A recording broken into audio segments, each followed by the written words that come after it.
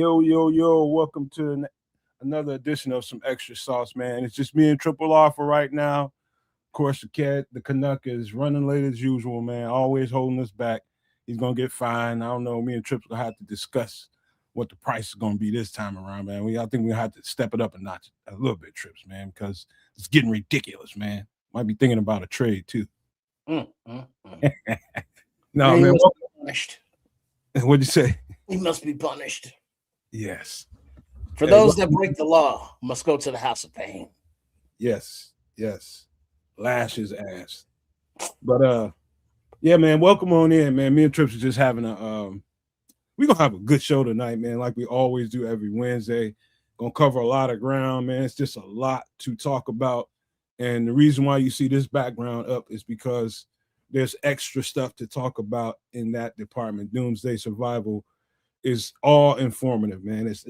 That part is not about any kind of conspiracy or anything paranormal. That's straight up information sharing.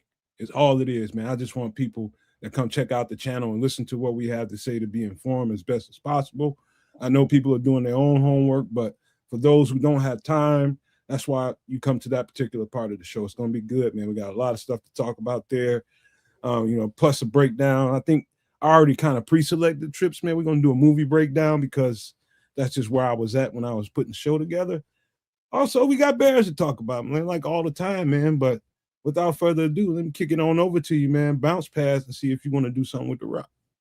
Yeah. Basketball analogy, make the basket cool.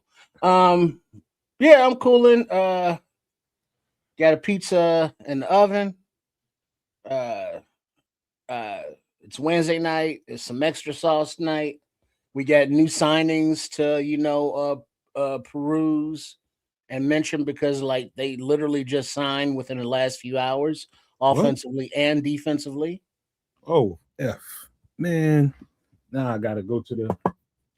I didn't even know that, man. I'm busy with my own stuff, man. I didn't even know what was going. Let me see who it is. Well, we got somebody that I know kids will love, being a former Packer on the defensive side of the ball.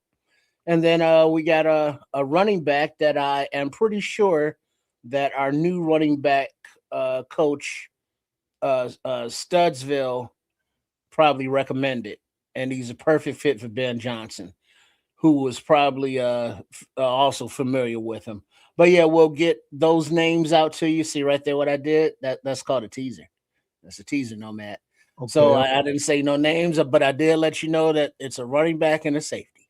So hang out with us and pull on up and get you some snacks, get you some drinks, and okay, I know and share with us.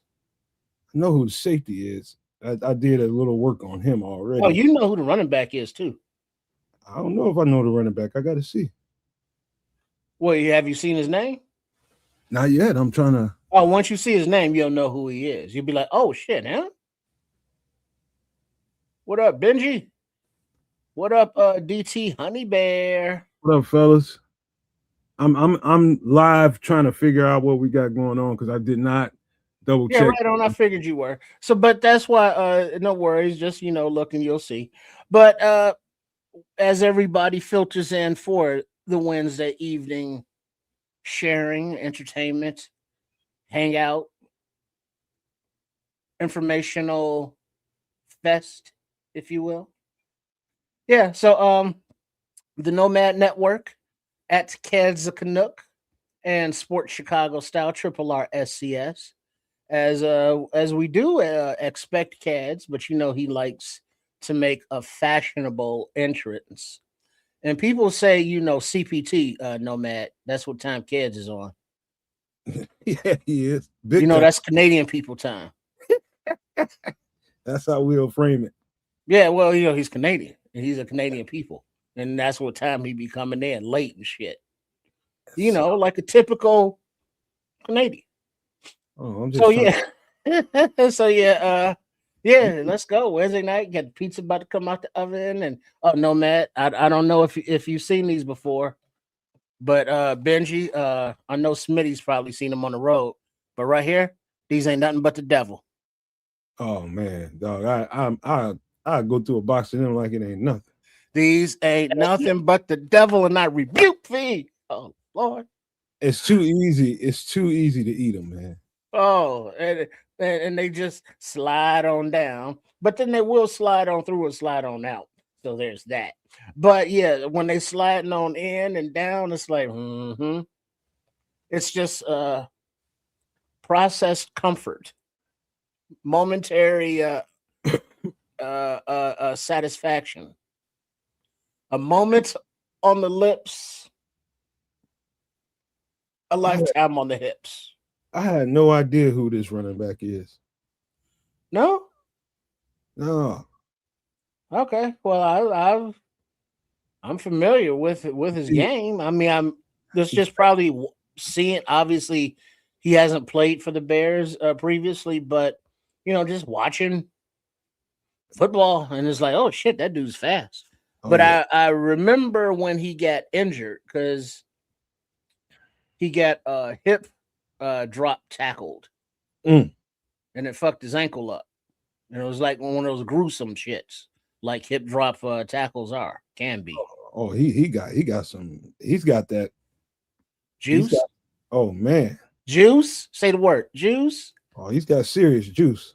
Because remember last year, that was one of my top complaints about this team. Is like it's just the lack of juice. But we see the additions that came in when they say increased speed. That would be some of the juice I'm talking about. Mhm. With one my new favorite draft pick this year, or incoming prospect, young guy, rookie, Xavier Thomas. He got that juice. But then you see this running back, he got that juice.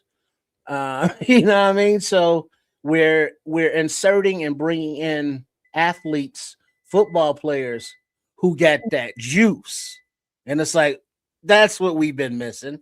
Devin Duvernay wouldn't make this squad.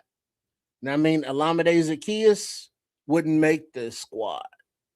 That guy. DeAndre Swift is gone. He'll make the squad, but he's getting pushed. This guy's got that Jameer Gibbs speed. You know what I mean? That's what I'm saying. That's what I'm saying. As long as he is able to, I guess, run after going through that ankle injury and rehab and recovery and re-strengthening, because now just looking at the running back room, that I know the thumbnail says stuff about competition, and I know it's a long off season, so we'll get to all position groups. But because we're talking about a running back right now that came in, Roshan Johnson. You know what I'm saying? He ain't got that juice. So you know what I'm saying? He cannot be sleeping comfortably this evening if he was. Yeah, that's it. I like the dude. I like him. I mean, he's got some serious bursts. Got some serious bursts, and they're bringing him in to challenge the back end of that roster, back end and running back. I don't want to get too heavy in the Bears conversation because Well, go ahead. I gotta take this out the oven. All right, go ahead. But I'm loving what I'm seeing, guys. I think he does have a lot of explosiveness to him. That's just right off the top. It's the first thing you notice about the cat is the explosiveness. Yeah, man, shifty too. I love that about a football player. Very shifty. I'm looking at him as I'm talking, you guys. I'm just kind of admiring what I'm looking at. Oops, hold on. Hold on, fellas. Ladies and gentlemen, just hold on. Trying to find out some other stuff. He went to Washington, to the Huskies. Probably came out. He's probably at least about a 5-year veteran. Probably been on and off teams. It's a bottom of the roster kind of guy, but you never know what happens. You give a guy an opportunity. I ain't one to, bash nobody because they've been moved around a little bit. I'm just not like that. Give me a second, people. All right. While Trips is getting that out, let me give you a little bit of overview for all the people who just popped in that are looking but not chatting. So we're gonna cover a lot of ground tonight. Got a bunch to talk about as far as the Bears go. But again, the reason why you see the Doomsday Survival background up there is because I do think we need to pay particular attention to that segment of the show because there's so much is happening in the world right now. You know, I know people do their own homework and try to figure out what's going on in the world on their own, watching the news, whatever they're looking at on the internet. But we're gonna try to be comprehensive on making sure you guys get all the up-to-date information you can get on that particular part of the show. We're gonna break down got some food recipes, some drinks, talk about, got a movie to break down a little bit later on, and maybe some UFO stuff to talk about here in a little bit. But about to have a good time doing it. Let me check my phone and see if the Canuck is saying something to me that I don't know about. Unusual for him to be this late. So let me check on him real quick. Very unusual. Excuse me. Hold on, I'm just getting quiet for a second so I can look and see what's. I haven't. Man, ain't said nothing to me. Maybe I need to send him a message.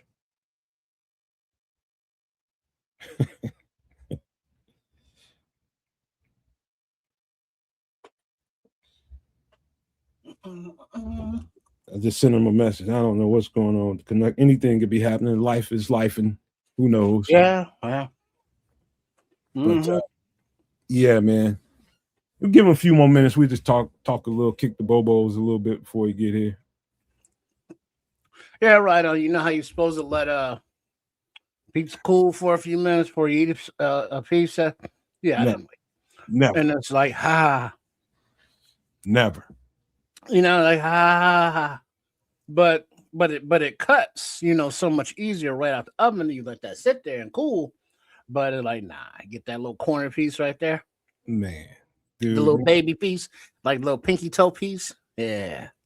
In my life, I have never been able to let a pizza cool. It's impossible for me, literally.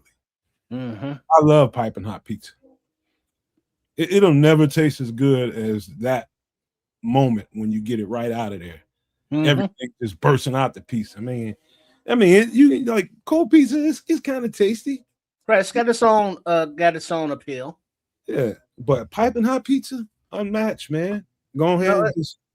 I mean, that's almost like the first cup of a fresh pot of coffee for those that drink coffee, or the first cup, of a fresh tea bag.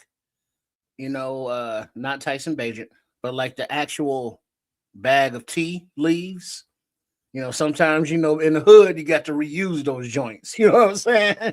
Oh yeah. Like by the third time, it's like, man, this is barely water. You know what I mean? But like that first strong, that first bite is like, just something about it. That first sip of like a warm cocoa on a cold day when you feel it going down your esophagus and all the way to your tummy is like, ooh. I'm like that with fried chicken too, man. Oh well, yeah. Fried chicken, fried fish. You mean that first crunch? Oh man, dog, it's nothing like that. If it's up to me, that food would stay that temperature the entire time I'm eating it. I'm good. I probably need skin graft on the roof of my mouth anyway. All the hot food I be eating. It's bad, man. I love piping hot food. I think the flavor is different, man. Yeah, it's the flavor profile of things because while pizza is the same food and it's just a different taste, fresh out of the oven versus, 2 days in the fridge. Yeah. It's just different.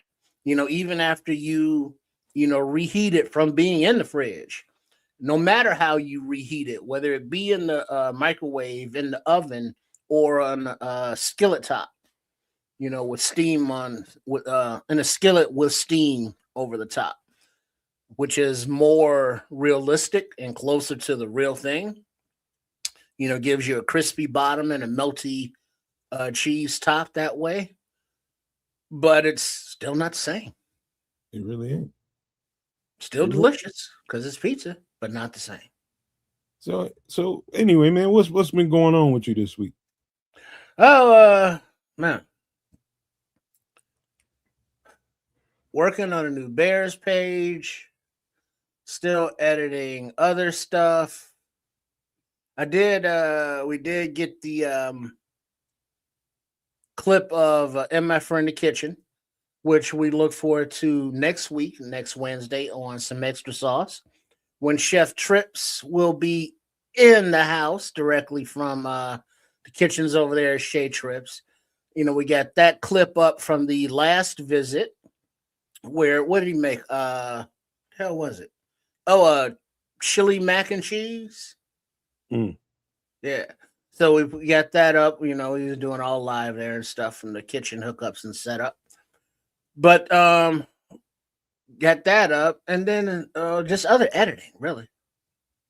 Okay. And I did get out, get some steps in. The other day it was nice and like 80 degrees. It's like, oh shit. But then temperature came on back down a little something, something. So, hence the hoodie. But yeah, it's been a nice few days since Nomad at night, Sunday night. Yeah. Gotta get my days right because that was just Sunday night. Yeah, it's 3 days ago. Sunday What night. about yourself?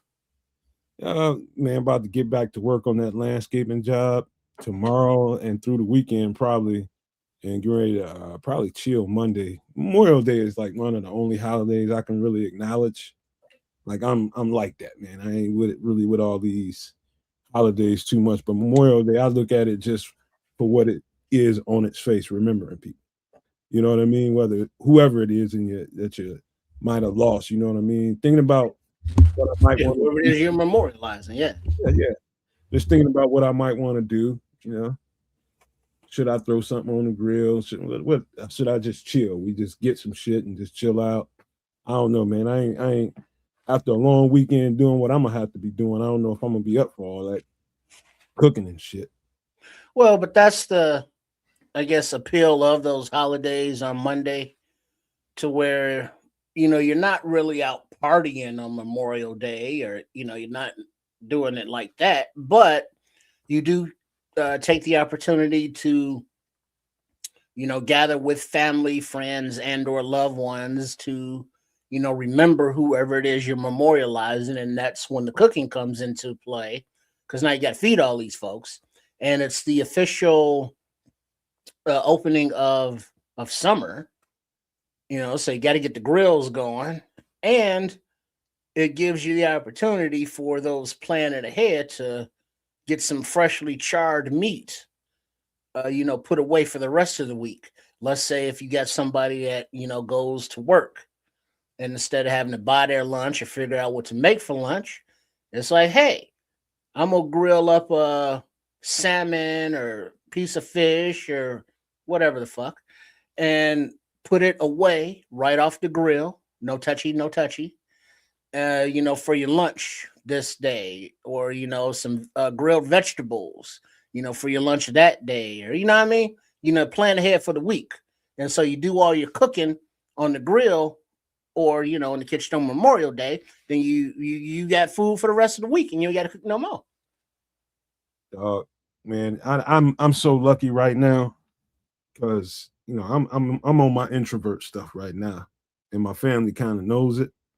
And usually, I told y'all, usually I'm the guy, for every event in the family. People always want me to grill. They love them rib tips, man.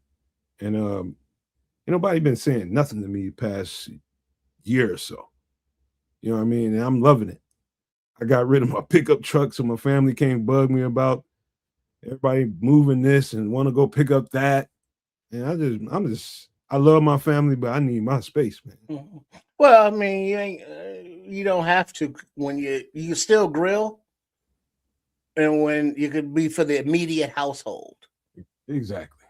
I mean, you ain't got to have the gathering portion of it, but being Memorial Day, a lot of people do get together, because I know a lot of people that remember the the death day or the day a loved one passed.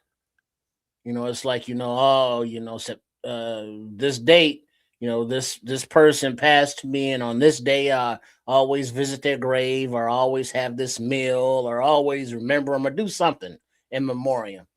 Whereas Memorial Day is just a solid day of the year on the calendar, all encompassing.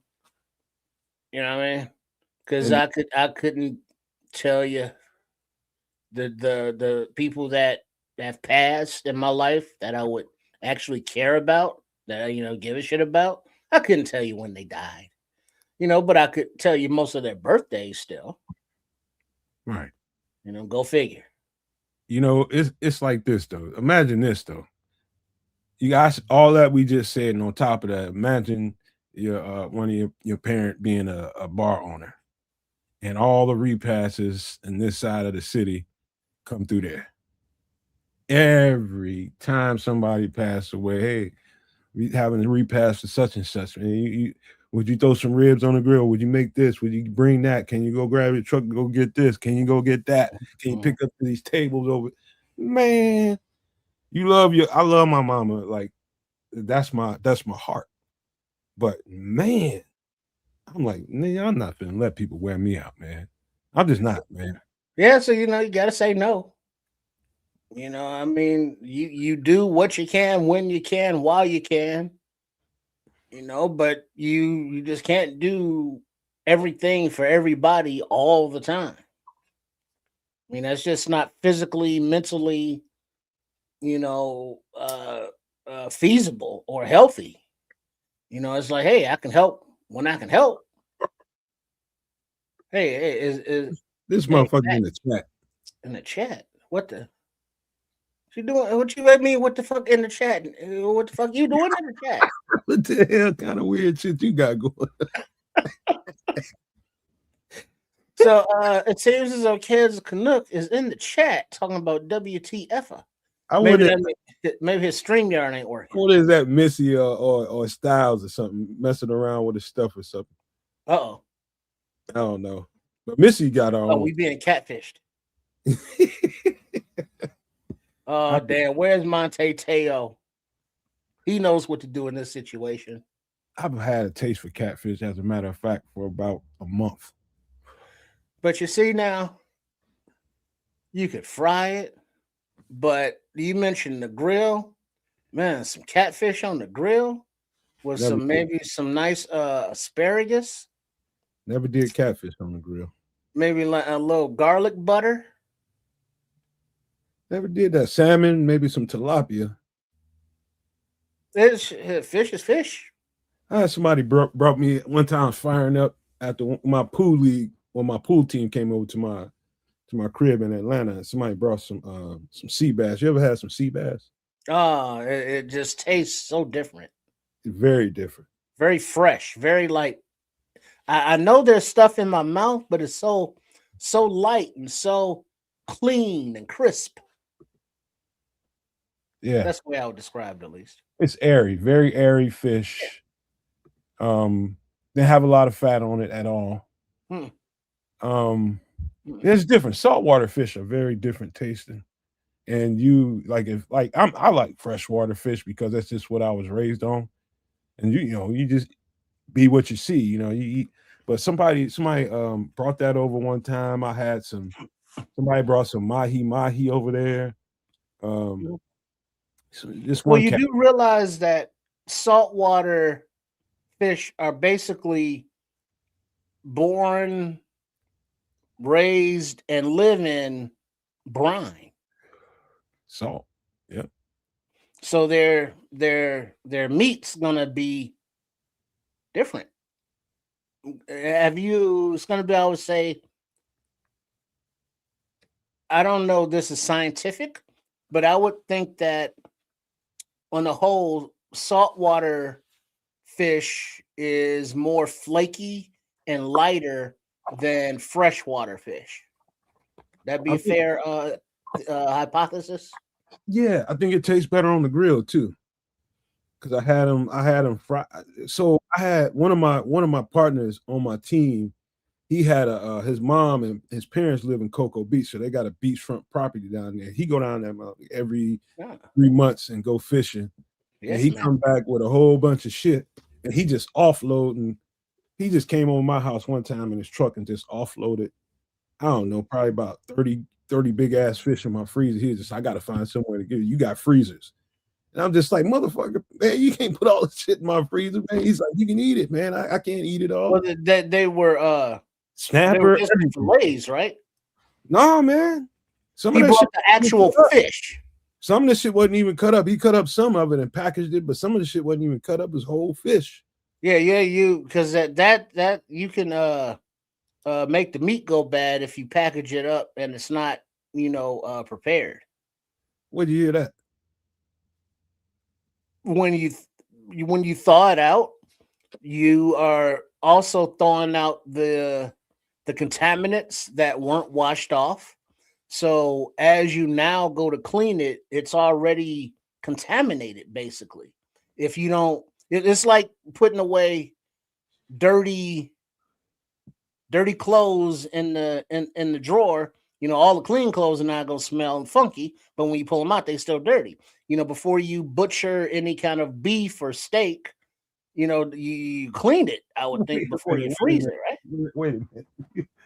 What The same with fish. You just what can't. animal You is just can't putting, take it out the water and then freeze it and then thaw it out later. It's still not gonna be. hold on, Trips. I can't let that It's one. different. What animal is putting dirty clothes in it? It's like a James Brown record just came to life right now in the show. I don't know what you're gonna do, but whatever it is, it's got to be funky. That's Speaking what of you just funky, did to what's all going your on, clean clothes. kids? You just did that to all your clean clothes. You do some shit like that. Well, kids know what I'm talking about. He sucks at laundry. Miss Nova just send us DM. She tell us all this shit. You got that whole thing backwards. I'm the laundry guy around here. I just don't fold it. I'm not a fan of that.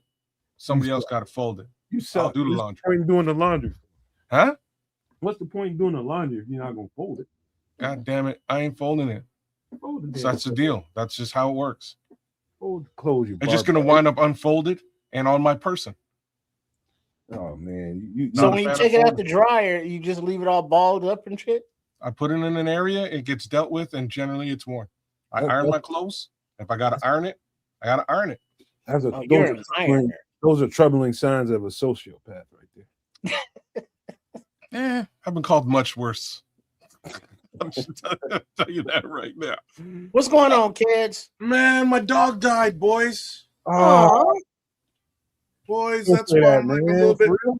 Yeah, I'm out of sorts, That man. I conversation- didn't even realize, real talk, I didn't even realize it was Wednesday. I was farting around and I jumped on YouTube and I was like, Keza Canuck is live on YouTube. Yo, I should jump in and watch it. Hey, that's me. And so I fucking jumped on the show. But honest to God, my dog, we had to put my dog down today. And my dog, he wasn't with it this past week, man.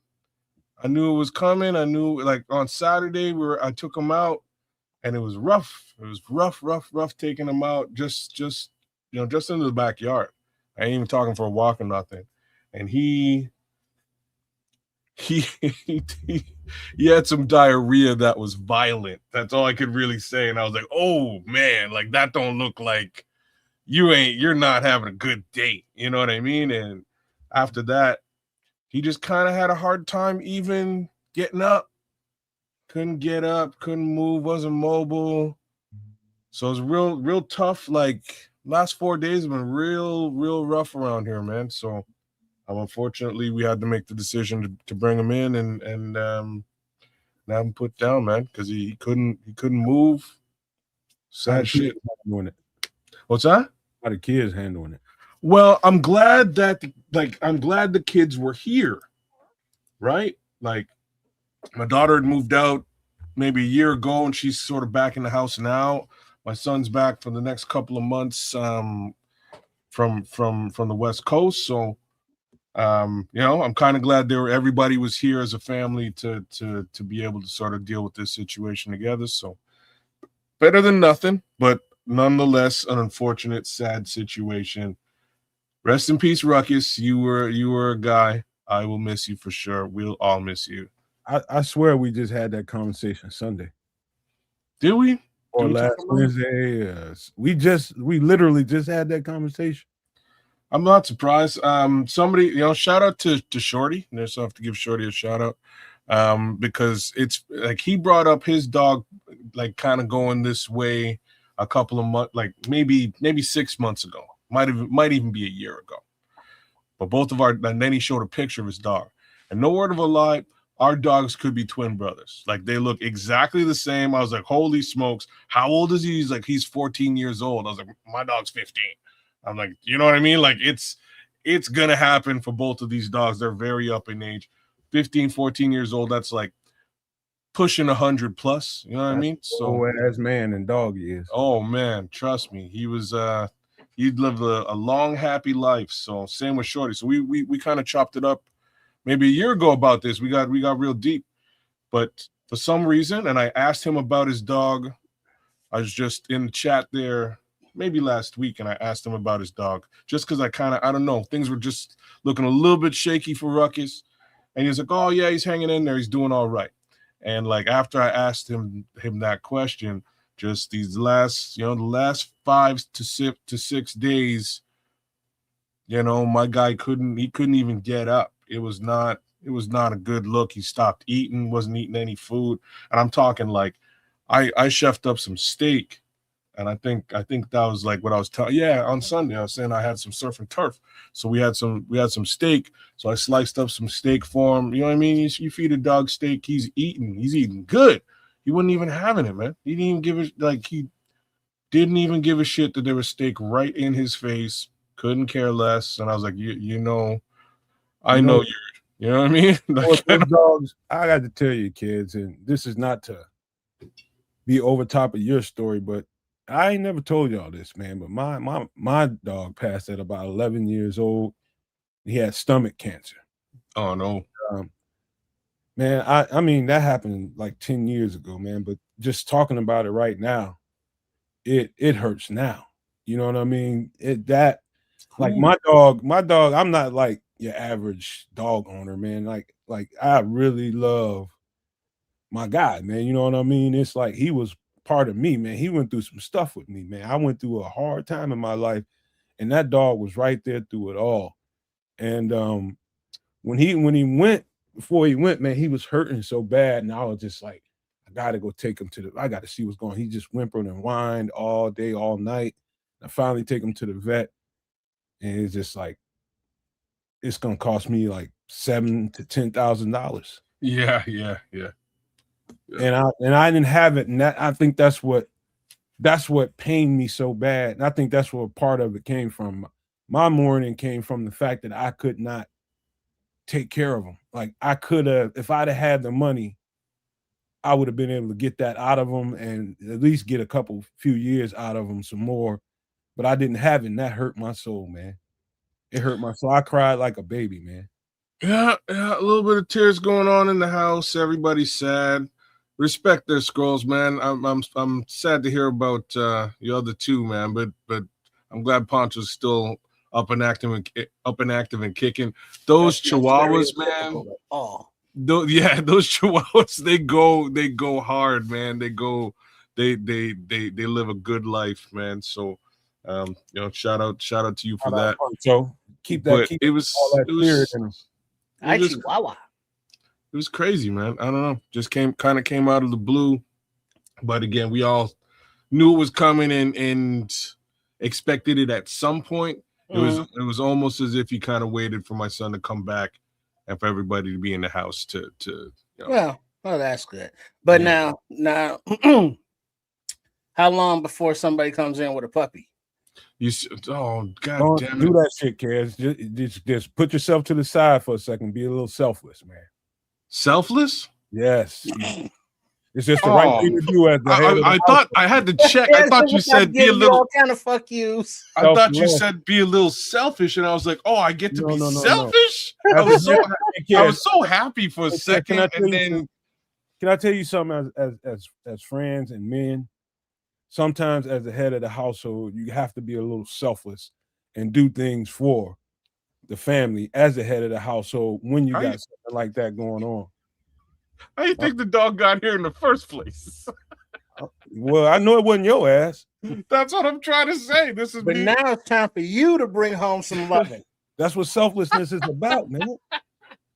Put That's yourself what I'm to the trying to side. say. I've been like parent as Go a get a parent. goddamn puppy, man. Or I'm gonna hurt you. No, As a- all you gotta do, kids, is load up the family, go to the city pound, tell them to get out, and then just no, I'm not coming in with you. Just hurry the fuck up, and then they'll go inside and they'll come back out, and I'll be happy and shit.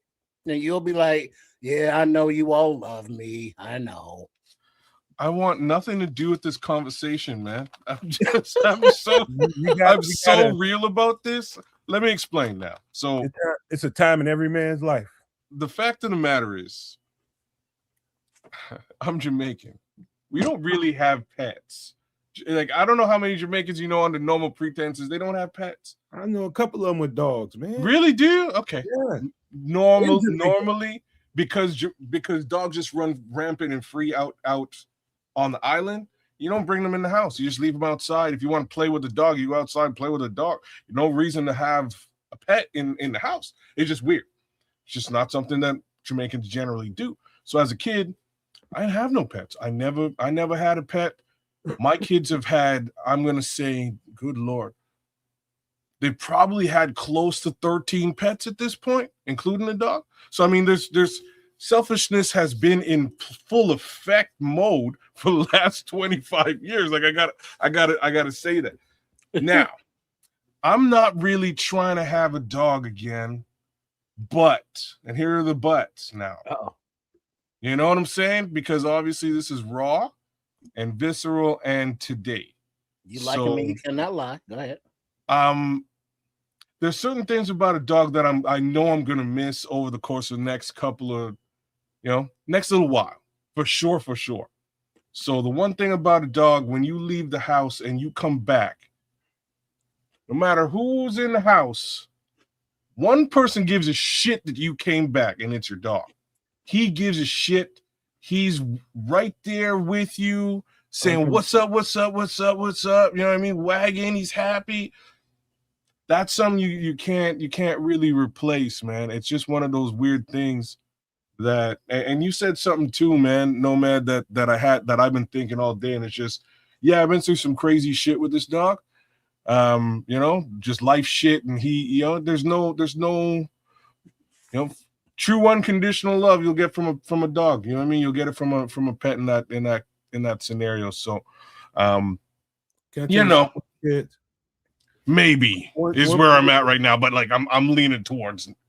I'll tell you one thing about a dog and its spirit, and if you're any kind of responsible as a human, like I remember early in his life, I was in a real bad way, man. When I say in a bad way, it was just situation after situation. Shit was compiling on me, and somebody near me was testing me, man. And anybody that knows me knows I'm cool as shit. I'm loving, I'm happy. I just have a good time with people. I just love people. But don't take that kindness for weakness. And when you do that, I'm bad fucking news. And whether you knew that or not, you about to find out. And I was going to literally do something to a guy. And it wasn't good. He was about to find out the bad side of me. And I was in that space. Man, I went inside, and let's just say, I had some things around my house that I was about to pick up and go back out there and go handle that. And my dog looked at me and got in front of the door. And he just sat there and he looked right in my face and started whimpering and came to me and just put his head in my lap, into my pit of my stomach. And he just was like, don't. Who gonna take care of me? That was kind of the energy I got from him. It's just like they know, man. They effing know. And for no other reason, that animal is your spirit, just kind of unadulterated, without all the filters that we live with as human beings, all the stuff that we let get in our heads. Those dogs are natural. That's all they are instincts. They are all instincts. So is a cat. They're all instincts. They know when something's up. And so I'm just giving you one area in my life, a time in my life when my dog was extremely valuable. He was also a protector, but he was protecting me from myself. And so if you do it for no other reason, remember that, man. It's always going to be a time when you might be in a bad way, man. That dog's going to take care of you, man. Every fucking time. Well, those are the thoughts. And again, it would be nice to have a little bit less hair about the building. You know what I mean? That's just, that doesn't shed, man. Get an American Bulldog or something. They don't shed. you know what's funny? So Ruckus was part American Bulldog, part lab, but the lab took over. It's really really the end of the story. So there's hair all over the place, but it is whatever, man. Like, it's not the end of the world, but it was just rough little situation that we had to deal with as a family. We're walking through it, working through it. My wife going crazy. She I bought a chair, and the chair came in a bag. I took the chair out the bag and put the bag down. She came outside. She's like, "Oh my God!" And I was like, "What are you freaking out about?" She's like, "You need to move that." I was like, "What, this bag?" Yeah, okay. I was bound to move it anyway. She's like, "Wow, like, kind of look like the dog." I was like, "All right, you're going off the deep end now. You know what I mean? You gotta go sit down somewhere and deal with this." But yeah, it's gonna be rough in the building for a little bit. You know how many stripes you earn as a parent and as a husband by doing something like that?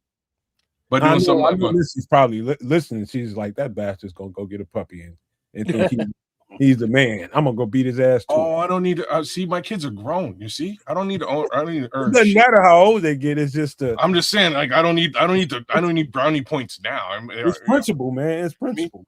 Man. Brownie points 10 years ago, sure, okay, maybe. But is the bowl still down?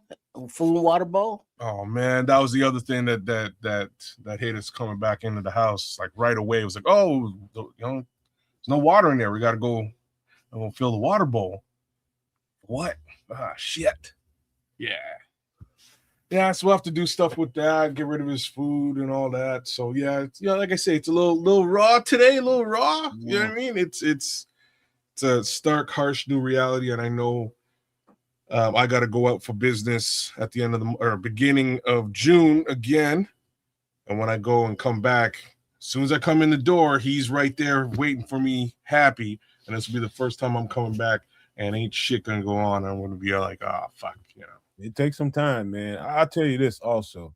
One of the things I learned over time, and I had to correct one of my homeboys probably about 5 years ago. He went and got the fam a dog from the I don't know, from the kennel where they they try to adopt them out.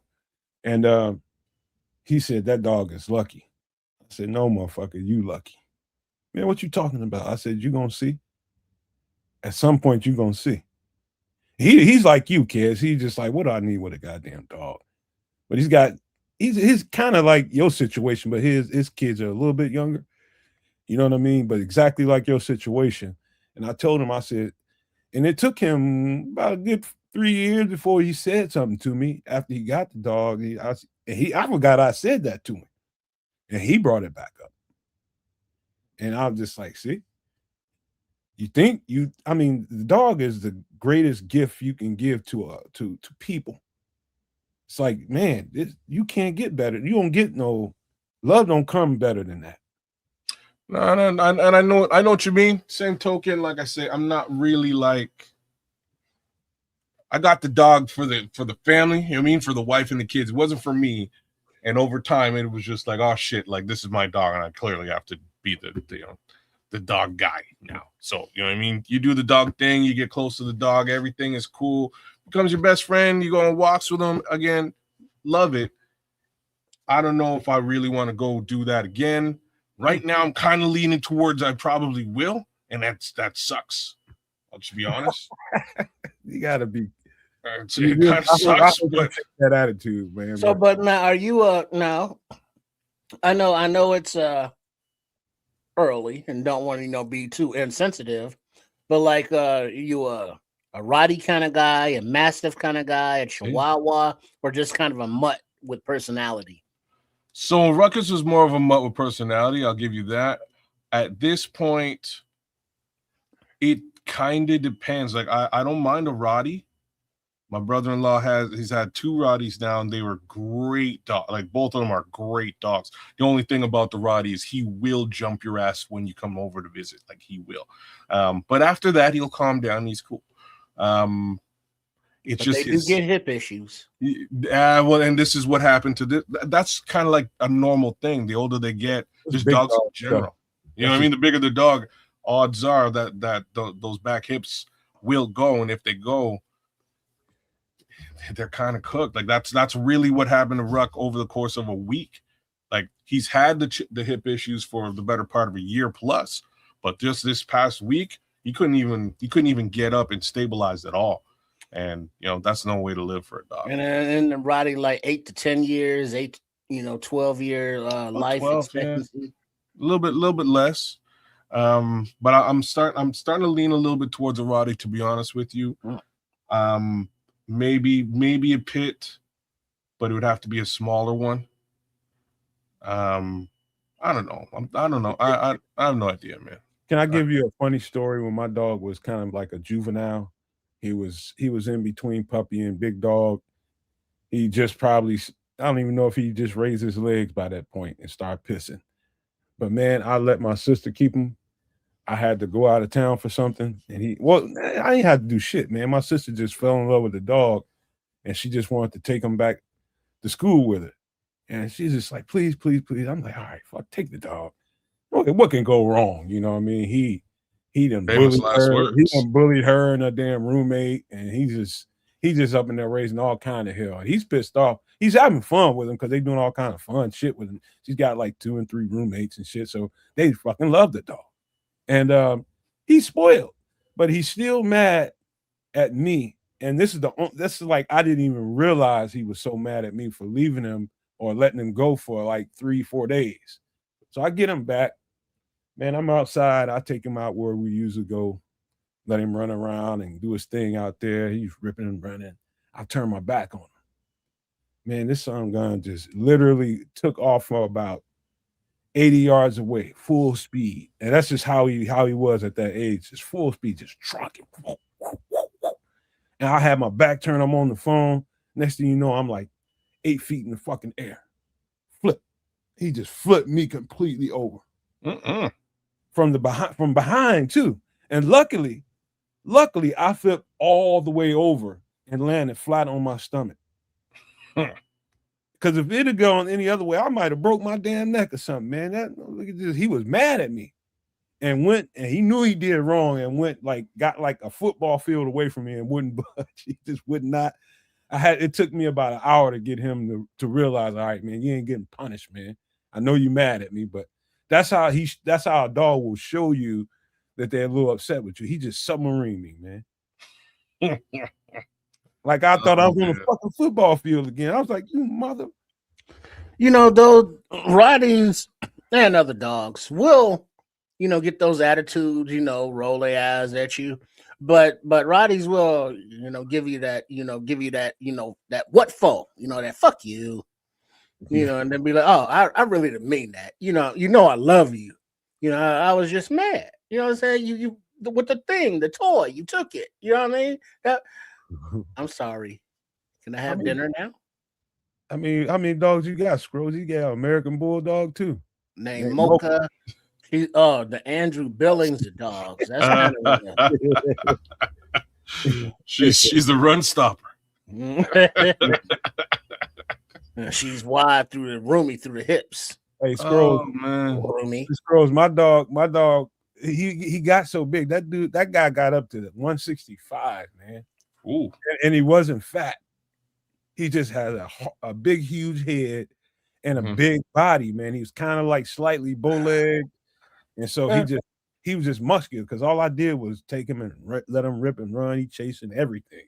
That's all he did his whole life was just run and run. And he just got so muscular and big, like people would stop and honk horns. But that guy, let me tell you, you talking about personality, bro. I'll let you know like I had a Rottweiler too a long time ago, but those dogs, most bull terrier kind of dogs and Rottweilers, they don't really need any protection training. I mean, you gotta taper down some things so they're not aggressive towards everybody, but the natural protection instincts kick in like early in that dog's life. So you're getting that from day one. If you get a Rott or American Bulldog, anything like that, they will protect, and you ain't got to tell them to. They're also super, super loyal. Like Roddy's super loyal. And like I say, like my brother-in-law's latest Roddy, he brought over, I think, man, like they just got him. Like he couldn't have been more than a couple of weeks old. And after just meeting me at that age, we're best friends. You know what I mean? Like anytime he sees me, he's like, "Yo, what's up?" You know what I mean? Like he's coming to get me, and it's pretty crazy, man. But if untrained, Patrick, I train dogs. I would love to get a socialization. Well, not get a train, but train or get a train. Belgian Malinois. Ooh. They kind of look like German Shepherds, but a little different. Ooh. Those are some beasts. Yeah, smart, very intelligent, athletic, but don't have to be out ripping and running, all day, every day. They don't have a lot of that energy to burn. For they're very tactical minded dogs as well. They are. They will rip something up if they ain't trained right. Yeah. That's more my speed right there. Yeah, Patrick, any dog behaviors that you ever seen that's bad, blame the owner. Blame the owner. Because you got to teach that out of them. You got to coach that kind of stuff out of them. It's early socialization with smaller animals, smaller people like kids, early socialization as much as possible, and just let them know on command when I need you to do this. They look. Well, when you train dogs and kids, like dogs that you've seen and everybody in the chat, whether it be on the Nomad Network, on Kids of Canuck, or Sports Chicago Style, also known as Triple R SCS.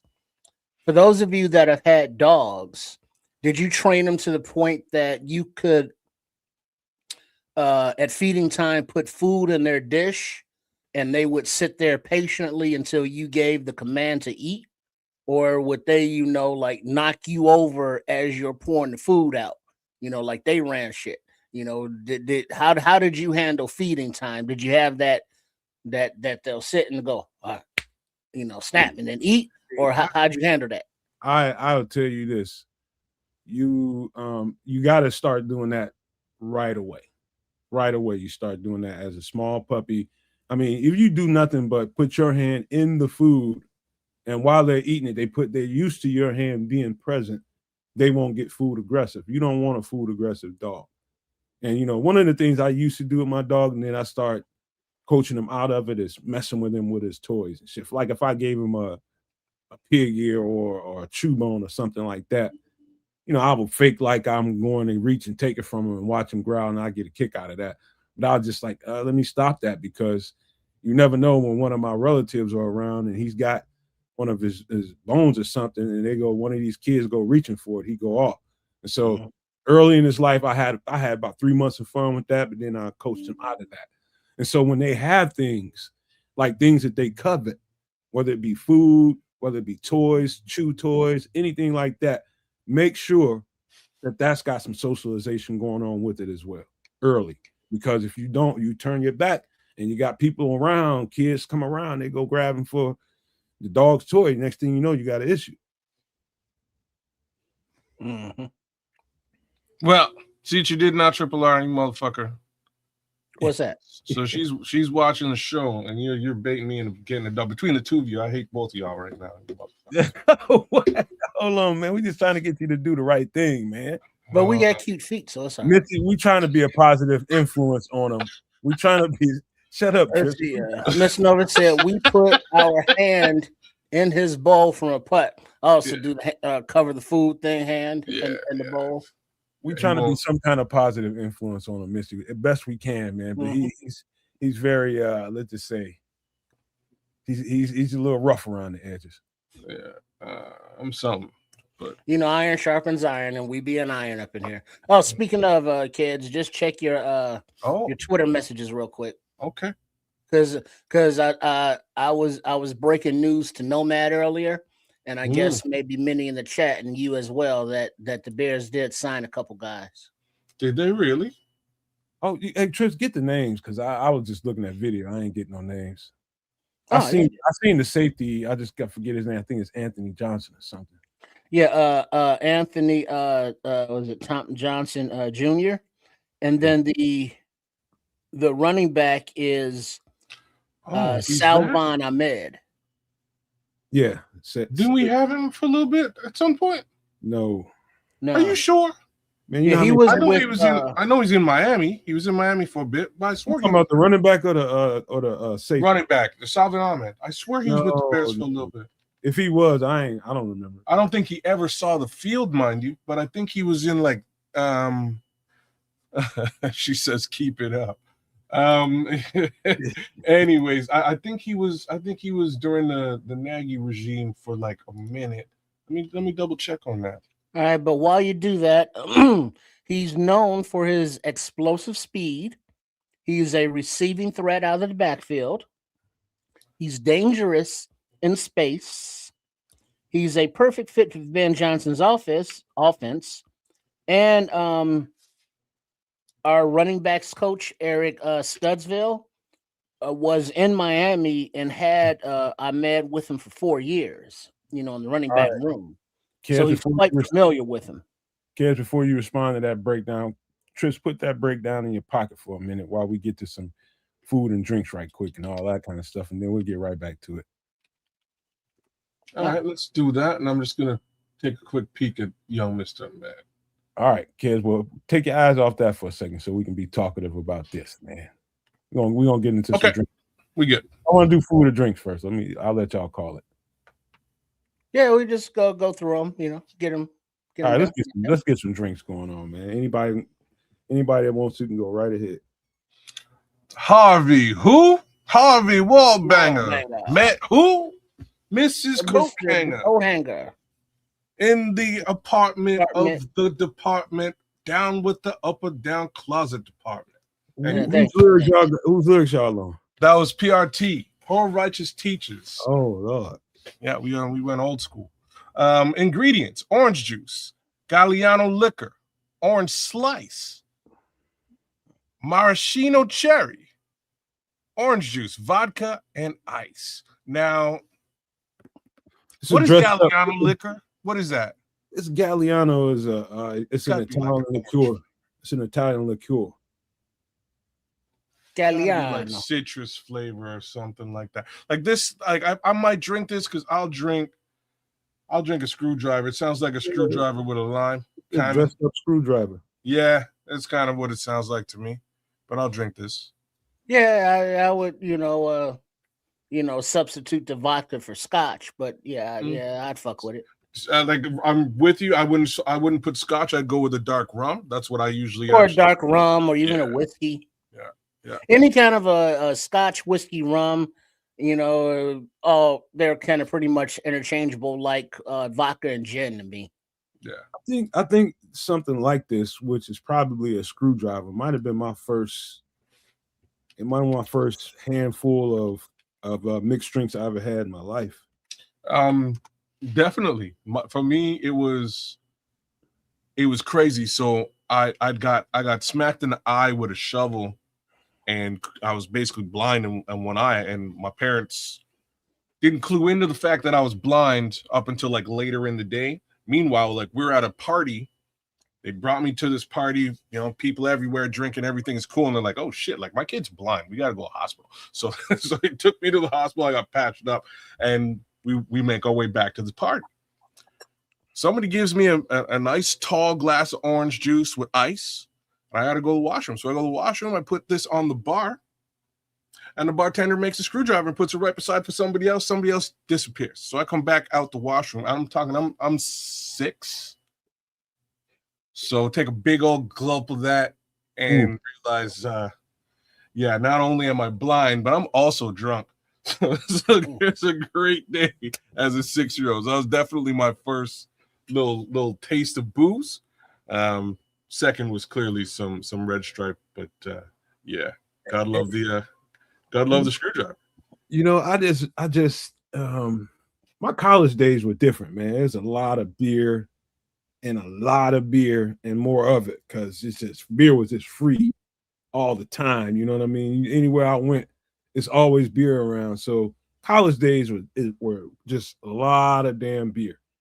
But once I became a regular citizen, start working for a living and doing all that kind of stuff, and I always heard about happy hour.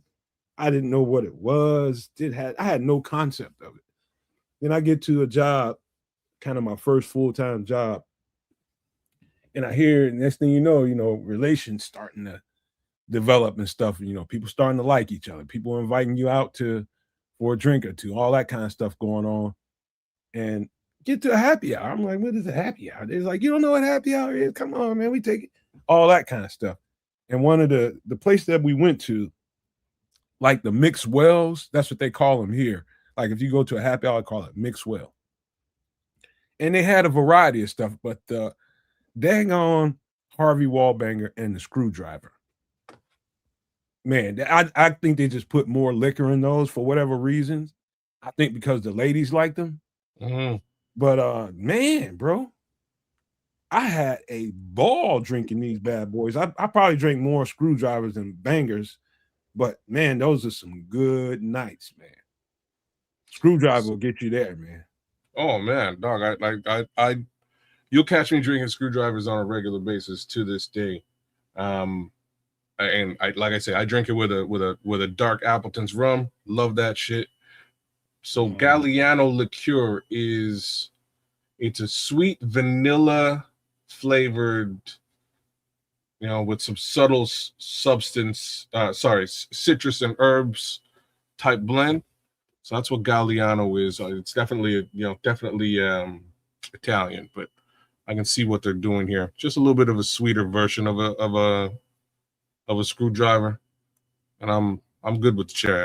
I'm not a big fan of the cherries, but well, I would even do a spiced rum. Yeah, man, that's what I use. So the dark Appleton spice. That's exactly what I do. Okay, yeah, nice. It gives it a really nice flavor, but that's well, because there's like tequilas, like whiskeys, bourbons, scotches. There's a lot of different rums. You can go just straight up light rum. You can go to dark rum. You can go to the dark spice rum.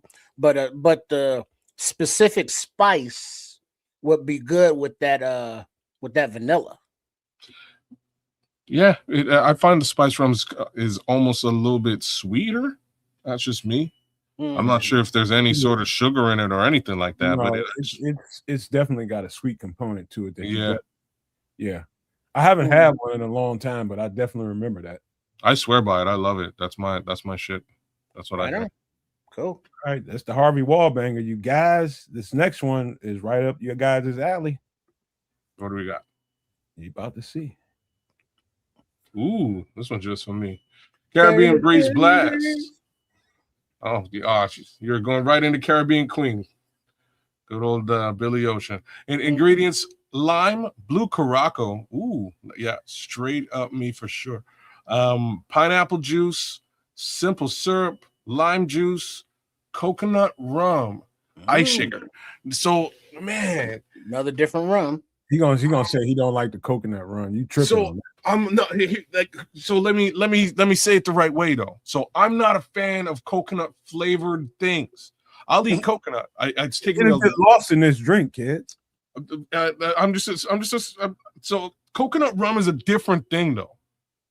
So I like for the life of me again, it's messed up. Again, my family's from an island. There's coconuts and bananas everywhere, pineapples too. But I don't generally fuck with coconuts and bananas. I don't necessarily like them. Over the years, up to now, more recently, I've grown a bit of an appreciation for coconut. I can stand coconut, but coconut rum is a different deal, y'all. Coconut rum is delicious, and it's like the the exception to the rule, given all the stuff that all the reasons. Coconut for me is more of a texture thing. I don't like the texture of coconut, but again, artificial coconut flavoring for me, it just throws me off. If it's real coconut flavoring, it's actually delicious. Anyways, all that to say, this stuff here, coconut rum, hey, bro, so good. You ever want to know who Nomad is, and you're curious, like, and he never shows himself.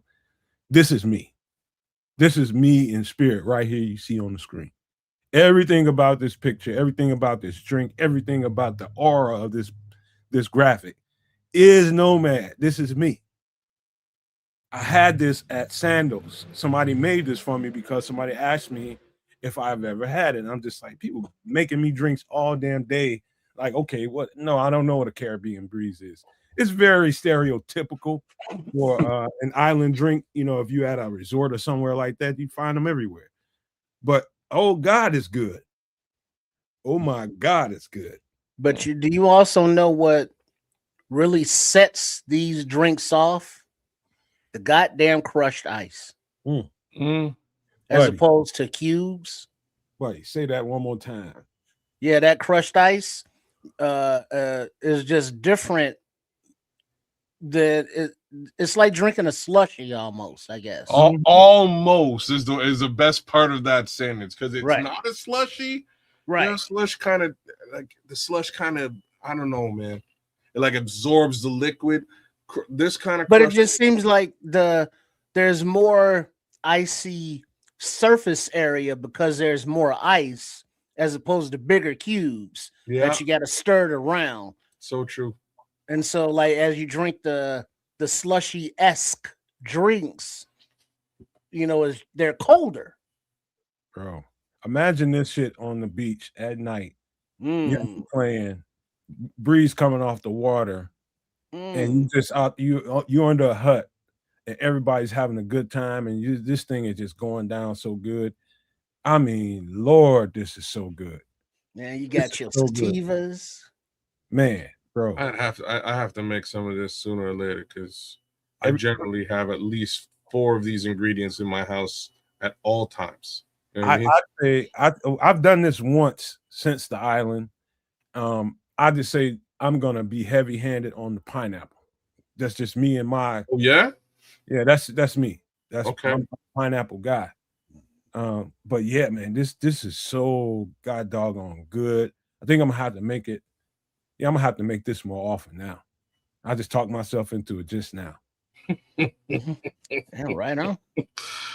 Yeah, this sounds great, man. Like I say, I generally have a lime, blue Curaçao, lime juice, and ice available at all times. There's usually some level of rum, but I'll go spring for some coconut rum just to make this work. I don't know about the simple syrup though. I'll have to find some of that. Yeah, I mean, you may, depending on your, like the simple syrup you get, you know, how about that? You know, there's all kinds of different simple syrups. You got the bland simple syrups, you got the flavored simple syrups, you got all kinds of simple syrups. You know, me, I'm more of a citrus guy. You know, I'm going for something like that, especially when it comes to a mixed drink. That's just me, man. This is like, especially like if you and your lady like to enjoy a little time together, and you just want to, you ain't even got to be doing nothing intimate. Just the intimacy is y'all together. You know, I'm doing something you enjoy together. And if it's just that, this is just so cool to do as a guy. You know what I mean? Just make this for you and your lady, or whoever. And man, it's such a good time. It just like that drink is good from the top to the bottom, all the way down to the ice, and you eating that ice. You eating that ice. I'm telling you. Oh yeah. Oh so yeah. Good. So good, man. I can look at this picture for the rest of the night, because this is truly me, man. This right here is me. I haven't been to an island in so long, man. It just reminds me that I need to step my game up so I can get back to that environment. All right, I got a question though before we move on. I thought it was a tequila sunrise at first because of the redness at the bottom, but looking at these ingredients, what the hell's red at the bottom? Such a great question, because blue Curaçao is blue as fuck. I don't know how it got this particular color scheme. It probably is the tone of the picture or something. Okay. Toning, I guess. I don't know, but that's just. I mean, what the simple syrup could have had some red in it. I don't know. Oh, maybe that's actually a good call. That might be where you got the red from. But yeah, because I would. That's why I was looking for where's the grenadine. Because that's normally that's what it looks like at the bottom, right? It does look like there's grenadine at the bottom. But I wonder if they consider grenadine a simple syrup, because I do. I can see what you mean. Yeah, because that's what grenadine is. It just happens to be red. Yeah. Yep. You can put that shit in everything. Anything you can mix up. You put that grenadine in anything, it's gonna spruce up that drink. So there's your simple syrup right there. Man, this is so beautiful, man. This is this is spirit me on an image, man. All right, I got to get off of this, man, because I'm lost in my own head right now. Get to some food real quick. All right, what do we eat? See, kids, you might like this. I probably would actually. And like, just put the word stew beside a meat, and I'm pretty much in. So let's see what we're looking at here. This is the fish stew. Ingredients: olive oil, chopped onion, minced garlic, stewed tomato. Yeah, man. Tomato paste, clam juice, oregano, thyme, Tabasco sauce, and fish of your choice. And I would think like a tilapia or maybe might go with white any kind of walleye, tilapia. Walleye would be a good call. Any white fish will do here. Yeah. Any kind of a bass. Yeah. Sea bass will go here. Okay. Shit, if you got you went out and you got you a bushel of smelts. You wild for that one. Smelts ain't nothing but grown up sardines. Yeah, I know you. That's why I'm saying you wild. Because every time we talk about fish, you go there. Well, but you think of look at the, the picture wise, it's more of the fillets. Yeah. So any fish that you can fillet, get a fillet off of there, can go into a stew. Because we were talking earlier about the difference in taste and flavor between salt and freshwater fish. Fish stew don't damn matter because it's all gonna taste like fish. Yeah, and you'll get a fair amount of salt. I'm sure you're gonna put some salt in there, like the clam. And then also it's not the is it perch that has the bones that are basically their spines, that are harder to choke on than like the catfish little bones. Perch is pretty bony. Yeah. Well, what's the ones that they come with the steaks that are like around a bone? That's salmon. Talking about a buffalo.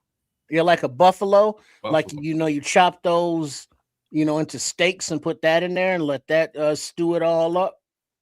Fishbone soup. That's a meal all within itself. Well, yeah, but I would try and avoid just put the actual any kind of choke on a bones in there. Hey, kids, you might be surprised to hear that the first time the concept of a fish stew was foreign to me until I got to Jamaica. You're not like a fish guy, though, right? You're not a big fish guy. I wasn't all the time, man. I'm becoming more of a fish guy, but my mother made catfish all the time when I was a kid. So that's about the catfish, perch. That was her thing. And maybe some whiting here and there. Well, but the only problem with this is, it'll fill you up initially when you eat it because of the volume, but there's not a lot that's going to stick to you. This is like a beef stew. If you notice, look at the background. We're in the island somewhere. You don't want to eat heavy. You don't want to eat heavy. You're having a good time. You want to eat a little bit light. You might have to go back and eat a little bit again at some point. But you want to keep it light as you're moving through the evening, man, because you start getting all them big ass meals. When you're trying to have a good time, man, it's gonna sack your ass. Yeah, that's true. That's true. But it's all that drinking and all this stewy stuff. You have some serious diarrhea. Not if your body ain't used to fish, yeah, you can have a problem here. Yeah. Then all of the all them sugars and sweets and laying on the beaches. You know you ain't hydrating. Oh Yeah, yeah, it's gonna be some serious but island diarrhea going on. it's got a lot of salt in it. You know, the one that I ate had a lot of salt in it, which definitely helped me throughout the night. Now, somebody might ask the question, like, "Hey, if it's a fish stew, what the hell you need? You got fish in it. What do you need with clam juice?" If you don't know what like a fish oil or any kind of fish juice would add to the flavor profile of any stew or soup, then you just don't know. Well, that's like clam juice. You ain't got that. You use fish sauce. Yeah, you Yeah, like read my mind, dog. Like, it was exactly what I was thinking. You put fish sauce is one of them things I didn't really know about until I started eating Thai food, and I was like, "What is this?" And it's like, "Oh, it's a fish sauce." So I start to bless my Thai food with fish sauce, and man, it just turns it up. And then I went back to the Thai food spot. I was like, "Hey, can you give me some of the fish sauce and like a little side package of fish sauce?" And the lady looked at me. She's like, "What do you know about fish sauce?" I was like, "Yeah, baby, I know about my fish sauce, man." She's like, "Okay," and she like hooked it up, Stop blessed tripping, me up. Mama Swan. You know what I'm saying? She blessed Hey. me up with that fish sauce. It is a thing, that stuff. Hey, you know what, kids and trips, you wouldn't like that's one way to know whether or not like let's just say if the person that you're dealing with is someone that's been somewhere, it might be simply this person comes from some coastal area of the world. They just know about fish sauce. They just do, you know. But that's a good like let's just say we talking about African Americans. You go to some African American lady's house or some white lady's house, and she's got fish sauce around in her cupboard or something like that, or in the refrigerator. You know she's been around. Yeah, Yeah. yeah. That white lady puts spice in her food. She Yeah, seasons her yeah, meat. yeah. But you see, a lot of people get scared of fish sauce because of its pungent aroma. Yeah, Don't smell it. And it's like don't trip about that. Yeah, it smells like rotten fish, but it doesn't taste like rotten fish. no, it's delicious. Yeah, it enhances your food. Let's just say it does not taste like it smells.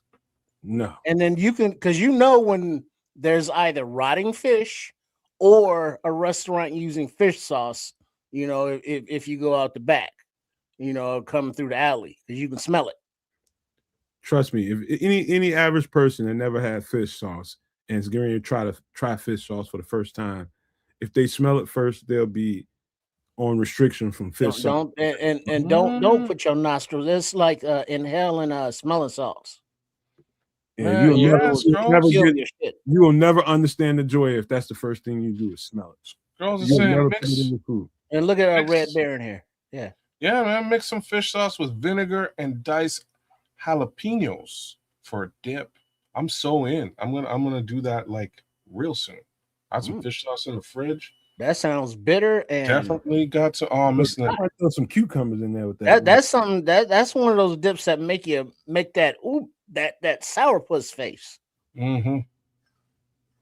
You know what? I've been using a lot of shrimp paste and shit like that, fish sauce, here and there, man. But I can't tell again. I cannot tell my girlfriend about it. Oh, you keep it low. She doesn't mess with fish too much either, right? Hey, Trips think I'm an asshole for doing that. You are, but that's another story. I mean, I'm an asshole for doing that, man.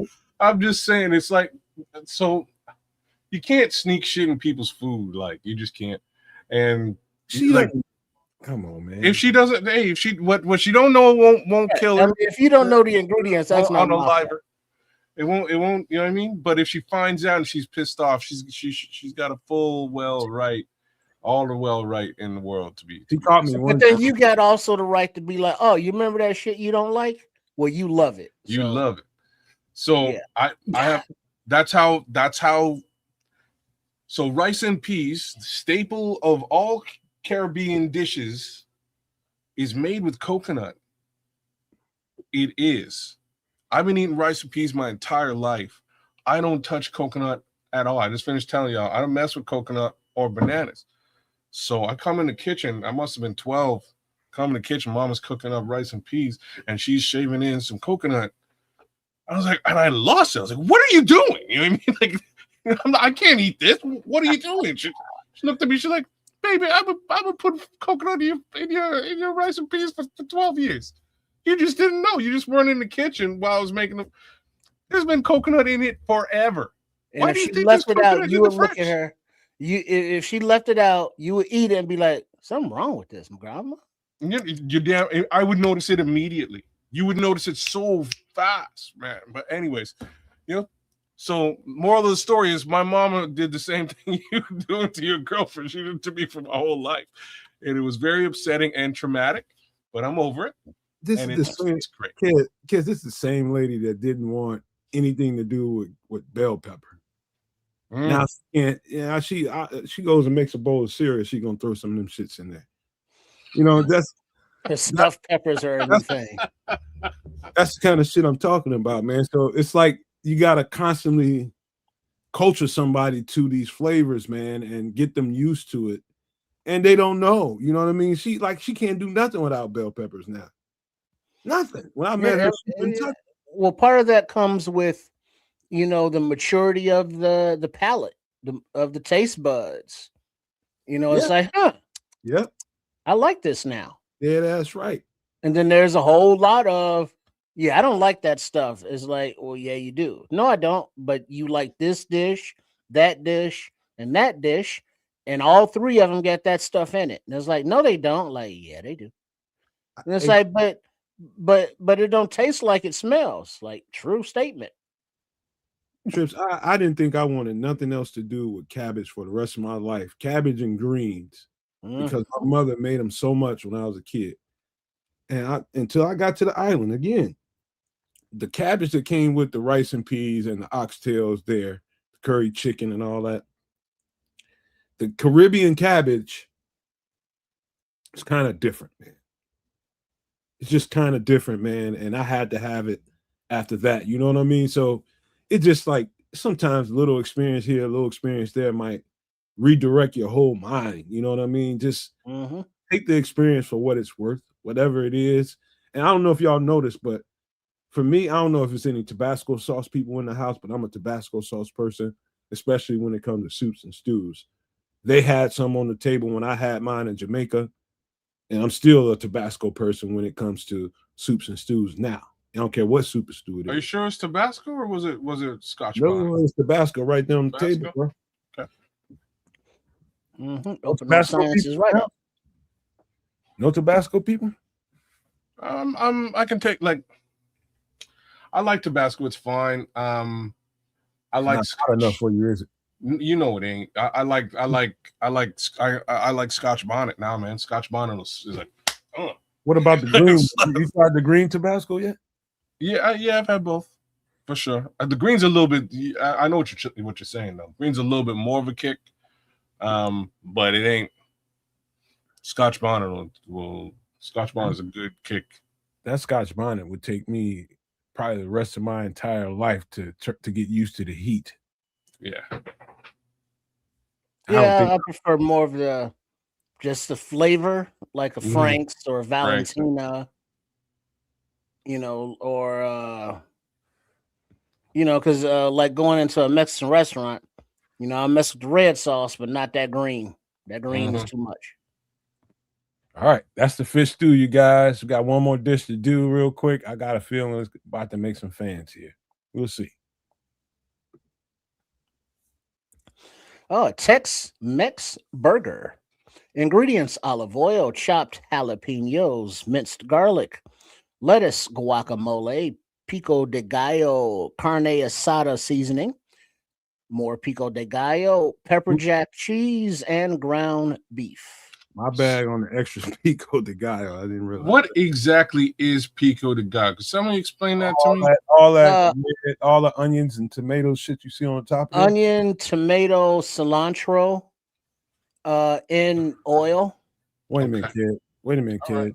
Okay. Some Latino person gonna beat this shit out of you the minute they see you on the street. I'm from Canada, dog. You mean I get a pass? I got a full pass.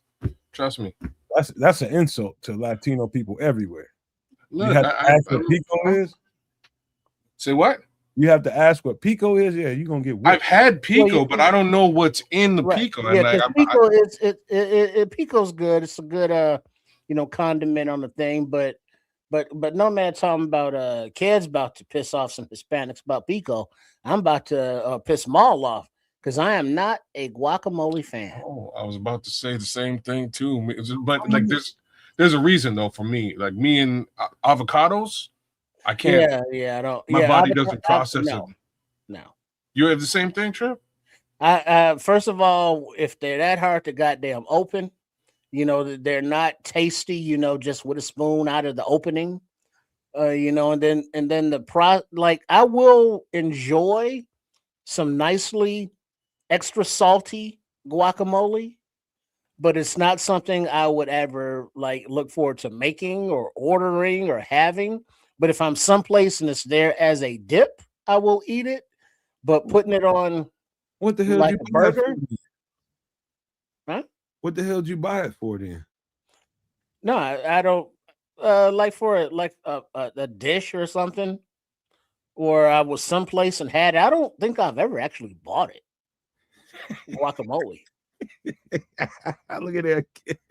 You say, Wendy says Latino here. And confirmed and pissed off by the guac slander. Hey. Hey. I'm sorry. It's for me. I cannot digest avocado. I can't. As soon as I put it in my mouth, gastric issues occur. So I'm. It's got nothing to do with the flavor. Flavor's great. I could eat it all day and it's delicious, but I will regret that decision. Well, like Levante saying, extra anything means it's too much.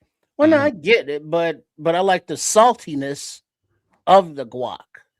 I mean, it just tastes better to me extra salty. See, on this burger now, particularly, I would probably cut a little bit of that guac off and kind of spread it like a mayo. It looks caked on here. On this image, particularly, I'd say the guac might overwhelm everything on here if you're not careful. It is powerful. Yeah. It is quite powerful. But it is that, that Tex-Mex, that Texas Mexico border flavor. And people swear by it. Go out and know how to shop for the right avocados at perfect ripeness. How to open them up and whip up some guac, and they'll do it, just like they're whipping up some dip or something. And I respect it, but it's like, it's like people might say, okay, how is it, how you season the meat? It's that that carne asada seasoning. If you don't have some of that in your cabinet, that's top 5 in my cabinet. And I got a lot of seasoning, bro. When I say a lot of seasoning, I don't think you can ever have too much. That's just how I am. I like to cook. But that carne asada seasoning, I think it's Lowry's, one of the best in the game, bro. You put that literally on everything. Everything. I put that shit on fries before, and it's good. All right, my bad, corny. Shit, they people loving they guac. I told you I was going to store for Hornets Nest. You did, and apparently people love mayo as well. So there's that too. Well, I do love my mayo though too. All right, now, kids, pico de gallo is a fresh, chunky Mexican salsa made from diced tomatoes, onions, cilantro, jalapenos or serranos, and lime juice. So no cilantro. Yeah, I said that right after onions and before. Did you? Sorry, my brain just naturally blocked it out. It won't be right without the cilantro. Yeah, the cilantro is one of the elements that are very distinctive in the flavor profile of a good pico. Good pico. Yeah, you ever bought fresh cilantro and brought it home? No, not on purpose. No. Bring some fresh cilantro. Get you some. It costs you, pennies on the dollar. Bro, it don't cost that much. And then bring it home and put it in your produce drawer in your refrigerator. And watch when you open that it's going to take over the entire refrigerator. Very powerful. Very powerful, aromatic. Okay. but delicious on tacos, burritos, and such. Now, what do y'all feel about the pepper jack here in this burger? Yeah, give a little spice to it, a little kick. Yeah, ain't nothing wrong with pepper jack, man. Pepper jack's it's great, but at the same time, I'm a bit of a sucker for spicy stuff. So yeah, I'm with it. So let me ask you this question: Are you cooking the onions and the? I'm gonna probably cook some onions into this mixture before I put. You mean into the burger, into the patty? Yeah, kind of along with the garlic, and that's just gonna be part of the patty. See, yeah, that's like that. That's just an OG black person's burger. Well, when you dice, I'm kind up of surprised onion, nobody does that in like from a fast food perspective. Nobody. but it keeps it moist. Everybody ain't with it, man. Everybody's. I'm just saying, you're like, well, I don't really think that's true. I think Onions everybody. are optional, man. Everybody, it took me a long time to get used to the onions. You start doing that as a company that's selling burgers, and you're gonna run into some problems for people that don't well, it depends on your marketing and your clientele. Because if you market it toward, hey, we season our food up in here, then people will be like, oh yeah, they season their food up in there. Like Levante saying, I'm sitting here looking at that burger, saying to myself, these Maxwell Street Polishes and fries might be better. You know what I mean? The hood food. It is, bro. Trust me. The hood food. Yeah. Cause this looked like you got the pico on there, you got the guac on there. It's like, what's going on top of that beautiful burger? Hey, Scrolls. That's a good why I idea. put the carne asada in the graphic. So you don't have to use all that taco seasoning. You get the carne asada, you won't need the taco seasoning. Well, Now- but the thing is, when you put the minced garlic and the diced onion in your hamburger patty meat, throw some of the taco seasoning in there as well into the burger. That's what I was gonna say. Like when Oh, you're making the patty, right? So Yeah. yeah, I don't know, man. I'm just a little surprised that folks from a restaurant perspective don't I'll give you guys dice up some onions and garlic and put that right in the patty. You just don't find it very frequently. like the burger I make in my house on a pan is different. I season it different than I do a burger outside on a barbecue oil, and I'll tell you why. Because it tastes different. The effect of that flame broil is going to accentuate something in your burger that's not going to really come out the same when you pan fry that thing. Yeah. Damn. It needs the flame to bring out certain things. It's like the difference between a smash burger and a cheeseburger. Because like I got some ground beef in here. I had extra $10, so I got a pound. And I think I want to make a couple big babies. Now, a big baby is a double cheeseburger, but they're more regular, kind of like patties like this, thicker. You put the cheese in the middle, and then you crown it with thick cut strips of golden grilled onions, and then that's the burger. As opposed to a smash burger where you're smashing, you're putting cheese on it, so you just crisp up the or a onions flame broiled burger. They're all burgers, but they just taste different. Hey kids, I'll give you a little example. Like, say for instance, you start seasoning up your burger and you're gonna pan fry that thing. You put a little Worcestershire on that thing. When that thing's done cooking, you will taste the Worcestershire, but not in the same way. You Worcestershire that thing up and you throw it on the grill, and it's gonna explode on you in a different kind of way, just by way of the elements of the flame. And the charge is gonna be. It's just different, man. It sounds ridiculous me saying it right here on the show until you actually do it and see the difference.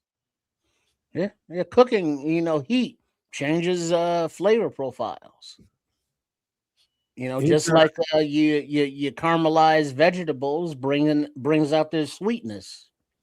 That Worcestershire on the beef, just gonna give that little twang to it. Yeah. Which is a different kind of twang than if you throw a little shot of soy sauce on the same beef. Right. Just think about it this way. Every fast food joint pretty much does their burgers the same way. But the ones that really stick out to you are the ones you smell. And that's the places that do the flame broiling. It just the elements of the flesh of that meat and the ingredients on that thing is going to just bust the fuck out of it when it's over that fire. So it's basically aromatic advertisement. I'm going to be more drawn to that I'm smelling than these people that say their burger's good and I can't smell it from the outside. But now on the flip side of that coin, True Pilgrim is saying, can't remember the last time I ate a beef burger. It's all turkey for me, a lot healthier. True. But now remember, if you are going to substitute turkey, ground turkey for ground beef, not as much fat.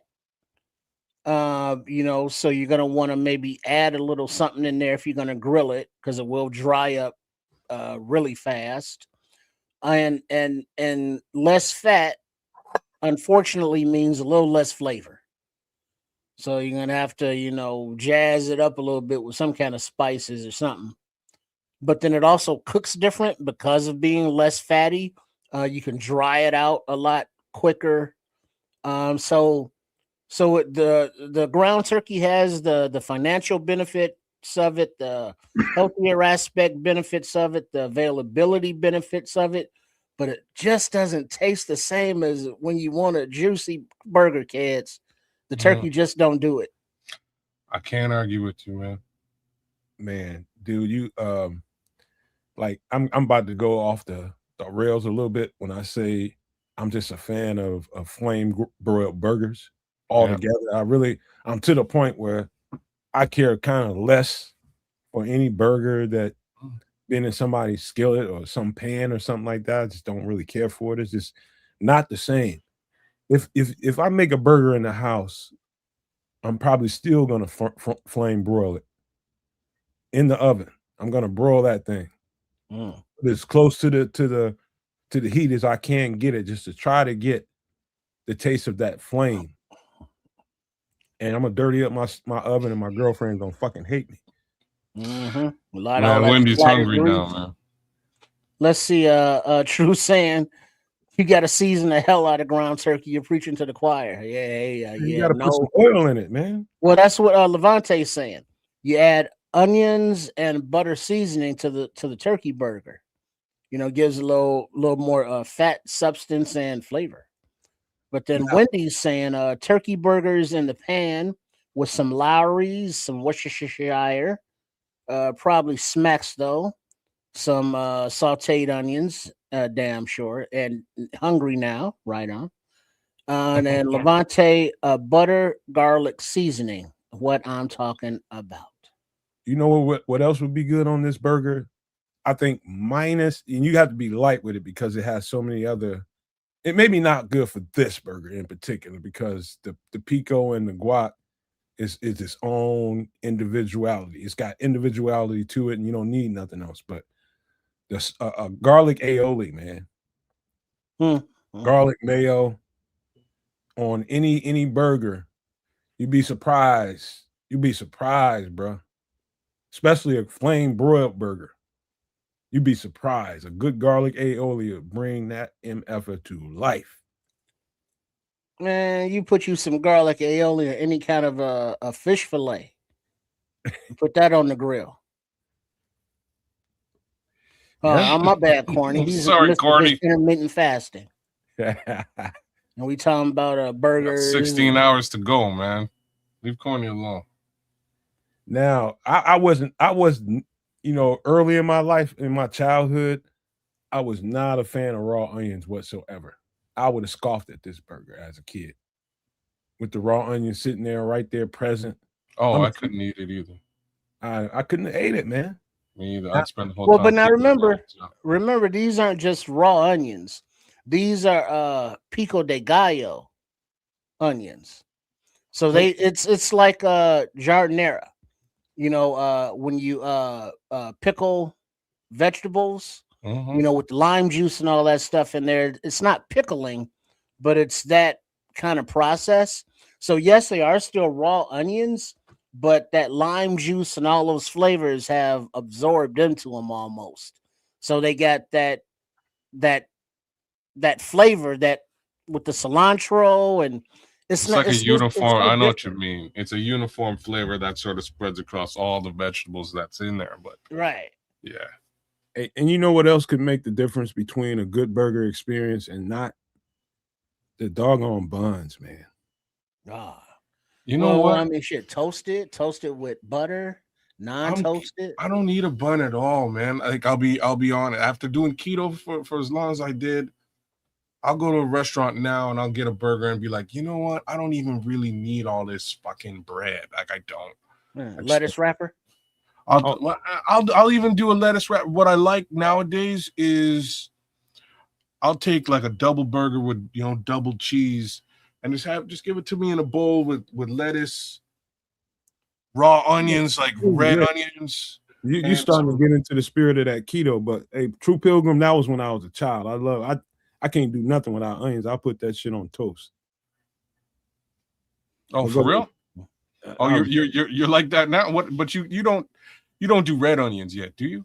I care a little bit less about red Sweeter. onions. A lot sweeter. I went to Vidalia, Georgia, and fell in love with the sweet Vidalias.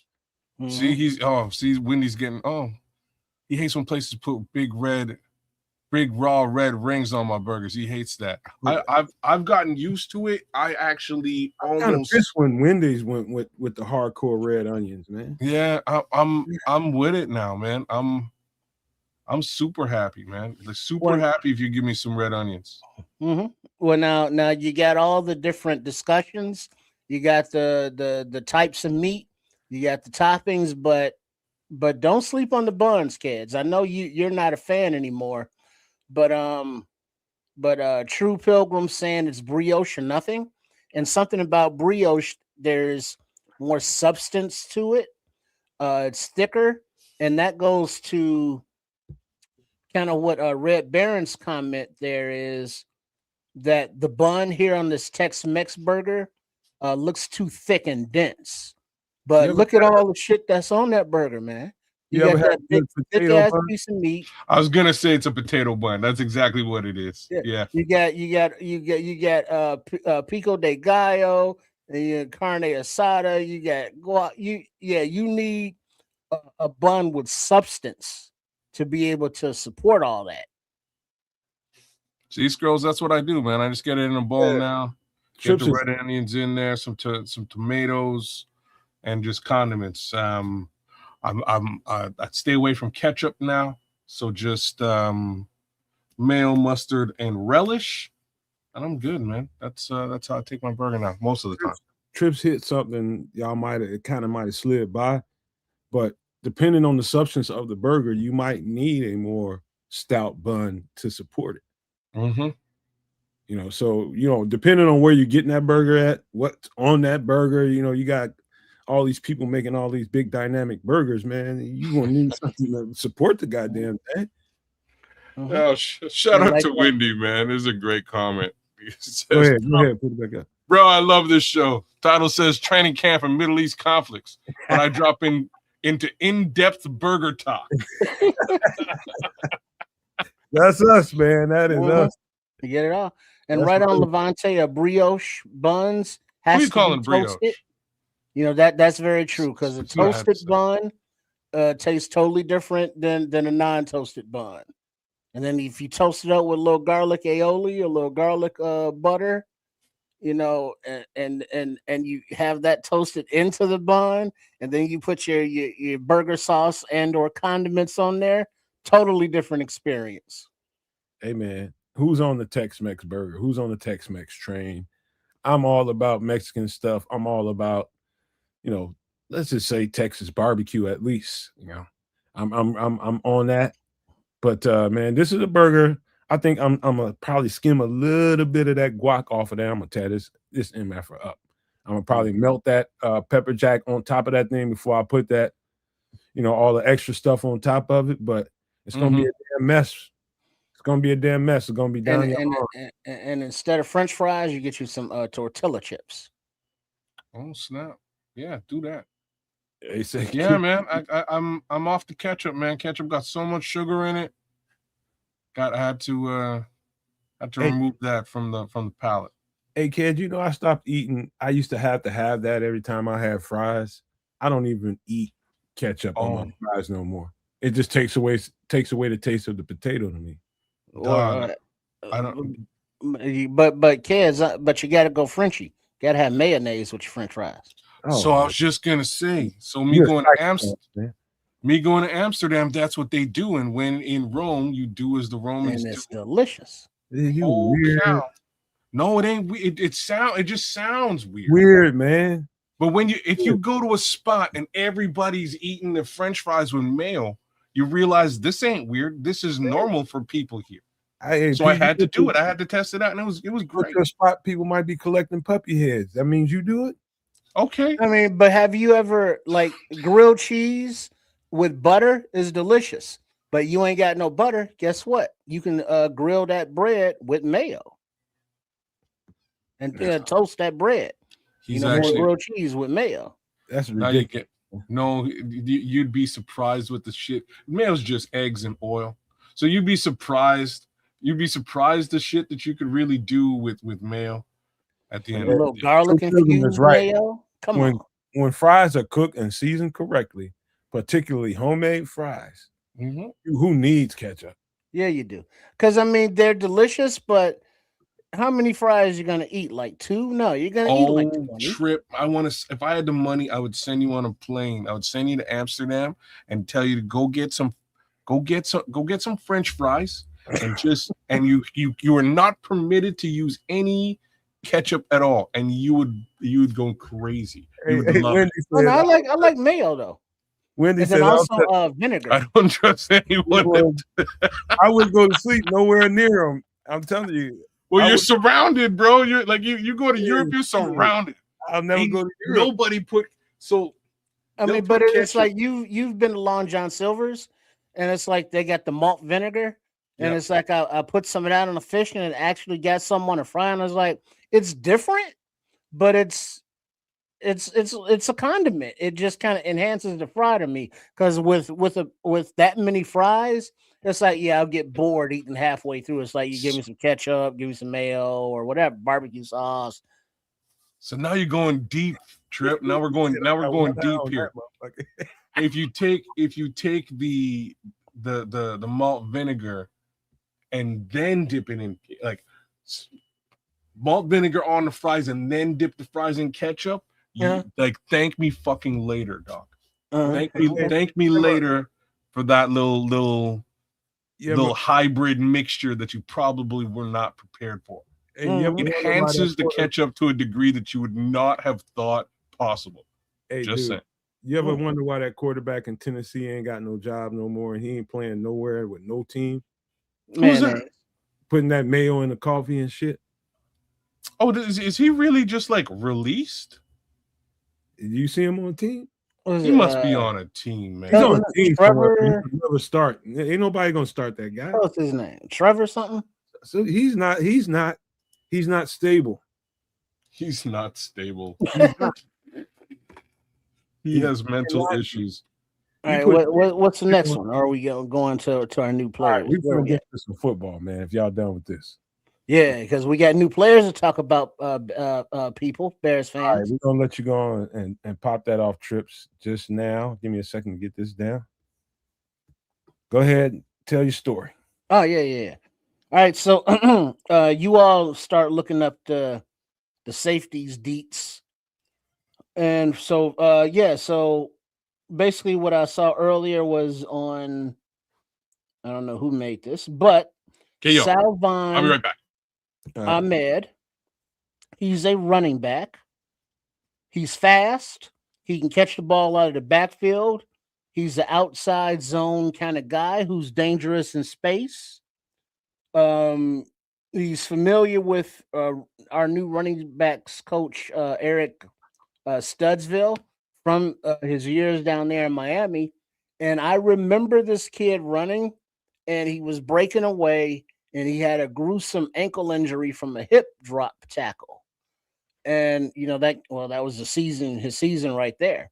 but I guess now he's back healthy.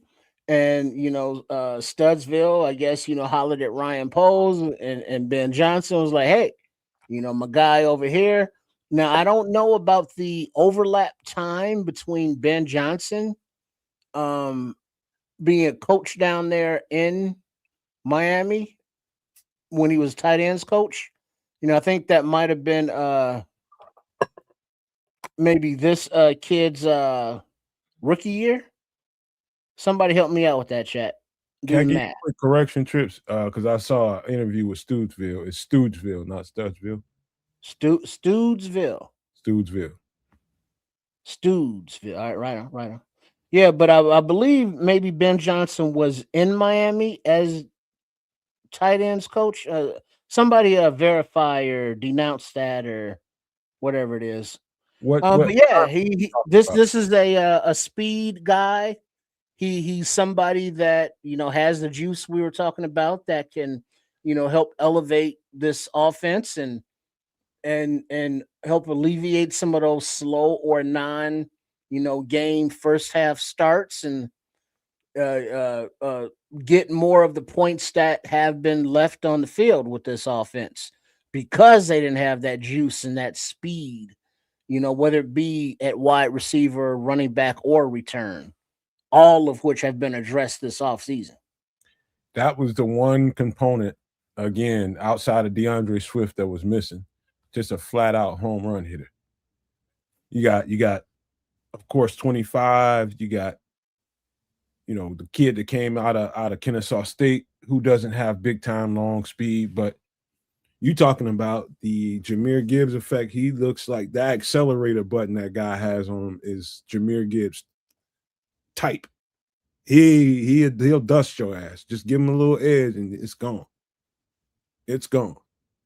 And so, I think they got a few guys in here that missed the season to injury, like Jedrick Wills, another guy missed the season to injury, and they're given opportunity. These are guys that are trying to up their market value again and get to the point where they can make some money. And this guy, when you start thinking about that psychologically, you're giving this guy this workout, giving him a chance to get on your team and compete in camp.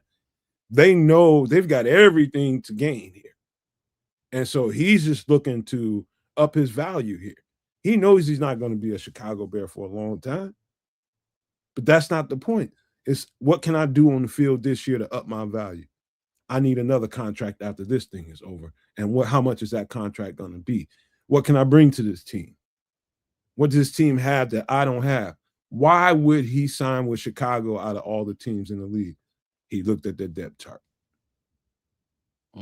That's a component that we don't have, just like Triple R said. Mm-hmm.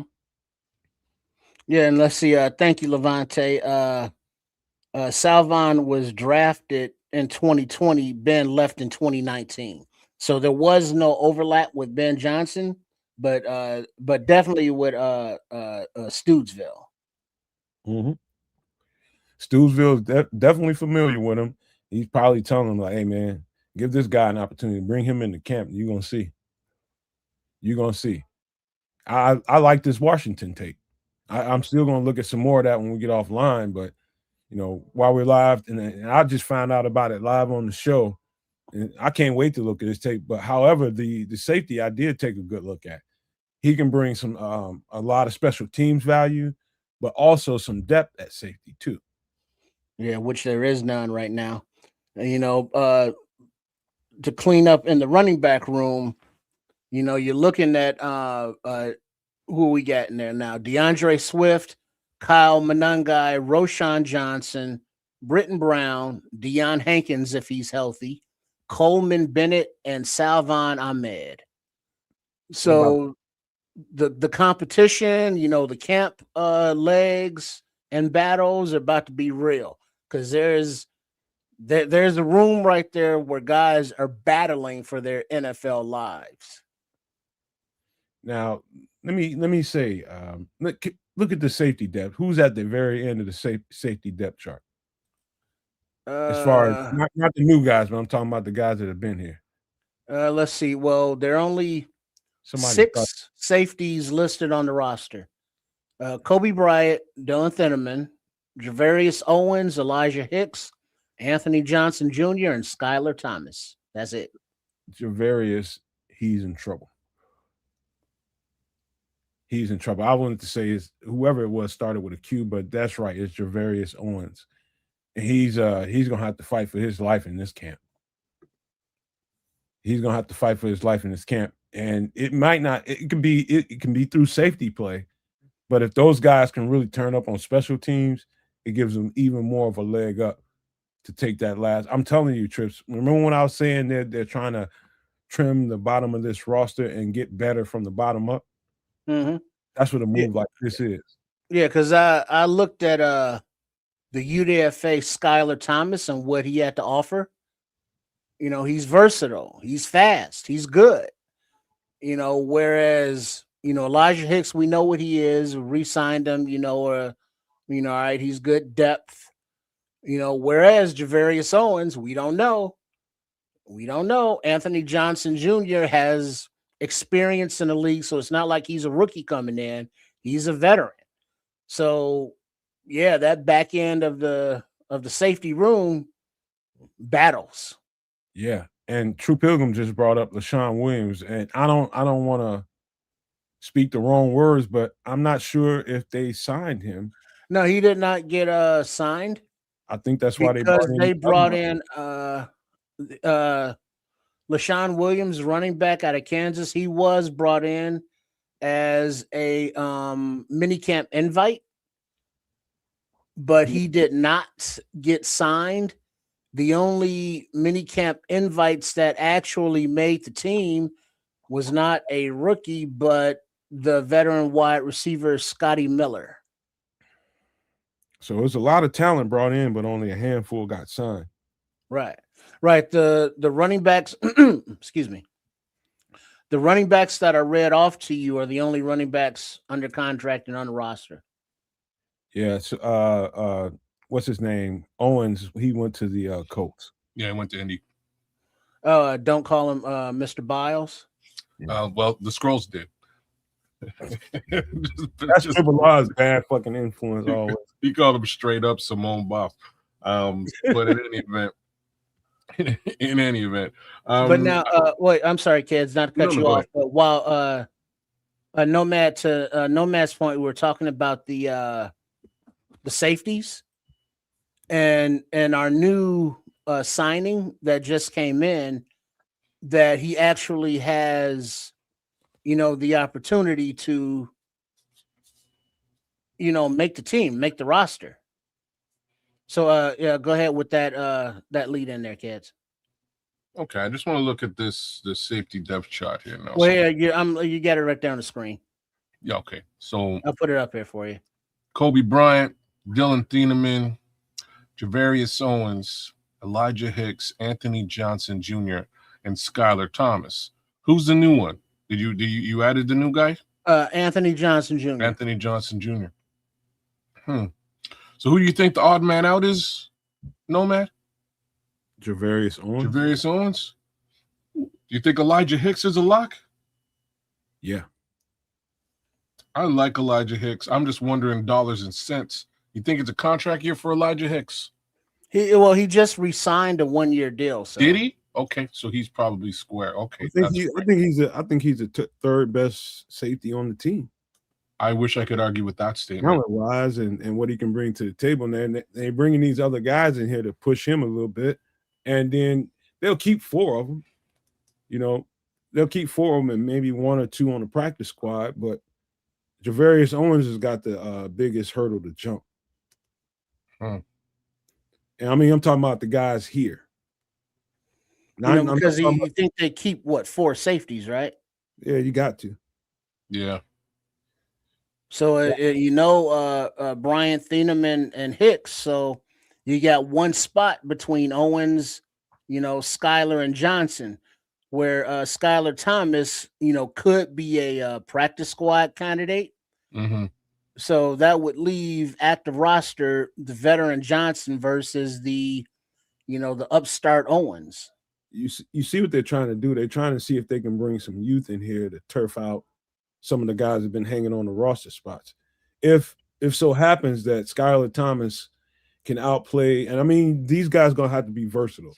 They're going to have to perform at single high safety, at free safety, and on in the box in the tackling area of the game. They're going to have to excel, man. They're going to have to cover well, whether you own a tight end, whether you own a running back, whether you own a receiver one on one.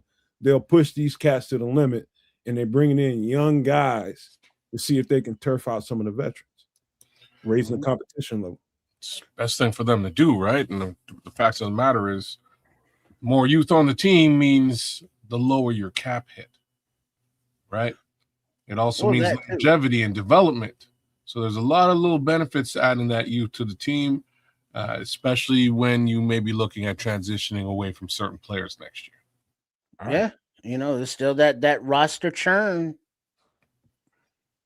All right. I'll tell you what we're going to do now, just for the sake of the shorts. I'm just doing this for the sake of the shorts only. When I put an image up here, it's just to talk about that individual player. And once we're done having our takes on that, we can talk about some of the competition. But just for the sake of the shorts, I'm going to do this. And Trips, please don't get too prickly when we talk about this player. This is for the sake of the shorts. Remember, I gotta cut this up. But Reek is in a battle for his. Well, it's not his. It's a battle for the other corner spot, and so they're not outright giving it to anybody. They brought in the competition. They brought in some experience. They brought in some young people, and I still don't think they're done with evaluating, how well they can push him to the peak of his game. And I do think there's still a move to be made here in this department. It might be another, somebody some UDFA that we have on the team that we love right now. If he doesn't cut it when the pass come on, they'll bring in somebody else. But Reek is in a situation where I personally think that he's a stud corner on the team. And I think at times he's the best corner we have on the team, through all the immaturity issues that people talk about, through all of that. I think he is one of the best cornerbacks that we have on the team, and he has the spirit of a Chicago Bear. But I love the fact that he's being challenged right now, and they're not just flat out giving it to him. I would love that challenge myself. Don't give it to me. Piss me off. Piss me the F off so I can go out here and show you. And I'm from what I'm hearing about how he's treating this offseason, it's just that. Rock, paper, scissors, Trip. You want to go? I'll go since I'm just on the screen, and I was here on time. So, Tyreek is last year of his contract. He had prickly relationships, let's say, with the coaching staff late in the season. Because he was, as Keds says, for all intents and purposes, benched, because of those maturity issues that, he says, he being Tyreek Stevenson, that have been on his mind since that Washington, end of the game space out. But at the end of last season, Kevin Byard still had to bring him back in during the Rams, I believe, game. And that was, end of the season playoffs. So his physical abilities, sure, he got beat a few times, but that happens. Maybe it was him being aggressive, being out of position, which could also bristle the coaches in the wrong way in this defense. Whatever the case may be, this season is a make or break year for Stevenson. And I could see the way that Ryan Poles has handled players going out of contract year. Let's look at Jaquan Brisker as an example. Let him play out the year, and then let him walk away in free agency. Good luck to you, no hard feelings. So whatever the case may be, the ball is in Stevenson's court, so to speak. If he's matured mentally and got between the ears issued under control, as well as learn the defense a little bit better, he has the opportunity to be extended. If not,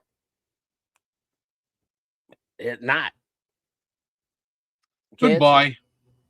You are the weakest link. Look, I actually really like this player a lot. I think he really showed out last year in a situation where this defense, as far as the secondary was concerned, was basically decimated.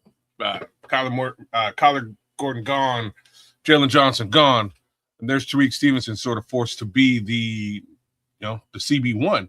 I think he played admirably for quite some time. On the other side was Deshaun, and Deshaun was getting targeted all day long. Folks kind of stopped targeting Tariq for a little bit because they were worried. So again, I think he has all the tools to get the job done and be a CB1. Unfortunately, it's a bit of a knucklehead. You know what I mean? Like sometimes people are knuckleheads, right? And that's starting to rear its ugly head and become a point of contention with respect to, again, all the stuff the Triple R just laid down, Washington game, et cetera, et cetera. And, as he brought up that I brought up earlier on in a previous show, they wound up just moving completely away from him. And he went from CB1 to CB3. Right, he's right off the CB4, right? CB bench. So this time around, it's going to be a competitive situation. It's going to be competition between him and Malik for the first part. Don't count out a certain Mr. Smith, who's also in the mix. I have a bit of a problem with this, though. And this is just, my general problem is like the Bears need to develop these players into something and then get something for them before it's too late. In this scenario, you might be shooting yourselves in the foot before you can get something decent from a Tariq Stevenson. Now, maybe you can still get something decent from Tariq Stevenson with respect to trade capacity early on in the season, just before September. Maybe at trade deadline as well, maybe. But you want to give him all the opportunity to shine, build this player up, and then make your decision as to whether you're going to re-sign him or trade him off.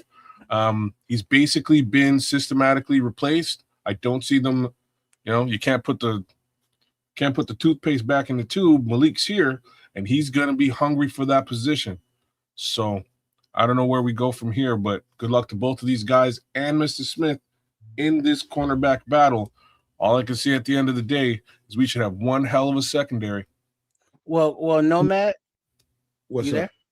Well, the question is, excuse me. We have Tyreek Smith, but Yeah. other than Malik Muhammad, is there anybody really pushing him for that roster spot? Well, we're about to get to there. Just give me one more take on Reek. Oh yeah, go ahead.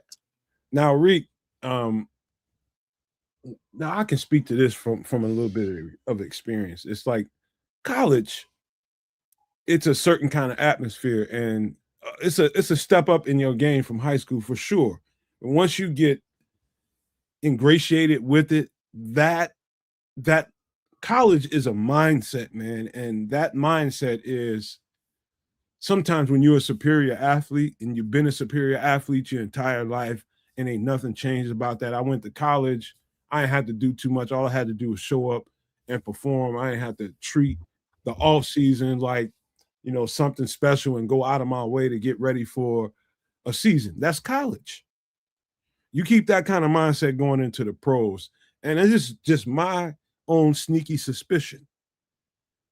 I'm just, if I had to guess, I would say that Tyreek hasn't treated keeping himself in football condition and doing the extra things that Tyreek needed to do to really take his game to the next level. And it's kind of that kind of stuff. And it manifested itself. And I'm just guessing. I don't know it for sure. I'm just reading what my instincts tell me, the interactions I'm seeing and things that happen on the field as well. But it is that thing. And so when I heard Tyreek, I think he was on somebody's podcast or something. I saw a little interview. I heard him say how much emphasis he's putting in his body in the offseason. At one point in the season, when I seen Tyreek out on the field, he looked a little chubby as far as, he's thick anyways, but he looked a little like, okay, how much what you been eating, man? Eating too much Taco Bell late at night? What's going on? But his legs looked a little heavier than I'm used to. And so I see things like that as a corner, and that starts to give me indicators as to how he's treating his time away from the building. He probably does everything he's supposed to do while he's there, and then he's out. No extra, that kind of thing.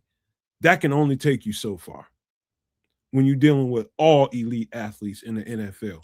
And guess who can see that kind of shit? The coaches, the trainers, and they're going to be like, okay, yeah. So let's push this cat a little bit more. So expect Tyreek to come in probably a little more slim and trim and faster, quicker, because he was fast and quick, but not to the level I know Tyreek can be. I can think of a game when he got back on the field after he was benched for a few games and really didn't get out on the field. When he got back on the field, he was kind of different, but I can see the weight on him. And he performed his ass off, but I can see the weight.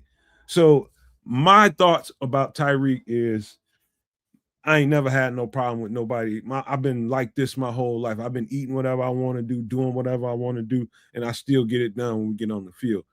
That mindset works for a lot of coaches. They cool with it. Do your thing, man. Do whatever you do. But when game time comes, be here. No, this ain't the kind of coaching staff like that. You're going to have to cut your teeth a different kind of way. And so I think he might have been struggling with that. That's just my, interpretation of what I've seen out of Tyree Stevenson. Little things like that. But let's talk about his competition. His biggest competition right now, because trust me, it's because Malik Muhammad was drafted by this regime. They want Malik Muhammad to come in here and exceed expectations and turf Tyreek Stevenson out. That's the reason why they drafted him. They drafted the other kid out of UTSA, do the same thing, but he ran into other issues. But Malik Muhammad is here to push Tyreek in a way, and this is unless they bring in a solid starting veteran, this will be his toughest competition. This will be Malik's got it all. He just doesn't have NFL experience. And as well as I've seen Malik play in college on a continuous basis, it won't be the same thing that Tyreek has experienced. Tyreek has experienced NFL play on a different level. He has a strong advantage over Malik Muhammad, which I don't think Malik can overcome, at least not early in this camp or early in the season. If it happens somewhere later on, he gets enough NFL experience, enough reps on the field with NFL receivers, then that's another thing. But right away, I don't expect Malik to beat him out of his job early. No. Yeah, I would agree with that because we saw how this coaching staff will allow young players to play, but they have to have earned that trust of the staff, that the staff knows that the players know the plays, know where to be, know their assignments and can execute those assignments. Malik Muhammad, whereas, a separate question I'll ask in a minute of Nomad while Keds is away. Keds is here. Oh, Keds is there. All right, so I'll ask now. Skill-wise, not only for Dennis Allen fit, but just game versus game, who is the better fit? Who has the better skills for this defense, Muhammad or Stevenson? Would you say, Nomad? No question, Tyreek. Yeah, I'm kind of leaning there too. Okay. I mean, Nomad's a corner in this situation and would really have a better all-around take. But, just because this young man does not have NFL experience to start things out, It's going to take him a little while to act, just like it took Tariq. Took Tariq a little while. If you remember, when they broke the glass and let him on the field, he was super handsy and was grabbing people all over the place. And then he was not. After he calmed down, he kind of figured things out and started to acclimate to the NFL speed. Now he's acclimated to that speed. He knows what he's doing, and I think he does it extremely well. It's going to take this young man a little while to catch up to where Tariq is today. That's my 2 cents. The other piece about Tariq that we'll have to see over the course of the next year if we get to see Malik on the field. Malik's about 182 weight, whereas Tariq's about 212, 215.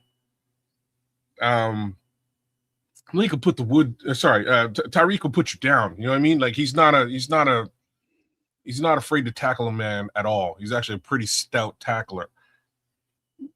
I don't know from what I've seen, Malik can tackle as well.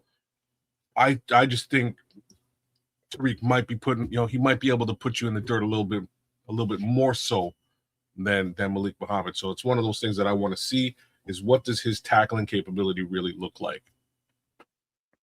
I can tell you something, man. When you start thinking about the thing that makes Tyreek so much different than a rookie coming out of college. Now, a rookie can come into this thing completely with a chip on his shoulder, feeling like, shit, I can do. I don't care what level of football is. I can do this, and you can have that mindset and be totally correct about it. You can do it, but early on, you're gonna get put in a trick bag.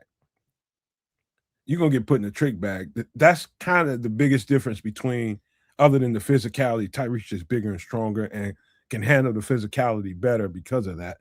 But the route combinations, the formations, and knowing ahead of time what he's getting ready to deal with, what's in Tyreek's computer versus what Malik has is like two different universes, bro.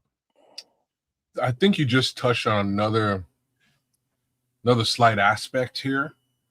And it's just that, once other teams smell that there's a rookie corner on the field, they're target the hell out of him. You know what I'm saying? Like that's the receiver. Whatever receiver's over there, that's who we're hitting up.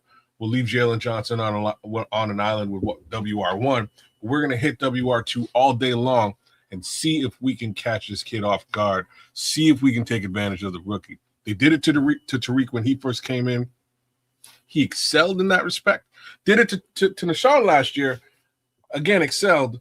It might be exactly what Malik Muhammad needs to really grasp that brass ring and get to that next level in his position. But just have to sort of put that out there. They will be targeting the heck out of Malik Muhammad. And it's another thing for a rookie cornerback to have a good half. Ooh, that's good.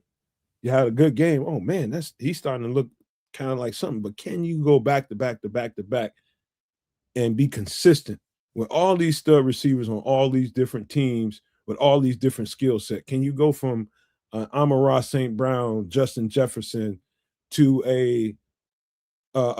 they put you on DK Metcalf or somebody like that? I mean, all these different skill sets with all these things in their bag that cats that can route you up, cats that can beat you with pure power and speed.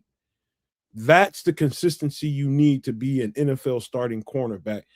That's the the conundrum he's going to run into, and it's always a question mark until he does it. One thing we know about Reek, he can do it. Damn straight, man. And that's kind of where I am with this particular camp battle. The cream's going to rise to the top. You know what I mean? That's just how she goes. We're going to find out who is the chosen one. Right now, the fact of the matter is we do know there's a little bit of animosity with respect to Tariq Stevenson and the existing secondary coaches and or head coach to the degree that they went out and they got themselves a replacement. So we have to see how that shakes out and what that really looks like. I'm going to say right now, as much as it would be great to see this new young man out there on the field doing his thing, I strangely have to say I trust in Tariq Stevenson, even though he's a bit of a head case. I know he knows what he's doing on the field, except in those weird instances where we're in the playoffs and or fighting against the Washington Commanders. Good takes, gentlemen. Any last thoughts about this competition that we didn't speak to? I do think it's about Tyreek's physicality being 200 pounds, and what's in Tyreek's computer is going to be the difference. Yeah, you nailed it. Those are the two major factors. A little bit of an uphill battle for Malik Muhammad, but I don't think they could possibly have found, especially where they found him, a better candidate to take this battle on. So kudos to Malik as well. I look forward to the talent level of MM. That's Malik Muhammad, kids. MM. Oh, okay. Like we got JJ. Now we gotta have an MM. Double M, not Eminem. Well, it's not J&J. That's right. So I look for MM to have that same type chip, and hopefully that same type. Oh shit! How they let him fall to us? Result as Darth Burden. You know what I mean? So he wasn't supposed to be on the board where we was picking this like run the card up. Whereas right. Malik Muhammad in the 4th round, what the hell happened? Get that card up there and get that boy in here now. Hey, Trips and Kid, one thing I would do, and this just would be this is a devilish thing to do, but it's devilish in a good way. Here we go. Early on in camp, just because two things I want to see happen. First, I want to piss Reek off and really bring his game to the next level. Oh, you're mean. I have a feeling I know where you're going, but you go. Second, I'm gonna give Malik Muhammad first team reps. Yeah, I knew it. Yeah, that is pretty evil. But you know what? I can actually dig exactly what you're cooking. You see the psychology? See how he responds mentally. 100%. 100%. I'm reading exactly where your head is. You might want to sit him, like maybe you sit him down for 2 weeks on the second team and get him right pissed off. That might be like. What do you need to see? More Reek in training camp or more Malik? Well, you need to see almost evenly both, but truly more Malik, and that can be your out. You know what I mean? If he's asking and you got to explain it, well, we really need to see the rookie and what he can do. We already know what you can do, and that, like, real talk, that explanation alone pissed me off too. You know what I mean? I'm Tariq Stevenson. Damn, that pissed me, man. What do you mean? You know what I'm about? I'm gonna show you what I'm about, though. Right? That's just it's all competition, and you want the best on your team, going into the season with you as possible. And at the end of the day, they're all Chicago Bears. But Malik looking at Tyreek looking at Malik like, you coming to take the food out my mouth. And Malik talking about, well, I'm hungry. You got, to place a table I want. So those inner squad competitions, those inner room competitions, that's just not for the weary. You know what I mean? So you got to have the mental fortitude to handle all of that. And to Nomad's point, what he's saying for people that may not understand, putting Tyreek on the back burner, putting him, with the second and third teams is going to piss him off, because he's like, hey, I'm the veteran cornerback up in this piece, behind JJ. And I should be, getting all those first team reps where the rookie should be, doing all this grunt work, and how will, Tyreek react to it?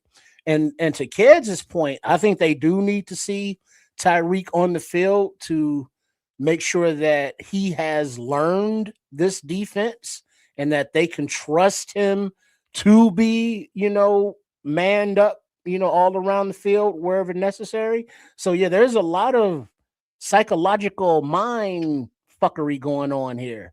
Mhm. But it's all for the betterment of the team. Put it like that. Put him through the fire hose. Put Malik through the early fire hose. Wet him up, and then see how Reek. What Reek is gonna feel like. He's you mother. That's exactly what you want out of Reek. So it works both ways. You know what I mean? You get to find out what a youngster's got and how much he can take, how much he's learned, how much he's retained, and how he's handling these How much different he can receivers. hold. Yeah, You know, and so Dennis Allen is somewhere in North America right now thinking this of course exact he same has, thing man. and just smiling about it, going, "Man, I'm gonna get so deep into Tariq that he's gonna hate me after week 2, and by week 4, I'm gonna get the best out of this young man, and he's gonna love me. But by the end of this thing, Now, good question.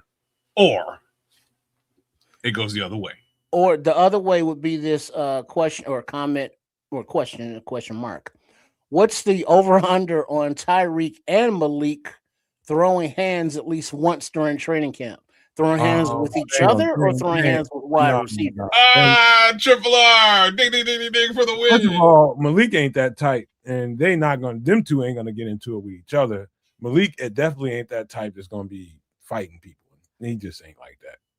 He's tough, but somebody do something to him, and he ain't gonna let nobody push him Triple around. R for the win. But we got to keep moving, man, because we only got so much time to do this. This next conversation is a little bit tougher to deal with, and you guys know why, man, because what he means.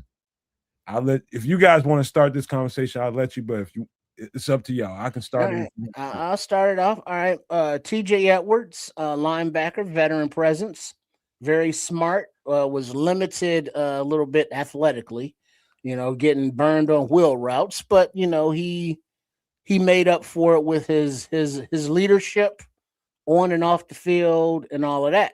But late in the season, broke an ankle or a leg, lower leg, and so he's coming back off of injury, already a little slower onto a defense that wasn't here when he was signed, but I guess was here when he was re-signed or extended.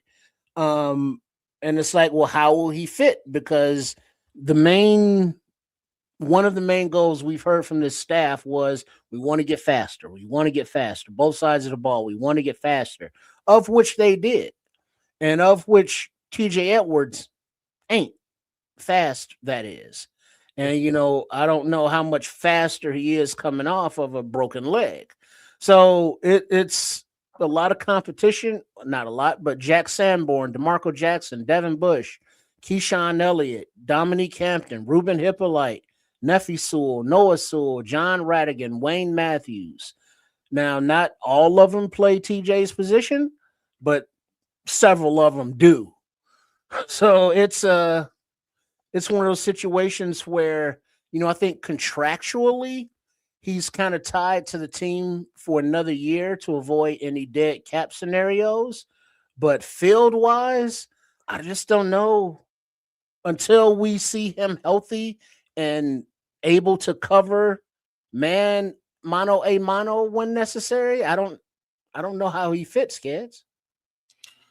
I don't know either, dog. And I wish I didn't have to have this particular conversation. I didn't see this conversation coming up, and here we are smacking this conversation. Yeah. I don't. So they jumped up last year and decided to select a linebacker in the 5th round, who's probably an undrafted free agent, but they did so for one reason, and it was the reason that Triple R just mentioned: speed. Kid's fast. Kid's super fast.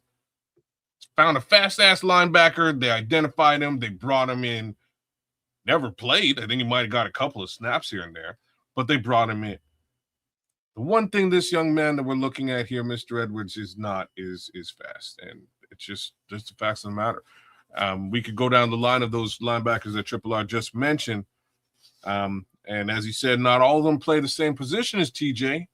But I'm going to say that just about all of them are faster than TJ, with maybe the exception of Jack Sanborn. Maybe.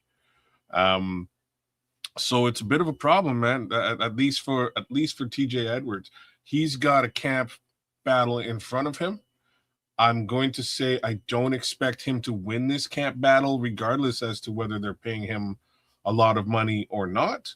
And the Bears are going to have to make a bit of a decision as to what they do in that case, because is it Cam Lewis? Is that who it is? No, he's a Well, listen, who's a DB. free agent linebacker that we just picked up? Devin Bush. Devin Bush. My bad. Mhm. Yeah. I don't see him beating out Devin Bush in camp, unfortunately, and I'm sure that's where we're headed with this conversation. Here's the thing: TJ's he's a Mike linebacker. Will linebacker is too athletic for him in this defense, even though he can play it, but he will get exposed. You know, when he has to get in Big route, when he has to get in route. Now, TJ, here's the thing that we might not be paying attention to. Even if we are contractually tied to TJ per se for the year, and I'm not sure if that's true or not. I don't know how. However, I'll start the conversation off like this. There's a possibility he could be moved because they love TJ and they appreciate TJ. They can try to find a trade partner for TJ because I don't think, number one, because he's coming off a major injury, they had to do some things to make sure that we're backed up, and hence the signings that they made. Middle linebacker TJ, he might be the best guy we have on the team as far as, you know, where he is mentally and how to call a defense. Now I'm talking about his attributes. If he's there at middle, now the guy they brought in, the guy from Cleveland, he is pretty much a will linebacker. That's where they want him to be. Middle linebacker, they're trying to figure out who that guy is. Who was that? DeMarco Jackson? We're going to get to that. Mm-hmm. We're going to get to there. Now, if we keep TJ, what happens when you got Jack Sanborn, TJ Edwards, and some of these other guys that can play that position? You just strengthen up your Sam linebacker role. You just strengthen that shit the F up. Even if we don't have TJ, the fact that we have Jack Sanborn still here with some of these younger guys that we have, Sam linebacker is going to be strong. When they have to play with three linebackers, we'll be extremely strong. We'll have the speed and we'll have power. That combination of guys that can play in the short area and be really physical, and guys that can run and, you know, be really, really effective in coverage.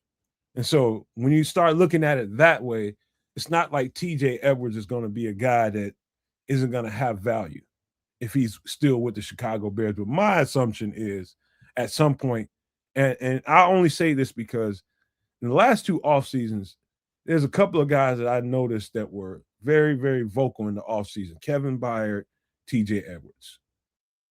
TJ is I haven't heard anything from him this offseason. He's not been on a podcast. He's not been interviewed that I know of. That tells me him and his agent and the team is probably looking for, and it's going to be a hard. I don't see how he gets moved coming off a major injury like that unless it's somewhere. I don't think you can. It's hard to do that. And so he's coming off that major injury, so he's going to have to re-up his value and make sure teams know that I'm still TJ Edwards, and then you can find a partner. And so I think there's going to be some football that needs to be played before that happens. Well, that means that, you know, he's going to get why is TJ Edwards getting so many reps in the preseason? You know, they're upping his value, saying, hey, he can still play, y'all look.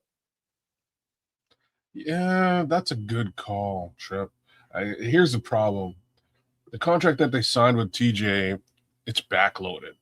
So this year and next year are the heavier parts of the contract. So just makes it a little bit harder to move a linebacker. Linebacker is a very look at what we did last year. Just to like make sense of it all. We found a free agent linebacker out of the woodwork, put him on the field. Took him a half to figure out the game. After the second half of that game, he was pretty much lights out for the rest of the season. Linebackers are out there is really what I'm trying to say. I'm not sure who's really going to be spending. Type of linebacker though, kid. Well, but to Ked's point, DeMarco Jackson is the free agent he's referring to. We can't say that the Bears defense did not look better with DeMarco Jackson out there versus TJ Edwards. Well, this is what I'm trying to say. Let's wait till we get there. Give me one more take here. Oh, okay. Yeah, we're going there next. Long story short, I don't. TJ Edwards has a very heavy battle in front of him. Most of that is due to this injury that he just ran into. Timing is everything in the world, and he's got some really competitive younger players in front of him that he'll have to outshine. I'm not sure if my guy TJ can do that this time around. Again, love this player, love what he's done for the Bears thus far, but I think he's got a very steep uphill battle to climb. If we were still in a zone-based defense, to me, TJ Edwards is always pointing towards a Pro Bowl. The way he plays football in a zone defense where he can play in space, read, react, and not have to play a particular person. But when he has to match up and be one-on-one with guys, man, he's going to give you everything he got. But TJ is a perfect case example of when you're in man and you're particularly made and specially made to be in a zone, it kind of exposes you. So that kind of happened this year, and they learned real quick, if we're going to have TJ Edwards be effective, we got to play more zone defense. If not, he's going to be in trouble out there. And so those are the reasons. TJ Edwards is a great player, absolutely great football player. I love this cat, flat out, and I'm never going to piss on his name ever. But I believe 110% they did the things they did in the offseason because they know he's not a particular fit with the direction they're going, with more man coverage. And you just can't, as good as he is, man, you can't have it, man. So something's going to happen here. I don't know when and how it's going to happen, but something's going to give here. But here's this competition right here. I'll let you guys start. All right, DeMarco Jackson, that familiarity with Dennis Allen from Nolans. He was a brought up free agent. He wasn't playing, then he was, and it was like, oh shit, who's this Jackson kid? His play showed up, during the games when he wasn't on the field.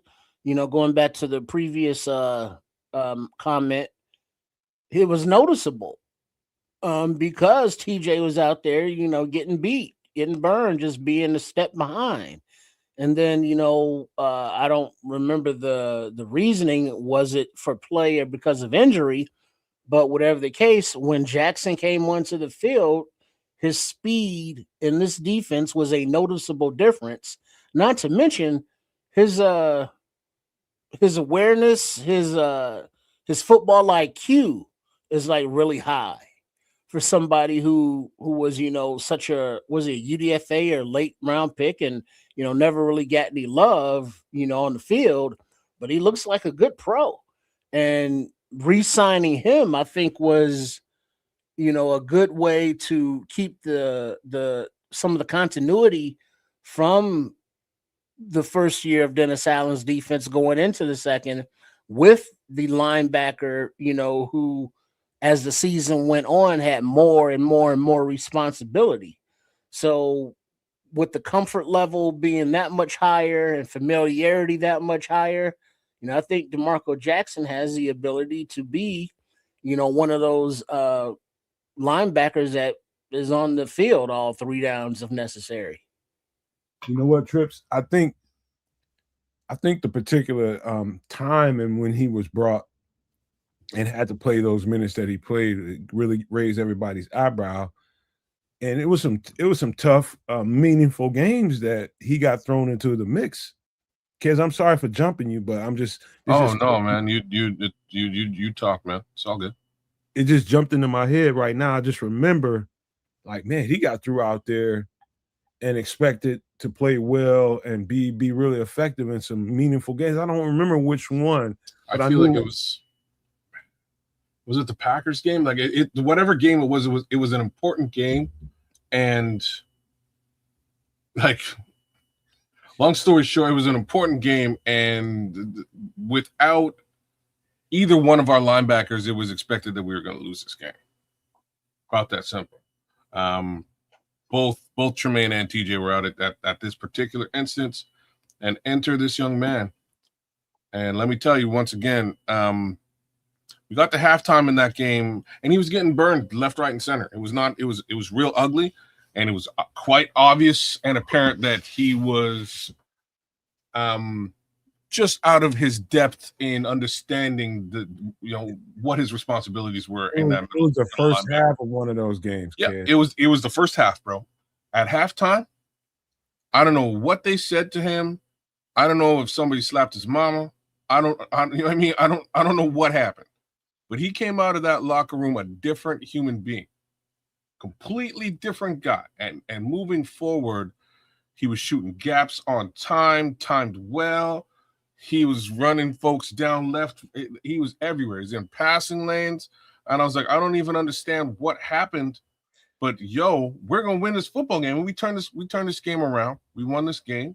And in my opinion, again, the game was hinged on DeMarco Jackson's play, whether again negative in the first half or positive in the second half. And for the rest of the season, he played like he played in the second half of this one single football game. And I expect that to be the level of DeMarco Jackson that we get moving forward in 2026. Fast, instinctive, man, that's what I expect. And these things, unfortunately, not so much instinctive, but instinctive with speed is just one of those things that TJ Edwards ain't going to be able to grow. Hey, you know what, man? And shout out to DeMarco Jackson for being corrected. Pittsburgh, you know what I mean? game. Like the Pittsburgh game is what Smitty said. Yeah, Smitty's saying it was a Pittsburgh game. It's one thing to keep yourself physically ready for whenever your number is called, and that's you doing your due diligence to make sure I'm ready for whenever they call my number. It's another thing to get thrust out there and get the green dot in a whirlwind when the game is already going on, and boom, you got to go out there and you got to call the defense, make sure everybody's in the right place. And obviously, he was getting some shit a little bit wrong in the first go round of that game. You know what I mean? The first half of that game, it was a little out of sorts a little bit. But like Ked said, they went in the locker room and halftime adjustments happened. And I don't know what Dennis Allen or who the linebacker coach is told him, but just like, hey, man, calm down. Man, it's just football. Do what you know you can do. Make sure read your keys. That's what a linebacker is told first. Know your keys and know your adjustments off your keys. And that is making sure you tell the line when to shift left or shift right, making sure if somebody's unsure where we're supposed to be at in this formation, you got the answer for them. And that's a lot to do. And then, you wasn't expecting to do that the entire week you was preparing for the game. You had none of that in mind, but you kept something in the back of your head saying, okay, in case they call me, I know some stuff.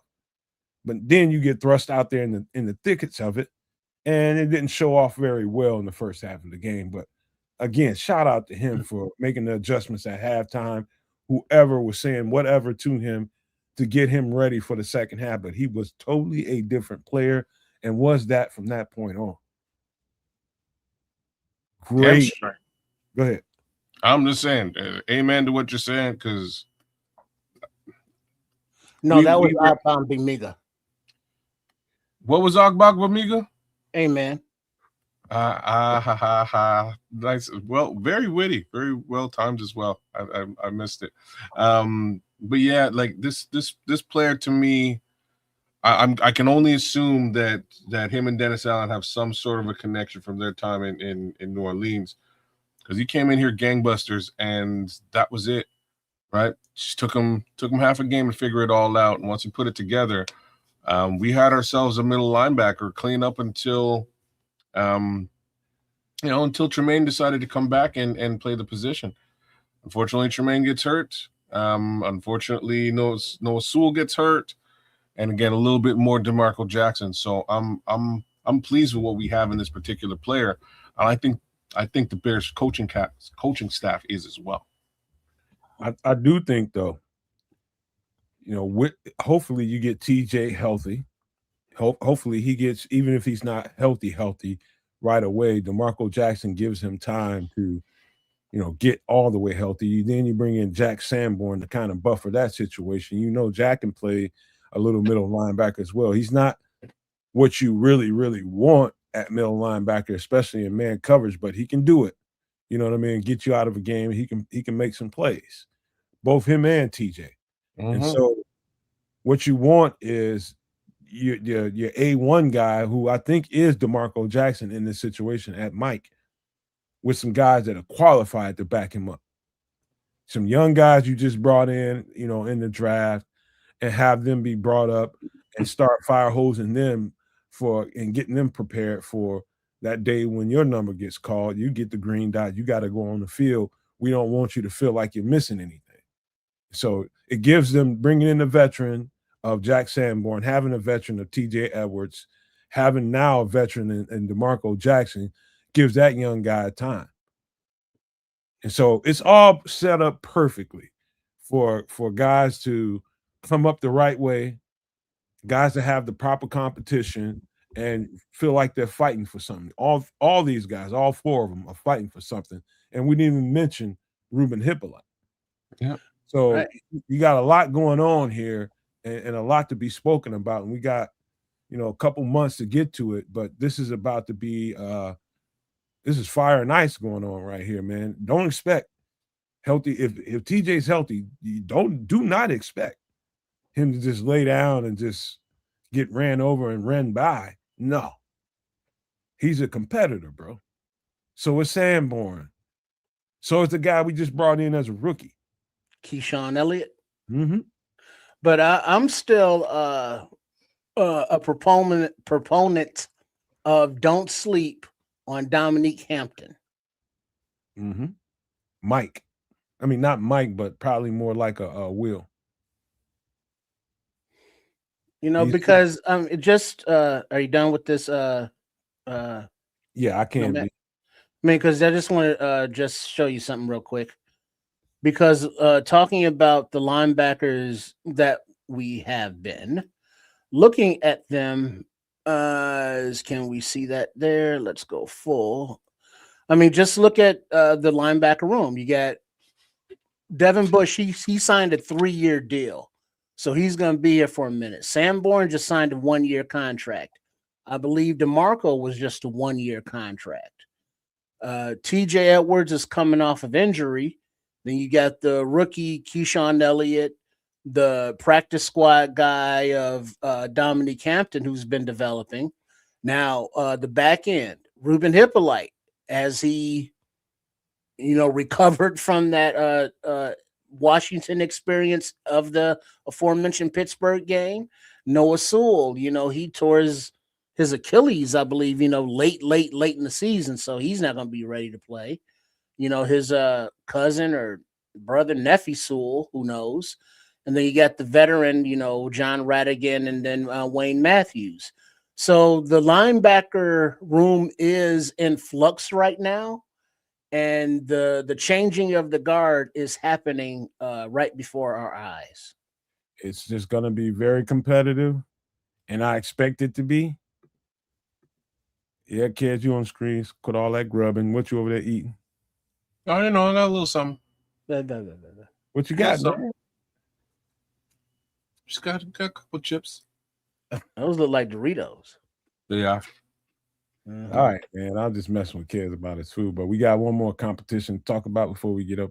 Nacho cheese or chili cheese? What you working with? Neither. We're doing Cool Ranch. No, sweet chili heat. Ooh. You know, we went crazy today. Yes, sir.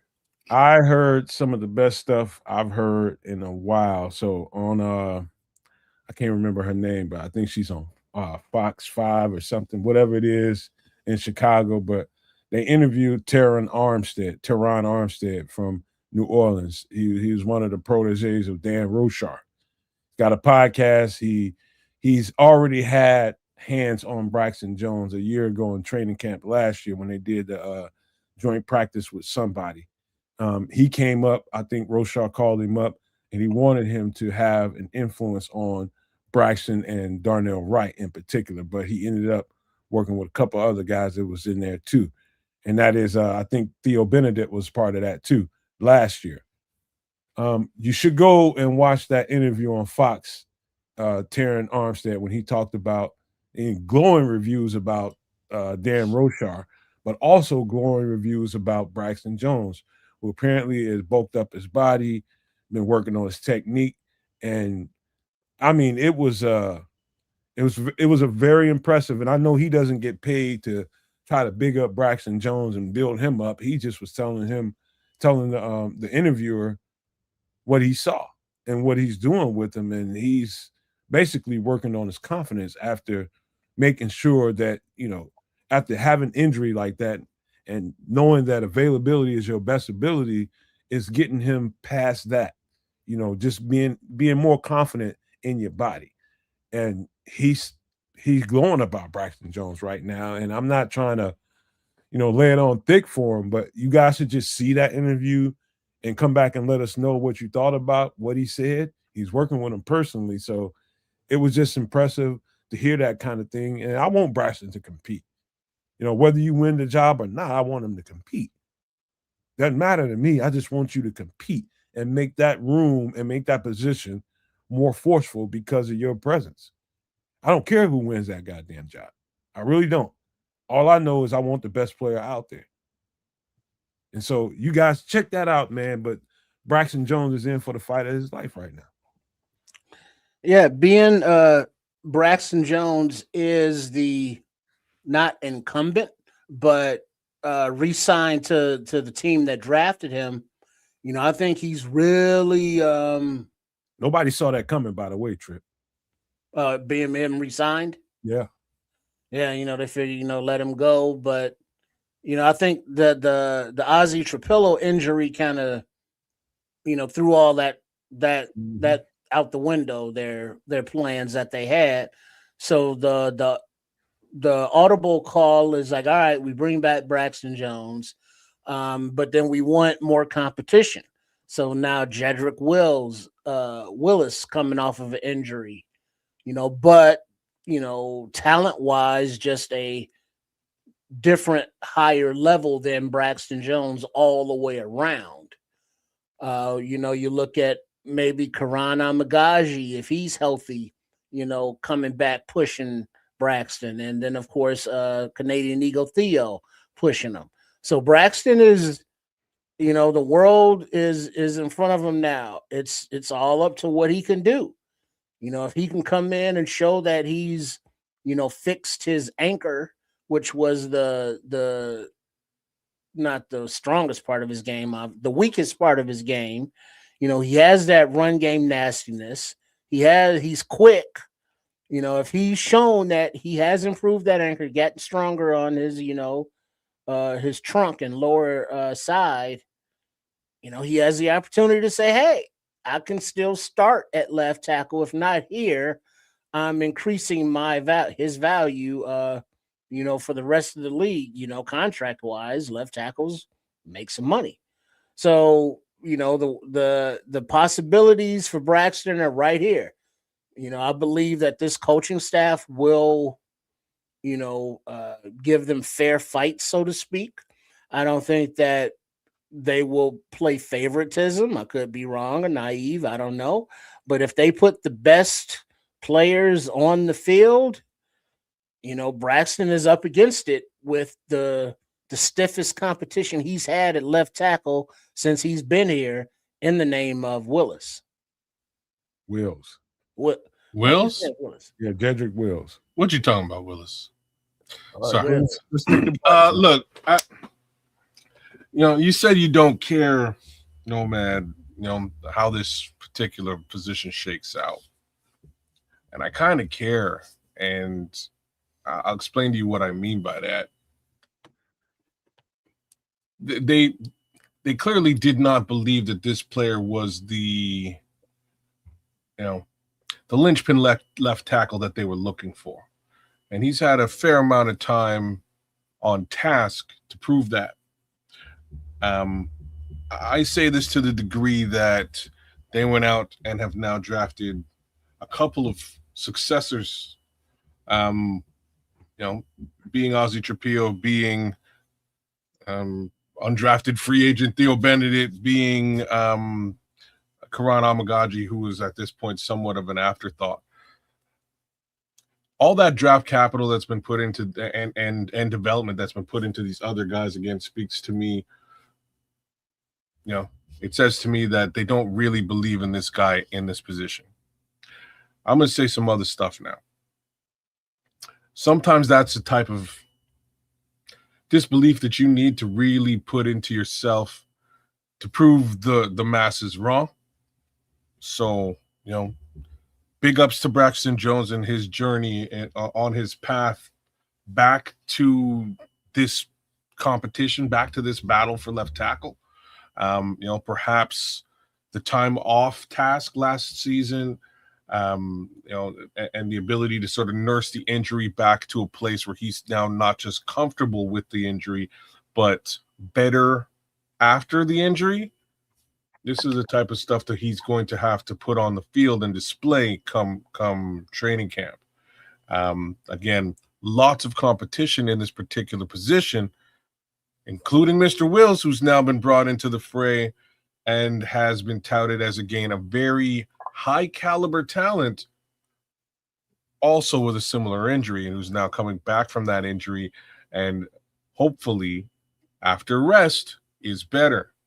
So we're going to find out realistically who vies for supremacy here, whether it's Braxton, whether it's Jedrick Wills, whether it is Karan, Theo. It's clearly not going to be Ozzie, and we won't see Ozzie for quite some time. He might also need a full year back, a full year of rest, just like Braxton did, just like Jedrick did. So fingers crossed as to who grabs the brass ring and takes control of that left tackle position. But God willing, Bears need a left tackle, so it's got to be somebody. All right, last take before we move on to the next thing. Before Braxton got injured, I seen him play the best football I've ever seen him play. And even his best football, as good as it was, whether it was in the run game, pass protection, outside of power, he really, really executed to the highest I've ever seen him execute. He was really, really good quietly. And unless you watch all 22 on a regular basis, you wouldn't know. Now, I'm just giving him credit where credit is due. He was really good before he got injured, outside of, the bull rushes that, that's at the time when Caleb was holding the ball a little too long as well, too. And it really accentuated the fact that, all right, he's going to get pushed back into the quarterback. That's different now. And that's part of maybe some of the psychology of re-signing Braxton Jones outside of the Ozzie injury is, okay, Caleb's getting the ball out of his hand faster. If it's a 3-step drop and you're supposed to get that ball out, get the damn ball out. Don't have Braxton over there blocking for an extra 2-3 seconds. He's going to look bad. He's not powerful. He's good, but he's not powerful. And that shows up on film all the time. And that's the hiccup everybody has with Braxton Jones, is that he cannot handle the bull rush, especially when he has to, protect for extended periods of time. That was a different Caleb Williams. Very different Caleb Williams. And so you got that going for him. This is what I just explained, to me, is why Braxton Jones was a good re-signing. Because he's going to get a chance to protect in a different kind of way, in a different kind of environment with a different quarterback now. And I think, however this plays out, I love the fact that he gets to be totally healthy. He's getting his body strength back up, and he gives himself a chance.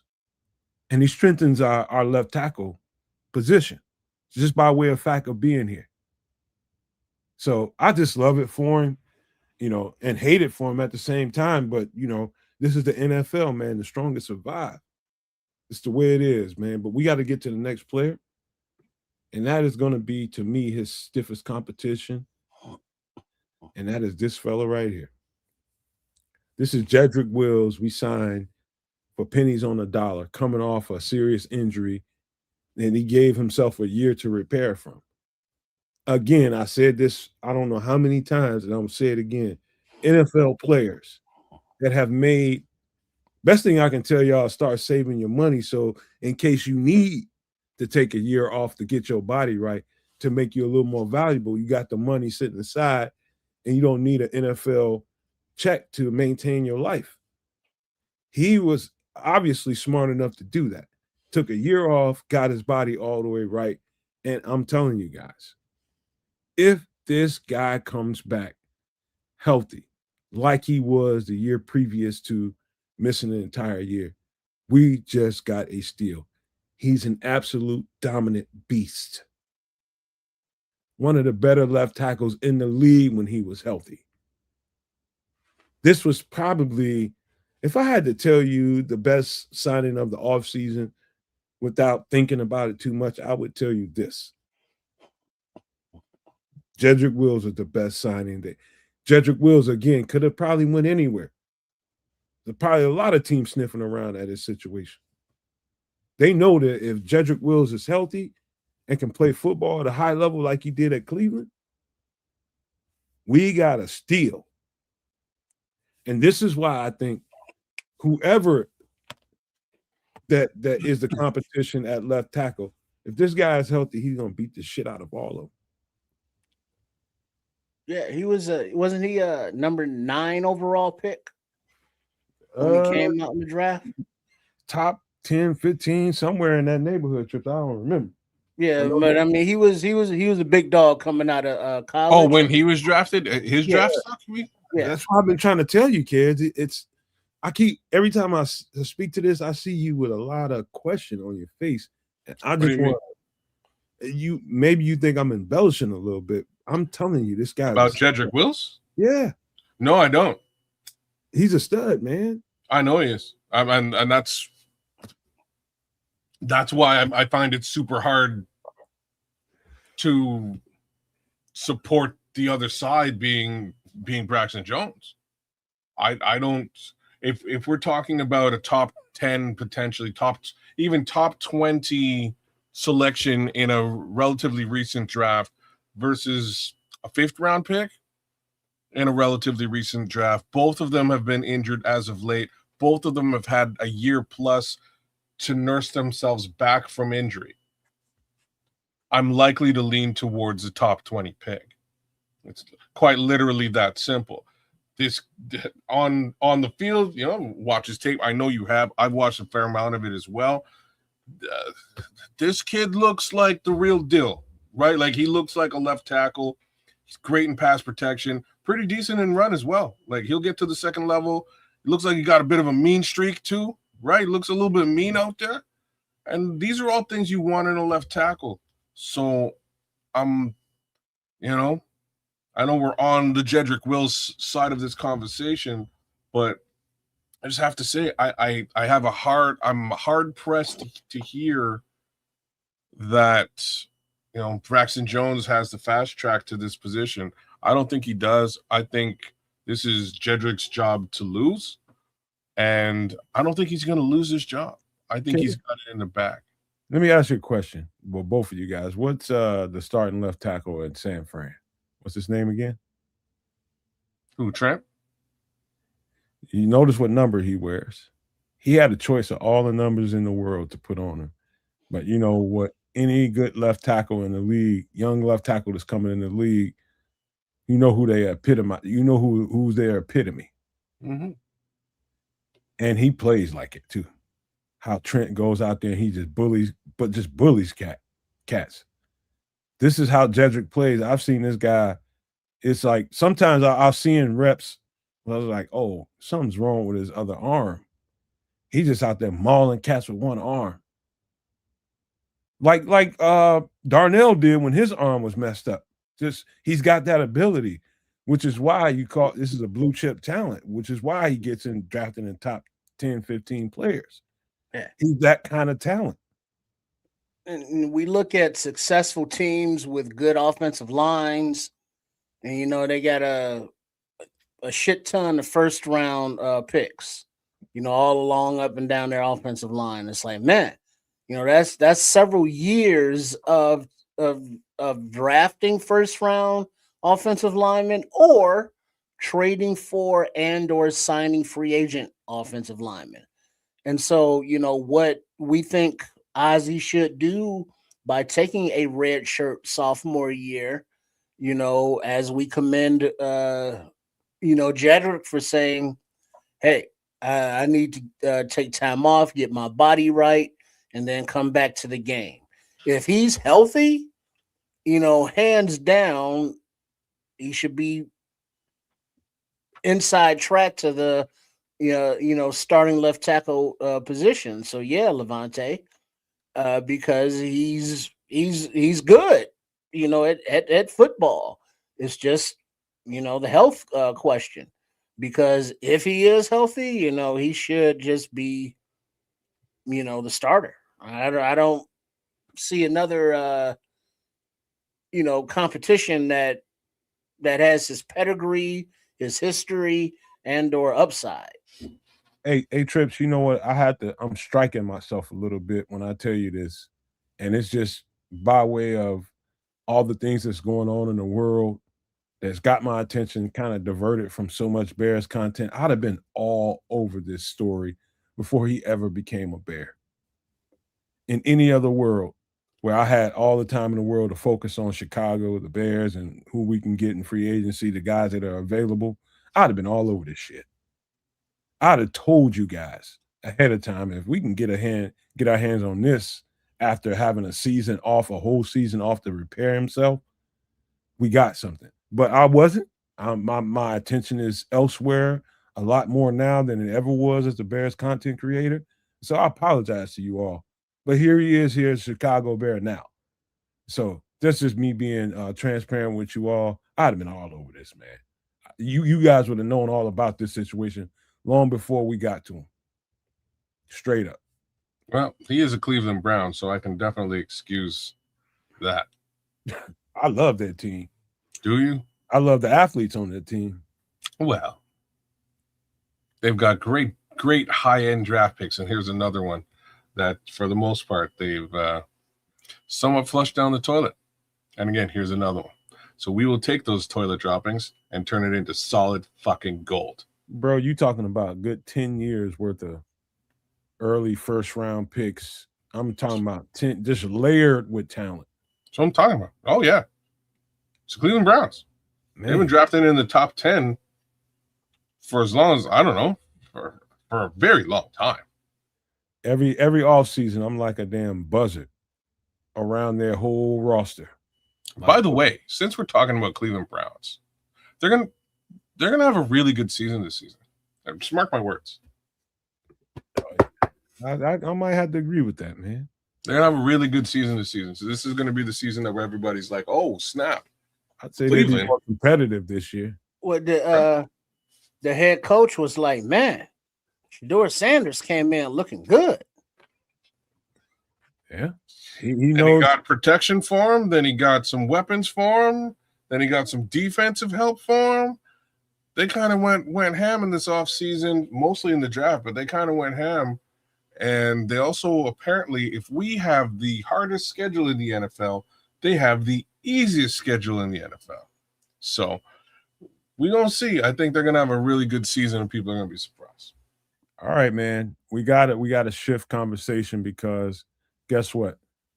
The Bears are one thing. The Bears are one thing in the world, but shit's getting real in the real world. And we need to discuss what's going on in it, man. So You need to get started with that. Okay.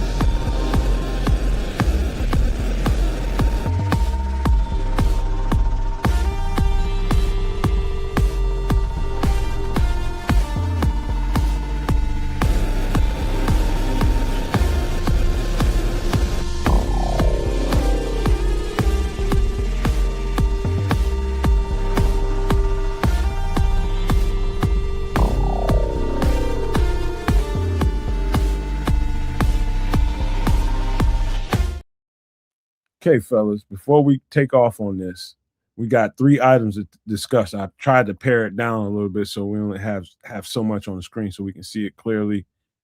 If any one of you guys feels like it, read through it all, and then we just take one item at a time and go from there. Middle East conflict fallout. 1. The fallout has led to soaring global energy prices, supply chain constraints, such as tech components. 2. Skyrocketing global oil and gas prices have prompted G7 finance ministers to scramble for economic stability measures. 3. Diplomatic realignments are developing swiftly, minus the U.S. reshaping the regional power balance. And I would change that from regional power balance to global power balance. Okay, start wherever you like, man. Any one of those items you want to start with.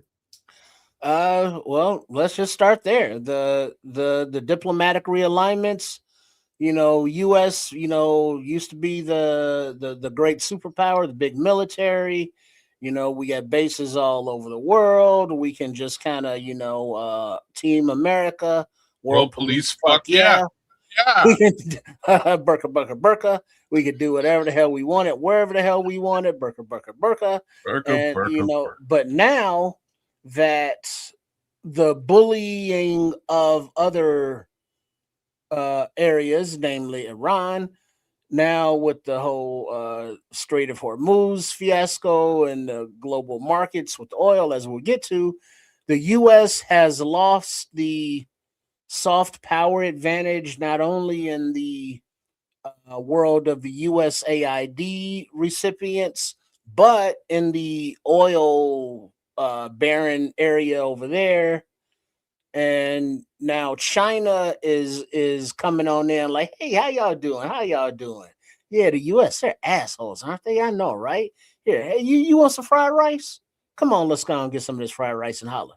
You know what I'm saying? So China is coming in and they're working with every country around the globe, every single one of them, and they're especially running to the countries that, we have spurned with tariffs or, with threats or with whatever.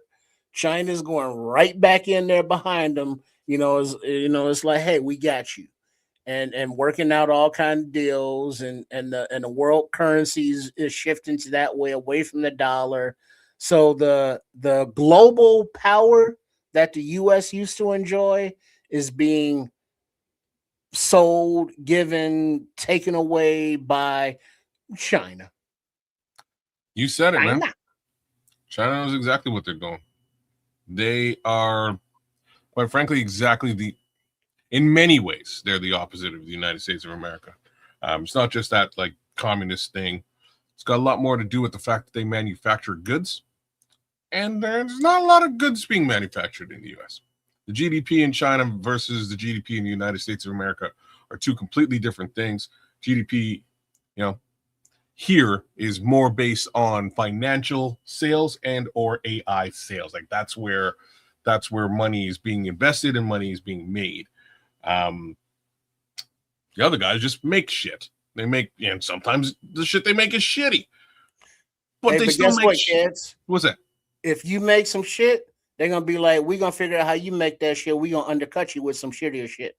Oh, for sure. We're gonna make it for pennies on the dollar. We will definitely Remember, fellas, we got to get cut ups, man. Watch the language, man.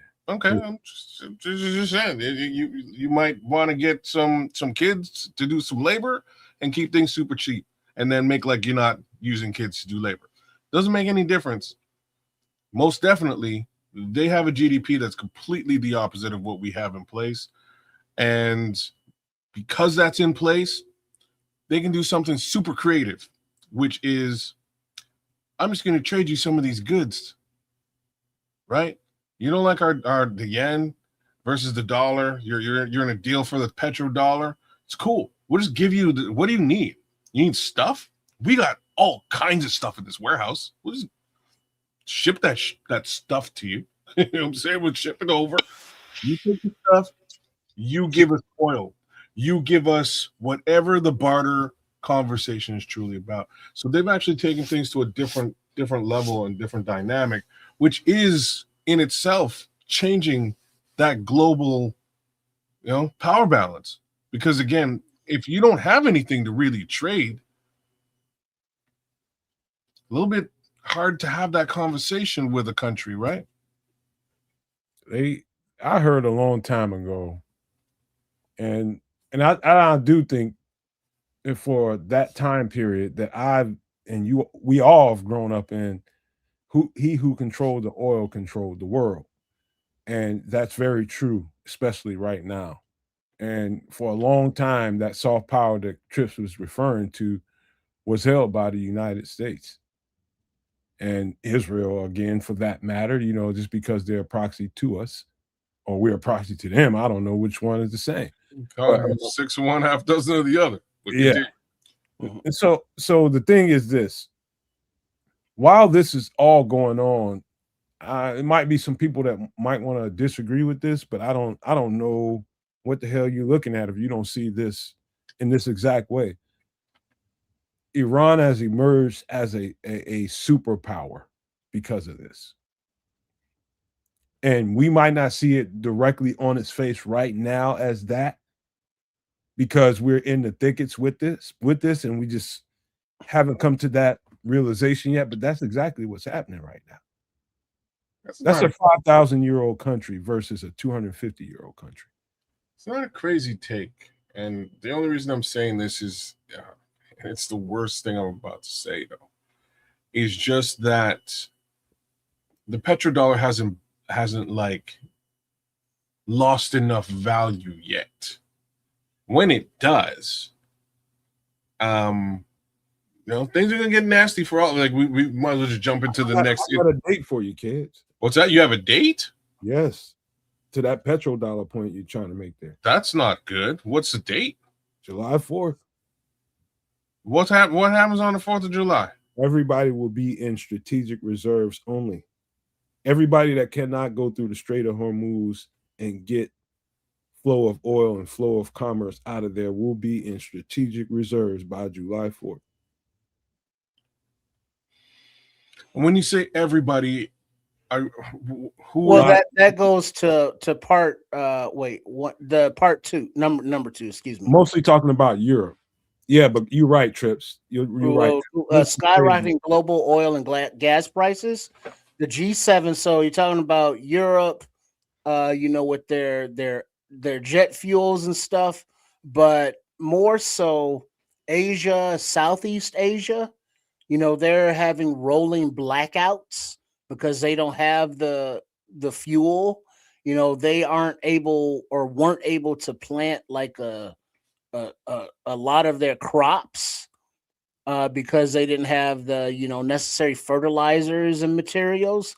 So not only are they having an energy, oil, and gas crisis, they're about to have food and famine issues, coming up because of the situation surrounding the U.S. invade or bombing Israel of Iran and all them over there.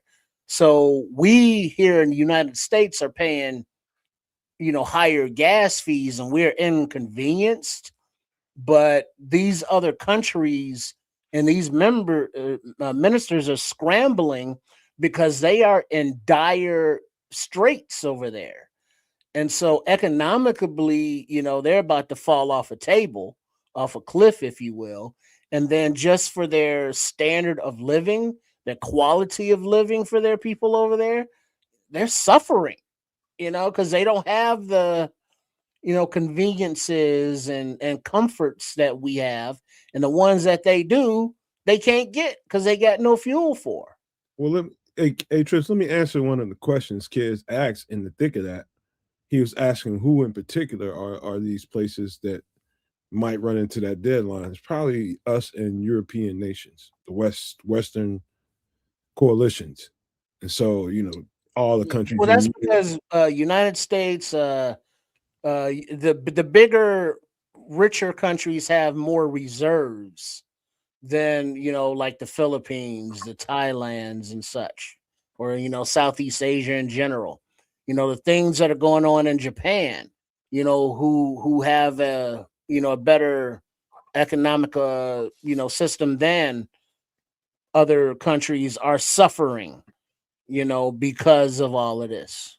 The rest of the world outside of us and Europe have been waiting for this day for eons, and never thought that the United States would elect somebody as dumb as this to take it there.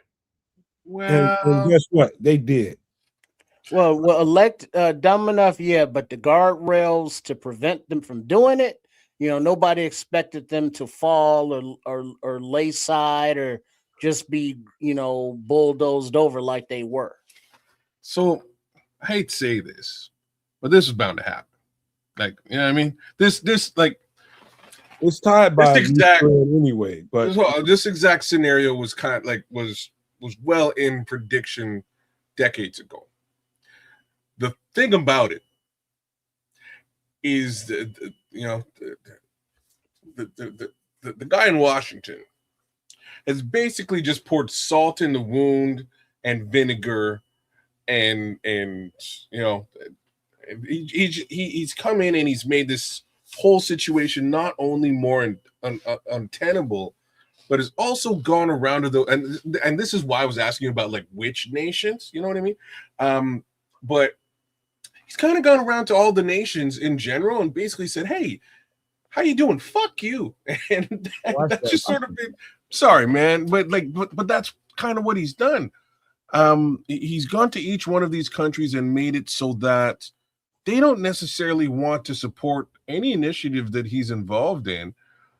Making matters worse, he's now cornered them into a position where they need to scramble. They're scrambling that they have to scramble and do something dynamic to make sure that their standard of living is something that they can protect. It's something that they can continue to uphold. Does upholding that standard of living at each one of those countries really mean doing any level of business with the United States of America, with the guy in Washington? And I have to say, probably not. The thing about what you're saying is this: you're looking at it from a little bit broader perspective. We're talking about a goddamn dummy.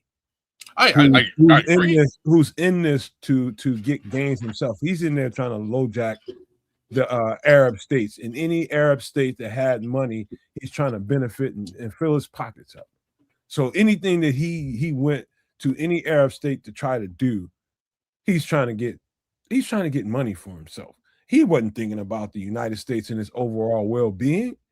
He went in there and used the entire United States government to try to put a ball and chain on them for his own benefit. That's what he did. That's what he's always been about. Makes sense. And people are just waking up to that. They got whatever he wanted, like whatever he had to do to exacerbate this situation, he's definitely done in spades. Like that goes, you know what I mean? It goes without saying, which makes this whole thing look like it just looks mad. But in the process, and this is really again why I was asking you about who's who, right? He's alienated just about everybody out there. All the friends, all the allies, all the partners, all 7 of those G's. He's given all of those guys the middle finger. And to make matters worse, he's put them in a position where again, maintaining their standard of living might be impossible. And if it's not impossible, it's extremely, extremely levels more expensive than they had ever dreamed. Hey kids, here's what happened before we get to number one. You got this hornet's nest out by your house, right? But you ain't bothering it. They ain't bothering you. Cool. U.S. came over and kicked the shit out of that hornet's nest and put a funnel right to your house and was like, well, why aren't you fixing it? It's like, because I didn't kick it. What are you doing? And it's like, well, fix it. And so now they're having to scramble because they didn't plan for this. And every time they go outside, they get stung. You're right. They weren't consulted about this kicking of the nest before it was kicked. They made no preparations and plans for the kicking of the nest because they didn't know it was going to be kicked. And then now it's been kicked and they have to react. And it's like, well, shit, if we don't react, we got these negative effects. If we do react, now we're getting sucked into, this thing or this conflict that we had nothing to do with, that didn't exist, but here we are. It is an absolute S show of diplomacy, democracy, or whatever you want to call whatever we're living through right now. But what they've done is they've shaken up the entire, like Tripp said, they hit the hornet's nest, man. And now all the people that were looked at, the places that were looked at as third world countries, places we look down at as, they call these other places, like the people in the G7 in this country, like they call them countries, and they call these other places regimes. And now clearly we can see who has a regime and who has countries. Yeah. So we're the regime right now. Yep. And because of the actions of our regime, number one, the fallout has led to soaring global energy prices, aforementioned, supply chain constraints such as tech components. Now, something else, as China was going in, being the comforting shoulder to cry on, was they, signed deals now with all of those African nations that we left hanging out to dry to, catch Ebola and enjoy that. Those African and rare earth stuff that tech companies need. And who needs that stuff? The tech companies that want to produce things, of which the United States does none, but China does. And if we look at what's happening in the world, not only in Iran and that Middle Eastern area, but with Ukraine and their advancements on drone tech, and how it's being used to, fight the war. But the beautiful part of it is they've sourced all of their materials locally. So, so they've reused cardboard, plastics, to make in the drone. So they're not dependent on any country, on any supply chain, to be able to defend themselves. And now they're selling that that IT, that intellectual property to other, nations on how to make drones, because that's where warfare is going. And so you look at the tech companies, they're cleaning up right now, because every time you hear about a drone attack or, the different kinds of drones, all of those drones take tech parts. Now, granted, they can be made, large quantities of them on a large scale for very cheap, a few $100, few $1,000 at a time. And wherever they're getting the explosive payloads from, those countries, those companies are getting paid. And guess what, kids? Some of the family members of our dear leader are owners and investors in many of these now said companies and industries. Some trips. Huh? I need to point out something about the number one thing you just read there about the fallout that led to soaring global energy prices, supply chain constraints such as tech components. I guarantee you, in your algorithm, whatever social media you're on, if you scroll enough, you're going to start seeing more and more and more small companies popping up willing to grab your old phones. And I'll tell you why. There's lithium in that phone, in the batteries. And where the majority of lithium comes from, you probably should do some homework on and figure out.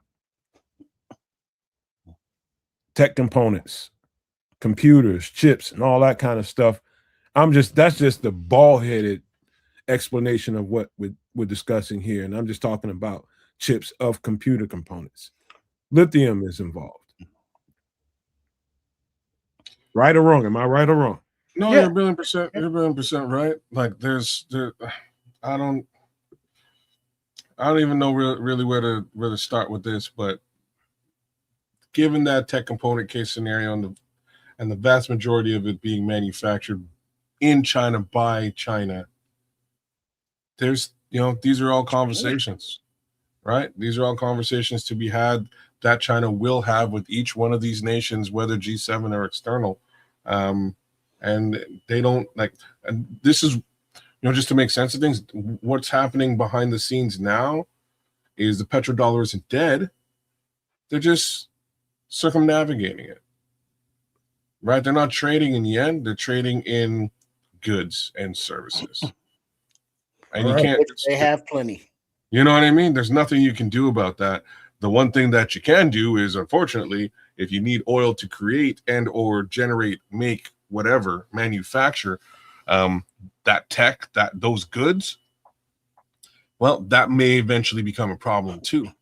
So we'll have to see how this whole thing goes, man. But dude, those tech components, kids, and Nomad, those tech components, you can't buy a new car today. You can't manufacture a new car today without tech components, computer chips, and those chips, those wires, whatever components. But American car manufacturers can't do what they do, can't produce what they produce without having to deal with Taiwan or China, because they make the parts over there. We can make everything else, but it's like it don't work because we don't have that chip, and we can't make that chip because that part of the chip comes from Africa.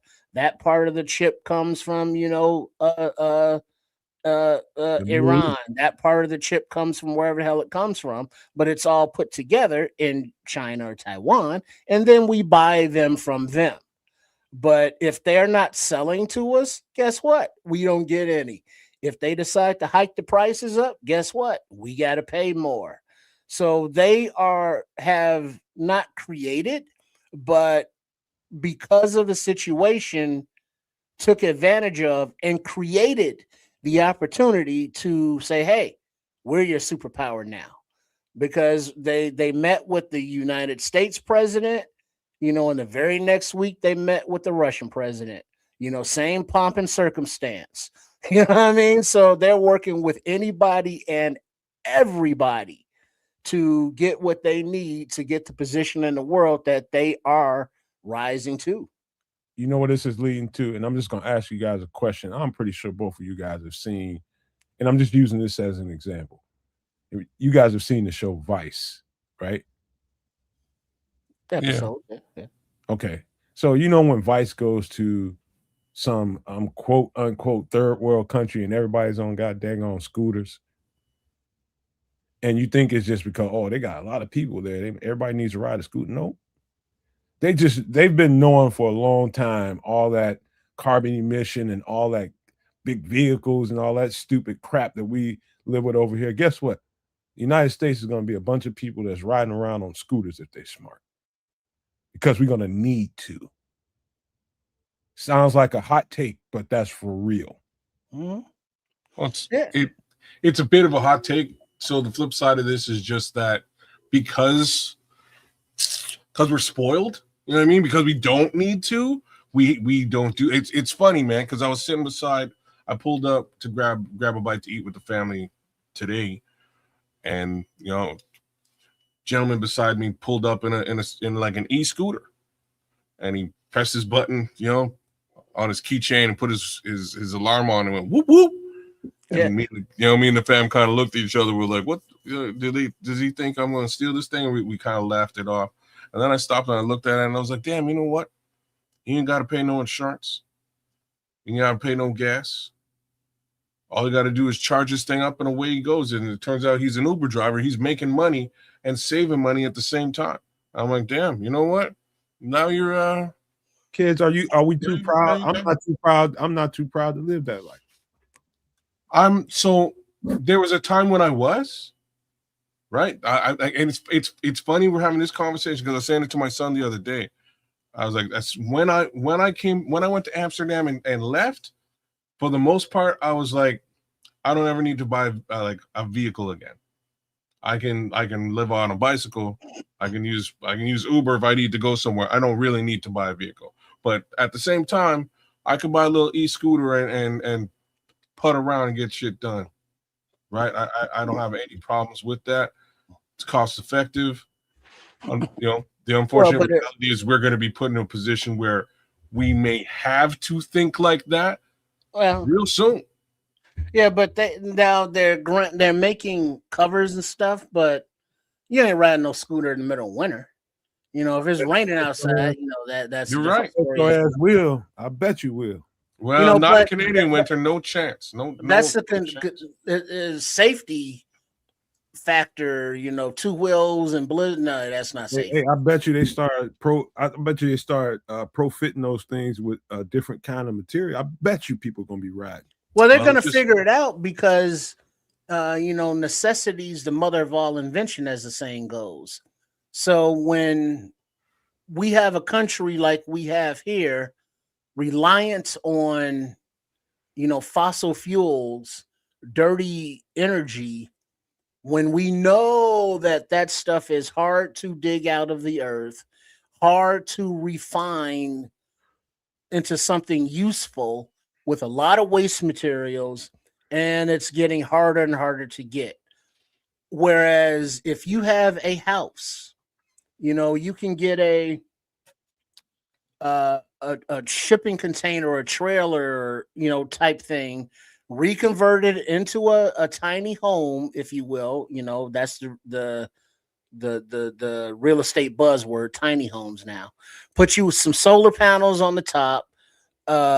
Instead of flat grass that looks like a golf course in the front or the back, grow some gardens and vegetables, put you greenhouses out there. You supply your own food in your own house, share amongst your neighbors and community. You got the solar panels that's providing electricity from the sun. You put up maybe a wind turbine if you want to augment. You have a rechargeable EV car and or scooters that you can just plug in. They have the charging things now that you can almost charge your electric vehicle in the time it takes to fill up a gas tank. So we have the technology to not be reliant on the Middle East or dirty energy. We have the tech, but we're not using it because those in power are swayed by those who are continuing to make money off of the old ways. And so we're not going to be able to get to the new ways until dire straits, as opposed to planning and transitioning like adults. Another thing too, Trips is so right now.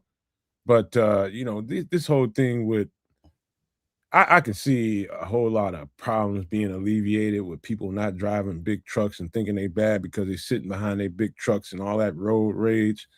Get on a little scooter and be talking that shit. I'll get up and whoop your ass, man. Say something. One thing. Start all that BS if you want to, because there's a lot of road rage going on in the United States right now. Because I ain't gonna say it's us, but there's a lot of that going on. But last thing about this before we move to something else we need to talk about is the rolling blackouts that Trips mentioned very early in this. I did not highlight it on here because I didn't want to have too much stuff on here.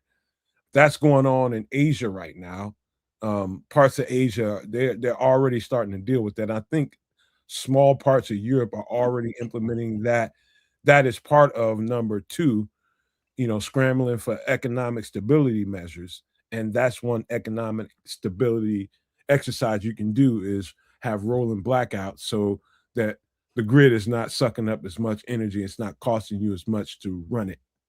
And so that's what I think we can expect here soon, at least post July 4th, if this thing isn't resolved.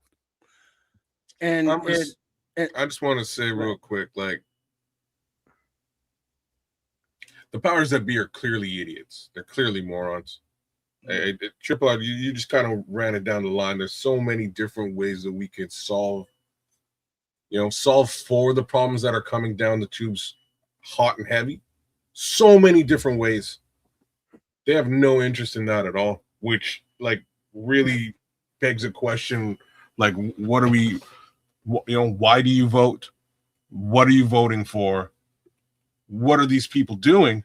And why aren't they helping stabilize for situations like this? Right. You're just voting into the same nonsense, hoping for a different result. This is what I'm leading towards at this point. Because again, don't go too far. I'm not going too far at all. It's just the reality here, right? Like if Triple R, and I'm not sitting here saying that Triple R is a genius or the opposite of that. If you know what I mean? If Triple R could come up with a viable plan in 30 seconds, which he just did, that would move us towards a more tenable situation and away from fossil fuels, which is completely, clearly untenable. Why couldn't the governments that we do business like that speak on our behalfs do this? Because every time we try to go that direction, the dummies emerge. They get Bernie Sanders. The dummies in this country emerge. That means the people that the powers that be like the status quo because it gives them control, money, and power. And the suggestions that I've been touting takes that away from them, and they ain't trying to hear that. So they will lobby, they will influence voters, they will lie, they will cheat, they will steal. They will start wars and commit atrocities around the world because it keeps them paid and in power. I'm gonna vote for you to keep me in poverty. But this is where we are, right? It's not like in poverty is one aspect of it, Nomad. You know what I mean? The other aspect is like in a completely untenable. I might not have power. I might not be able to afford the things, the standard of living that I'm at today. You know what I mean?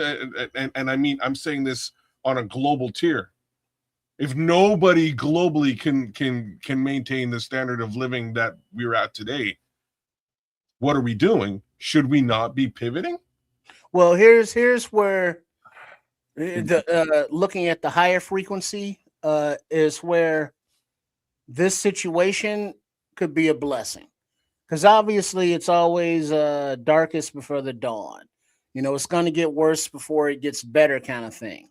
But the status quo that had been going on in this country, just for issues like the racism, the sexism, the all of that stuff, was the status quo. And it's like, well, if we elect this senator or this president or this congressman, they can get in there, can change stuff.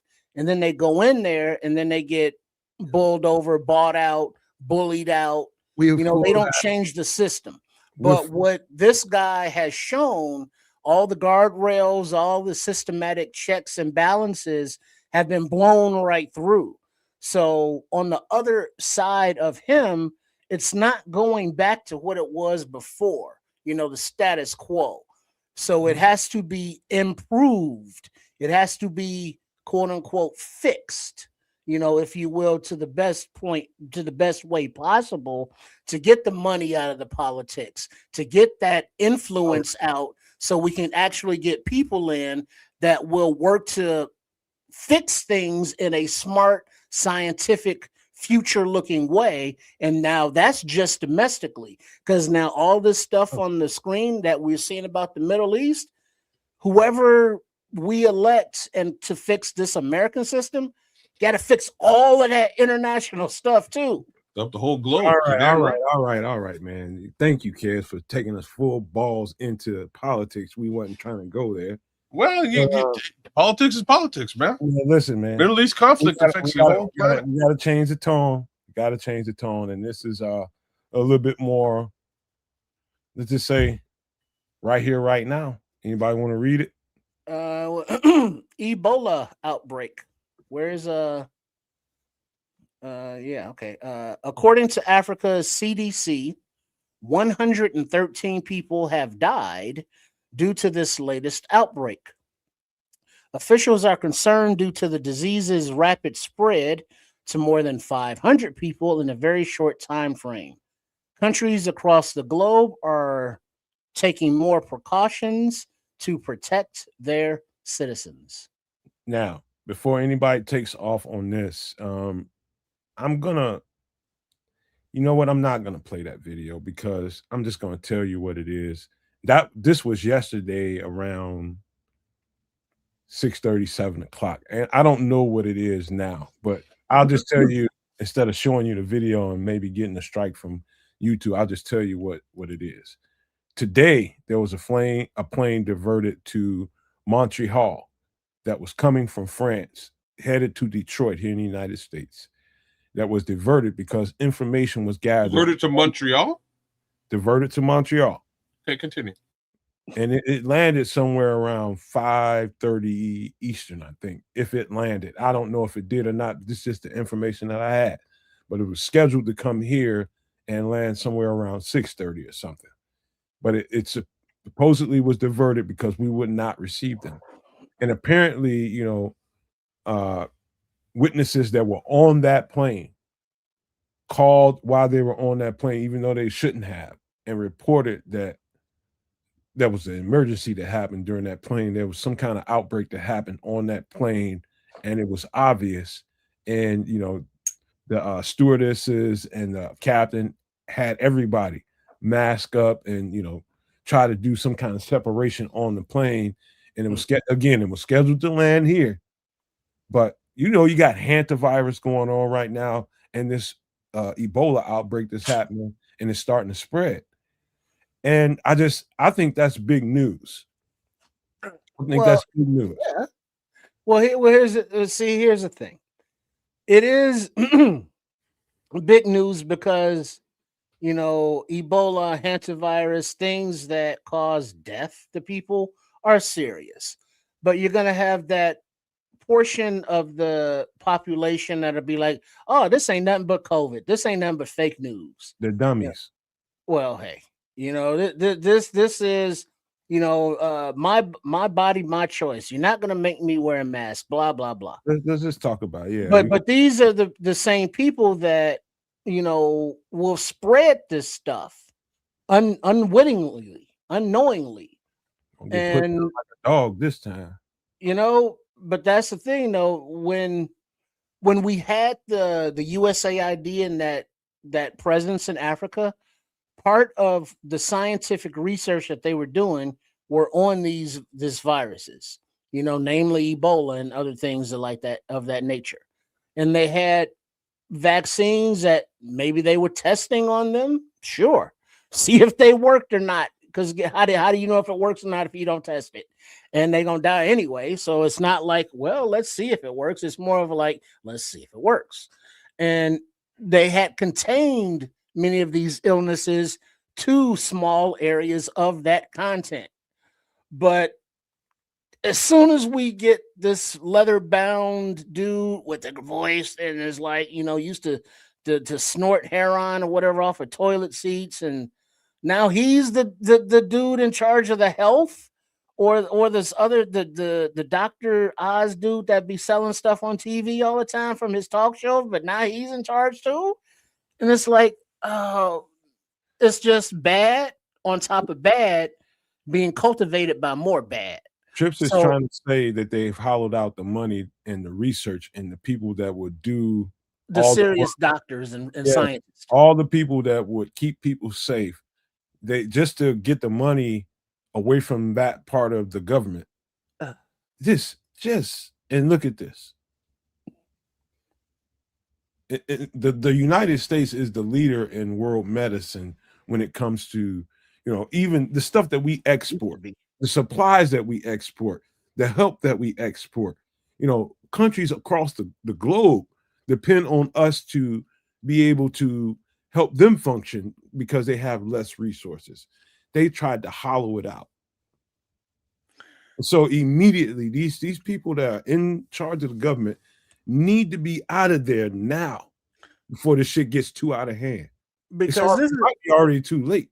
This is serious. These are very unserious people in very serious positions. Oh God, it's when you start thinking about it from a macro point of view, that's one thing. But when you start thinking about it in a micro point of view, like, oh, how fucking, excuse my language. I that's me trying to control the cussing, and I'm cussing, but that's how upset I am that I can't let y'all really know how upset I am about all of this. Well, it's really, really regrettable that we're here, but here we are. I'm selfishly upset that they sent that plane 2 hours away from my house. It's a little bit of a piss off. Right. You know what I mean? It's just like, y'all diverted it and was like, yo, they can't come here. But happy Canada, always a good neighbor. Takes on y'all go ahead and take this Ebola though. Takes on an Ebola-ridden plane. And I'm only a couple hours away from Montreal. This is perfect. They landed in Montreal. I had to say that to you, kids, but perfect. That's exactly what we want. Check that one out. But the scary part is, okay, all right, bacteria, diseases, outbreaks happen. Okay, cool. But guess what? We have, people that are dedicated, that put on the hazmat suits and go into the clean rooms and work with these dangerous, microbes and under microscopes and all that stuff to save us. All those people got fired, kids. You know what I'm saying? We don't have those people no more. Now we got people that are like, I don't think that aspirin's good for you. And it's like, what? These are the same people that take Lexapro. We talking about Ebola, bitch. What you talking about? They take Lexapro every day, start their day with wine and vodka, continue their day with uppers and stuff, and taking meth. We got very, very, very. Barring the meth, I was with you there for a second. Dog, I'm talking about these people cannot handle the frequency, man. I'm serious. These are the people that's running around creating all the havoc. They're addicts. We got a bunch of addicts calling the shot. Mm-hmm. And legit on paper addicts. Straight up. You know what I'm saying? Documented. Did you see Elon? Not speculated. Did you see Elon Musk in China? He was hired in giraffe balls. I'm like, what in the F? He was like, yeah, how is this person tweaking like this and ain't nobody saying nothing? Oh, he's rich. Man, it's ridiculous, bro. Now, what was he doing? What wasn't he doing? He was, that he's kind of goofy, right? So they say he's got Asperger's or something. Yeah, whatever. He's still goofy, but that got nothing to do with it. I think that's just him. But he's taking pictures, selfies with some of the Chinese people that were there meeting with him. Because he's Elon Musk. They know who he is. So it's like, hey, can I get a selfie? And instead of doing like, hey, how you doing? He's making like, it's like, what the fuck are you doing? Got addicts having but there was this camera angle and they were showing them, and it's like, man, that dude is straight up tripping on ketamine right now. We got addicts. Because people that take ketamine or people that know people that take that drug be like, that's the way they act when they're on that drug. Or that's the way I act when I'm on that drug. The bald-headed truth is we have addicts in probably the presidency and probably inside the White House and people with proximity to it, all addicts. They effed up in the head and they controlling the most powerful country in the world, or what was. And well, not only are they addicts, but they also got other things on in common, like being on certain lists, though, kids. I've heard of these lists. Because who do you trust? You trust people you party with. You trust people that will keep your secrets. You will keep their secrets. You trust people that know that I got something on him, he got something on me, and it's something that we can exploit. So we're gonna work together, and so that darkness is all together now. Hovering over everybody and spreading across the world. I'll tell y'all a funny story real quick before we get out of this and get into a breakdown, a movie breakdown. We got to be expeditious about it, but I learned, Yeah. I learned how corporate America really functions. I probably said this privately to both of y'all, because it's a memory that really sticks out in my head. I was in Tennessee trying to get a coal ash contract for my temporary company that I was managing. And the coal ash business in the South, especially up in the Tennessee area, is very big. It's a very big business, man. Um, I went and sat in the office of a CEO that had a lot of money. I'm talking about a lot of money. I went in his office and it was crazy. Office. Then that was one thing. He invited me to his hotel suite, not his room. Now, I don't think it was nothing funny going on, but he had all kinds of assistants and all that kind of stuff. It was a regular situation, but he was in the W in downtown Atlanta. So the meeting started in Tennessee. I think we was in Chattanooga somewhere, something like that. And we ended up at the W in Atlanta. And I go in this guy's office or in his suite. This guy starts his day off with a shot of vodka, Lexapro. I'm talking about a nice shot of vodka. Take the edge off. Lexapro. Take the edge off. And a line of COKE. Gotta get up after you take the edge off. And he was just like, "You want some breakfast?" I was just like, "Cuz," in my head, I'm like, "Cuz, you tripping?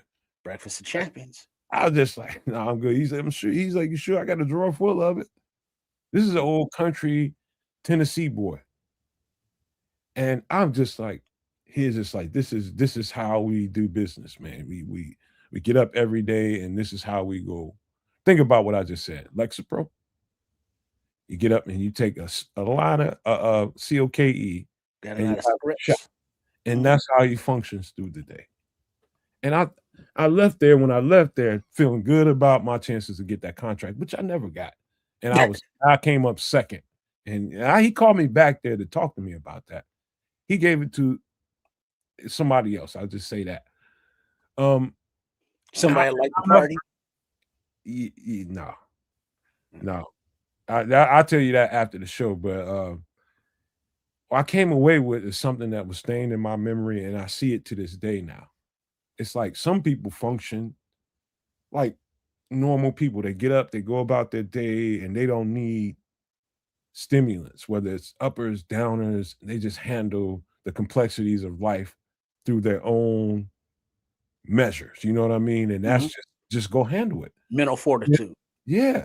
And then there's others that cannot function with that frequency.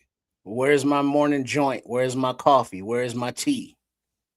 And it opened my eyes up. It opened my eyes up to a completely different reality in society that I had only heard about, but never really experienced. And so I'm telling you guys that we have people with that kind of mindset at the helms of government, and we're in trouble. Oh, you didn't see The Wolf of Wall Street, did you? No, I don't want to see that shit. Okay, sorry. Like it's just like that's like it's a good introduction to like similar fare, if you will, right? Just a good introduction to this type of lifestyle. The whole Excess. Well, don't tell me. Well, Don't give me the movie breakdown. I'm not going to give you anything like that. I'm just saying, you're gonna do that movie, kids. No. I'm just saying Wall Street, high functioning Wall Street fucking Executives with executive degenerates with prescriptions as well as yeah. illegal, drugs. And a shot Bright and early in the morning, every day, all day. I think it was a test to see if I was if you were cool. To see if I was somebody that he was gonna get that. I think he wanted to give me that. He was very impressed with me. It's just me and my people skills and how I ingratiate myself with folks. And he really, really liked. He brought it to that level. He brought me from his office. In a square. He brought me from his office to the W in that suite with all them assistants around him, to bringing me to the final meeting to let me know his decision. He didn't play me like that. He told me exactly why he did it. And I'll tell you guys behind the scenes. But it wasn't good, but I respected the fact that he was able to tell me that truth instead of me having to wonder. And that I'll forever be respectful about that fact. But his decision was still disrespectful. But these people that run levers of government, this is how they function. They can't function just regularly with your own fortitude and your own mindset and just do the right thing. They have to have stimulants. And that's not to be said to like it's isolated to upper people with a lot of money. People way down, this is how they're functioning. Stimulants, depressants. We're littered with people that live like this. And it's unfortunate, man, because it's going to get worse as this thing continues. That's the tough part, because uppers, downers, stimulants, depressants, whatever, they all have some kind of basis in what they do to your synapses or your brain waves or your head. And there are legitimate reasons, medical, psychological, to have some of these prescriptions or drugs, whereas a lot of people just use them as a crutch. It's like, I need that to get by, but others are using them to self-medicate because of a lack of synapse firing, or connectivity, or voices, or schizophrenia type things. They're self-medicating. They're using the drugs to calm down the voices, or mute this feeling, or stop this, or enhance that. So there's a lot of mental health treatment that needs to be done that's not getting done, that would help alleviate a lot of the drug dependency and a lot of the self-medication, but I'm old enough to remember mental health centers, throughout the city of Chicago. It's like just the mental health clinic, but they closed all of them down. And so the people who were still struggling, and even more people that are struggling, over the last however many decades, because of crack, because of the drug epidemics, because of the people getting locked up. And now you have the outside stressors that people don't think of as stressors here, kids. In the Black community, they're trying to go back to Jim Crow, to where, Black people voting, we really don't need that in this country. So in 2026, we got states that are like, Black people voting, fuck all that. So, I mean, we're going backwards, and that's outside stressors that people are like, I need a cigarette after all this, just calm my nerves, or, the cigarette then leads to all these other drugs. So whether it be because of business, whether it be because of outside stress or inside head motivation stress, the common denominator are that there are a lot of drugs just available on the street for whatever, wherever you need them. That is And that market is totally, unregulated, and people are making a shit ton of money off of it to keep that status quo.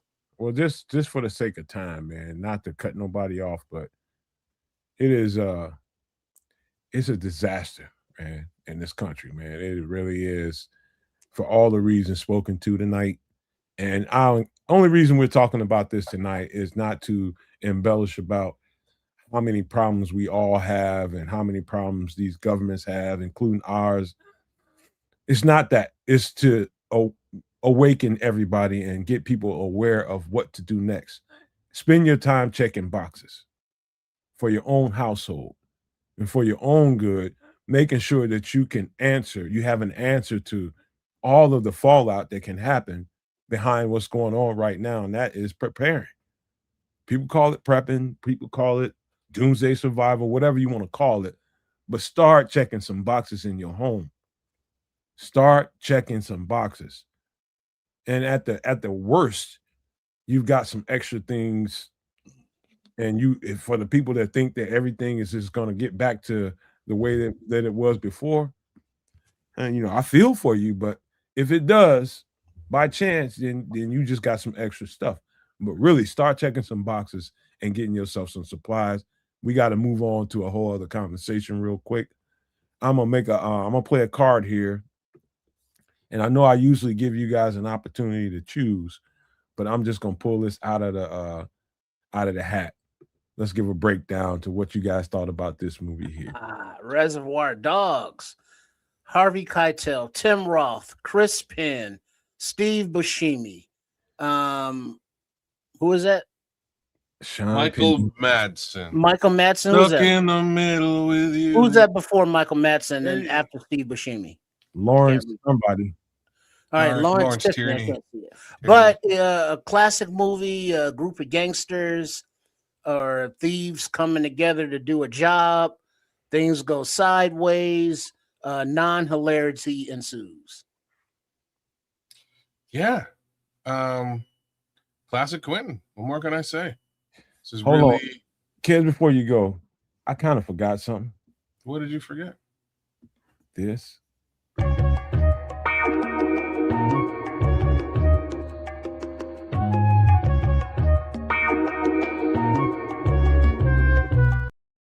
I'm sorry for cutting you off, my bro. It's all good. Yeah. What?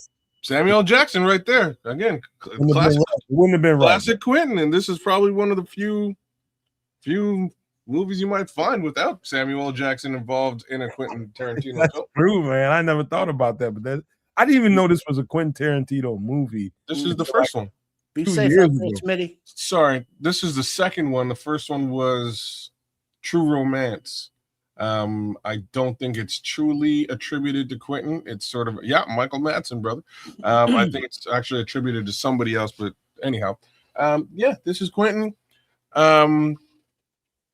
This is a badass movie, kind of all the way through, more or less, heist type of thing gone wrong. It's just Quentin. Like what more can I say? In most of these Quentin movies, there's some level of heist. It generally doesn't go the way that it was originally planned. Shit hits the fan, and things need to be cleaned up. And who better to run the show than Mr. Wolf himself, who in this case is not Mr. Wolf. I think he's Mr. White. He's Mr. White? Mr. Isn't White. I think I think you're right. Who was Pink? Pink was Buscemi? Sting, he was, because he was not feeling that color. That's right. Yes. I don't remember the rest of the colors. But hey. But you know what this is, though, Kaz, right? What? World's smallest fucking violin. Remember the whole tipping conversation, or why he doesn't tip? It's been I didn't remember it, but yes. It was a great is that how this movie starts? Don't they start at the table having this? Wait a minute. Did y'all even mention flanking way in the back? You can't hardly see him, Tim Roth. We said Tim Roth. Okay. You said Tim Roth. Yeah, but I'm sorry, Kaz, go ahead. No, you go. Oh yeah. But I mean the character development, because we say all these names and all of these are, high-powered actors in their own rights. You see the dichotomy of a Harvey Keitel when he finds out he may have been betrayed. Not to give away the plot. movie. Spoiler alert: 40 years later. Tim Roth in his acting. The sociopathicness of Michael Madsen. That's a good one. And then the soundtrack, of course, Quentin Tarantino, and then the cinematography, and then how how the story is told from different perspectives.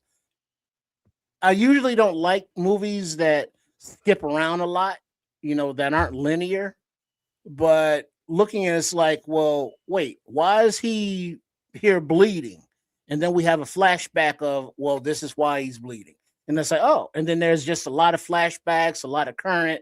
And I usually don't like movies like that, but the way this is done, it's more of a like, okay, I'll follow this story a lot better.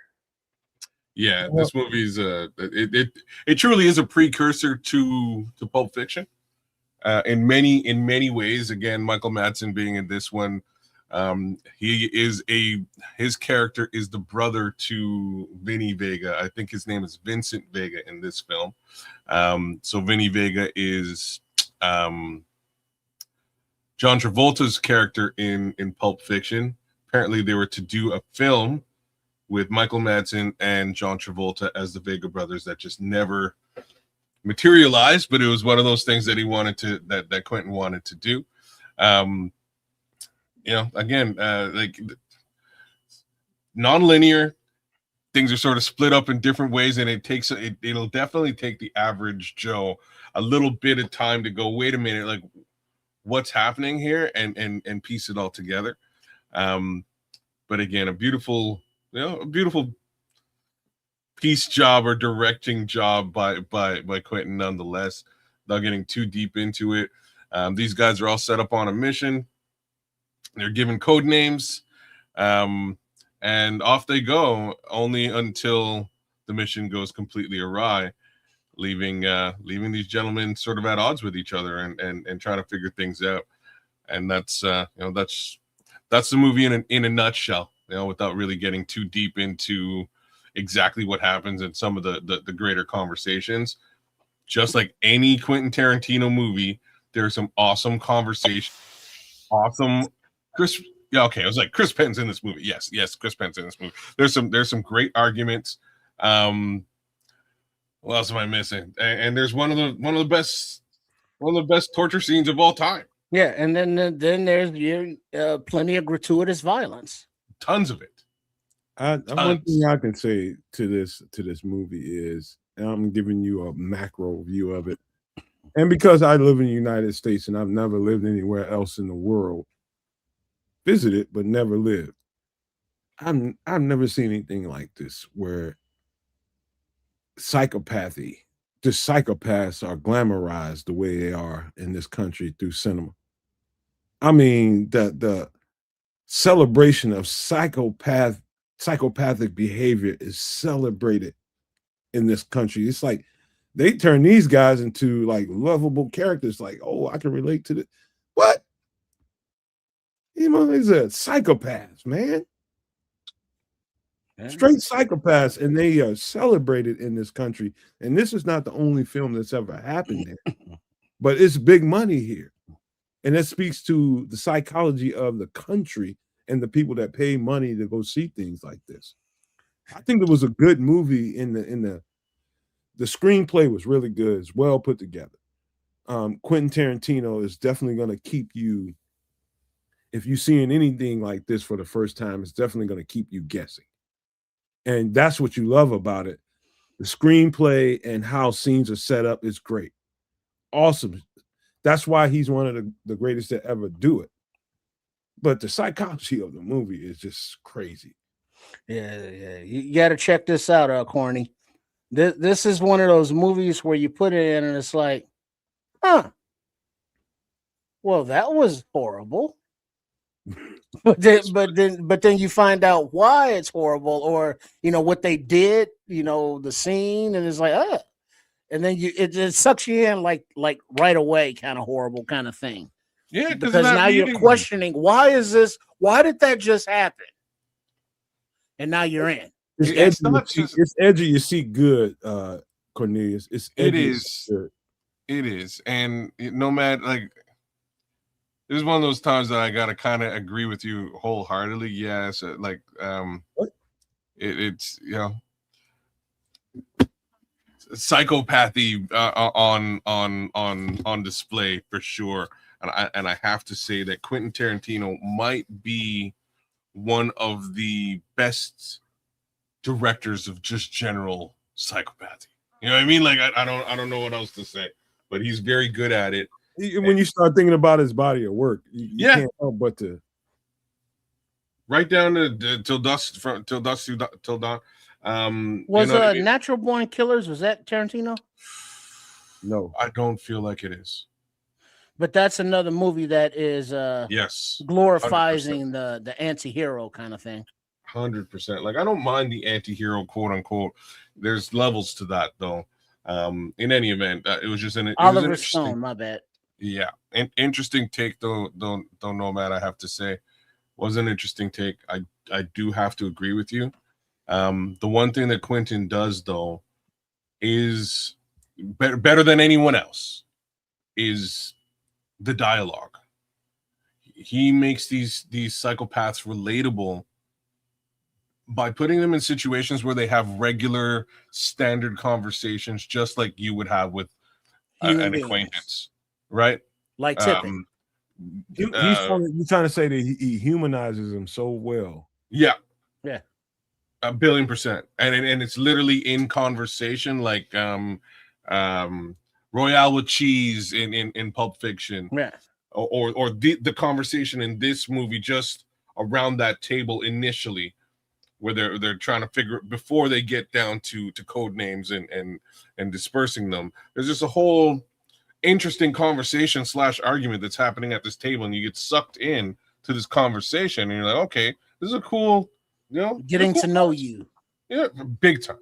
And you kind of get to know each one of these guys, and which guy's the asshole of the group and who's not quite the asshole, who's level-headed, and you really get to see just in a short period of time through this conversation piece, who's who in the zoo, what you're dealing with before you get into the thick of these, the madness of this movie. But that's Quentin, man. Quentin's great. I started picking up things watching enough Quentin Tarantino stuff. Again, I told you I didn't know this was a Tarantino movie until a couple years ago. I just did not know. I just watched the movie one night. I was a little broke off. I was in the middle of the movie, blazing up, and doing things with the lady, watching the shit, and I loved it. But at the same time, I come away with my take from everything the way I come away with it. This is because I'm me. I didn't notice feet in here because that's the theme throughout. If you watch Quentin Tarantino movies and watch them closely, this guy has a thing with feet. Like Triple R. He has a thing with feet. And in the what was it? What's the movie where the people playing karate and all that shit? And what is that one? Kill Bill? Kill Bill. All that. He was in love with Uma Thurman's feet. It was not only her kind of basic, but okay. Her feet, and I think what's her name? The Asian lady. Oren Ichii, Lucy Liu. Lucy Liu. But nice. She was there were scenes with that, but she was it was like she must have fought or something to make sure that she had something on her. It was something weird going on, but this guy's got he's a weirdo, man, but a great writer, producer, and screenplay artist, man. I ain't saying that he does all this stuff himself, but the way it all comes together on the screen, I'm sure that he has all-encompassing, editing. He owns that. And the way it comes off when we see it is dope.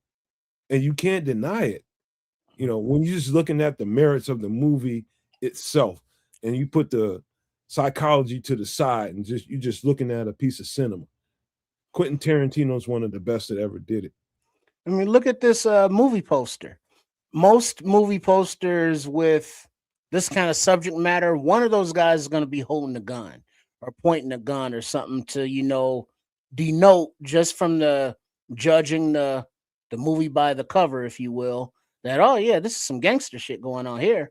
But you can tell just from these dudes wearing these sunglasses, dressed, identically. Yeah, there's some gangster shit going on right here. What he's I can't think of now, like I got my favorite movie that I like, just because I like the genre.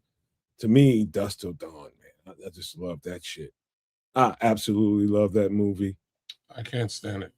Oh, you don't like Selma Hayek? He's not into No. I don't like Selma Hayek when she turns into a kids. You're just not into the genre, man. Well, that is a fact as well. Yeah. But I don't like when they turn Selma Hayek into a snake. I was very upset. That made me very angry. You freak! It happens, man. But when she poured that wine off of her toes and dripped it into his mouth, how do we get back? There we go with the feet again. Like man. Them titties are crazy. They're everywhere. You went to the feet. Man. I'm just saying that's what I'm talking about. Hey man, I didn't go to the feet. Man, I already knew what you were thinking. Don't put my name in this. That usually doesn't come out of your face, man. But golly, put a filter back on it, man. Trips is the only one. That was Quentin Tarantino. That is.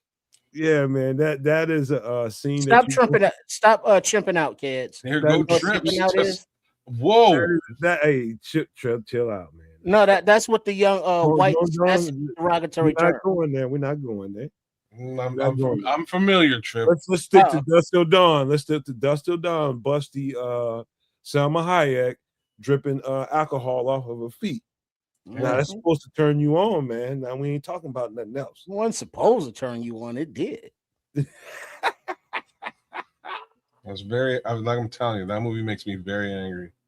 Now I'm very mad at Quentin Tarantino for that film. But there is something that Quentin Tarantino does.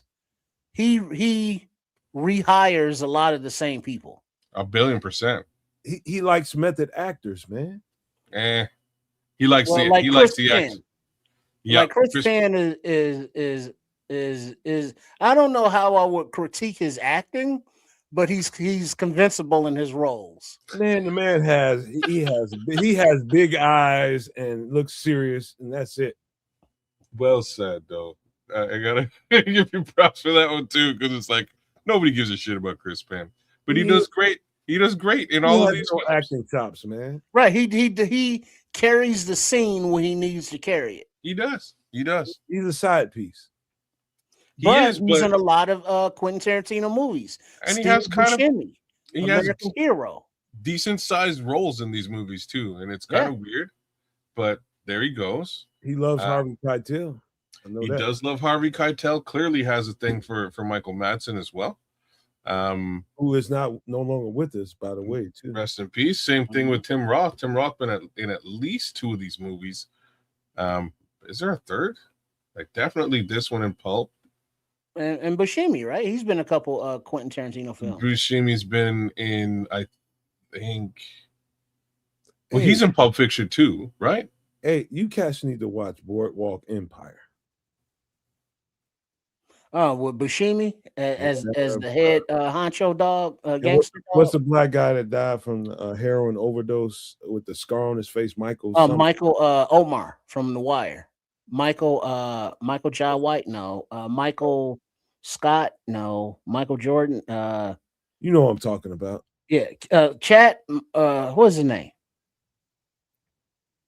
Omar from The Wire, but he was also in Boardwalk Empire, the other gangster. You got me on this one. Yeah, well, let's get back to the feet Trips. Who Uma's? That turned you on when she was just so you just drink some liquor off a stripper's feet.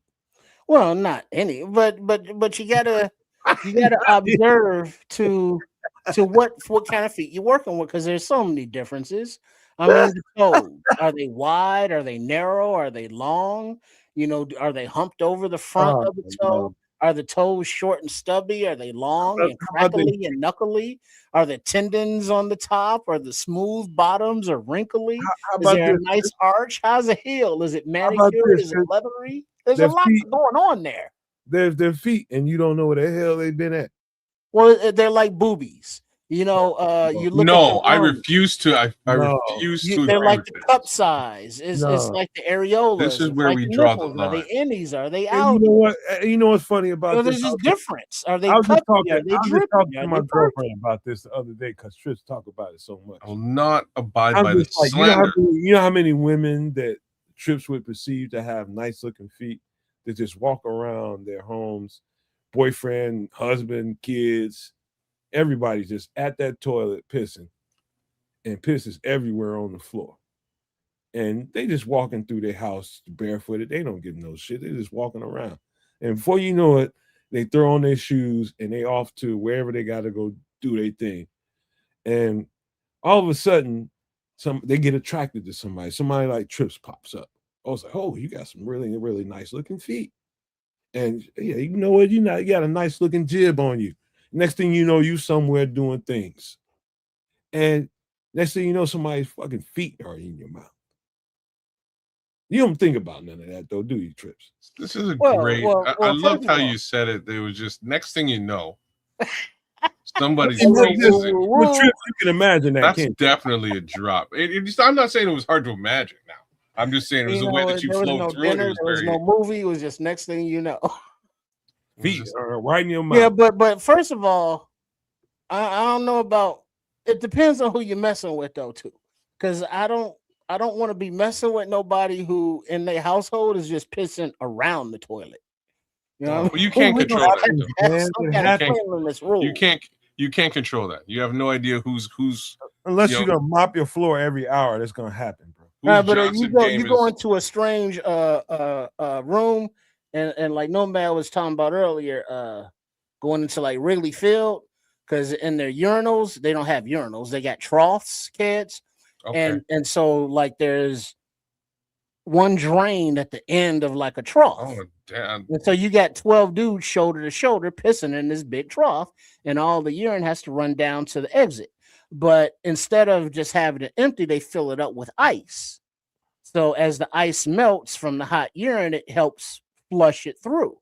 But there's still a lot of just half, frozen, half melted urine in the troughs. So the aroma, if you will, the very pungent smell of urine is gonna, hang out in that room because there's urine hanging out in that room. No. Conversely, you go to a woman's house or somebody's house and you go in the bathroom and it smells like they got a cat litter box or something, but they don't. It's like, yeah, I ain't staying here long because Man, y'all is nasty. you trying to divert. Piss is piss. I don't give a shit how the goddamn thing smell. Yeah, but it also washes Keep up. walking around in it, bro. So much for controlling the language on this show. Excuse that. But I'm just trying to. Trish is trying to. Oh no, but now I'm not saying I am. But if I was in the man, golden showers, you just I ain't gonna let enhance you the off whole hook. I ain't scenario. letting you off the hook. There's no buttercup in this. I mean, That's because the imagine you reality got of your girl in the shower and she's just like, "Go ahead, let it go, girl." You And ain't she buying gonna let this, you go, bro. and then you Look, get that I'll- dripping down the toe. It's like that's nasty, but people pay for that. The moral of this story is Selma Hayek has fantastic tits. That's the fucking moral of this story.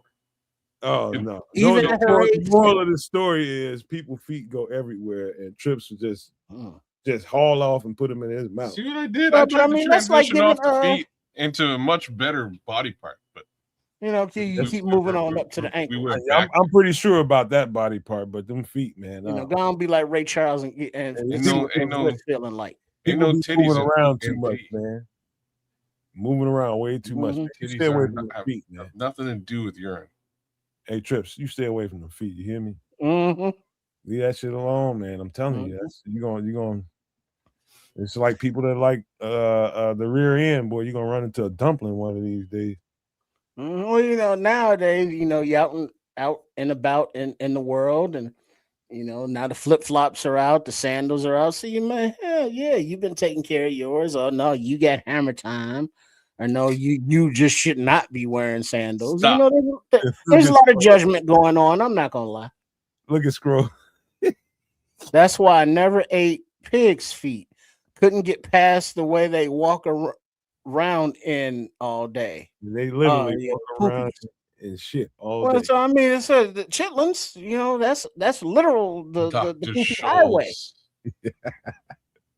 That's Dr. pretty Scholl. good. Yeah, that's pretty good. I mean, but you remember the hardwood sandals back in the day, the Dr. Scholl's, Mhm. where they had the indentation for the heel, and then underneath the toes, it kind of puffed up, and had that strap over the top. But it was that hard ass wood that you could straight up like open skulls with. Mm. You know, I remember some of my early conversations with Triple R about this. I didn't really pay that much attention to it, and you know, as the time went on, like, wait a minute, no, I this guy, this ninja serious? You got it bad, don't you? You got it bad. Mm-hmm.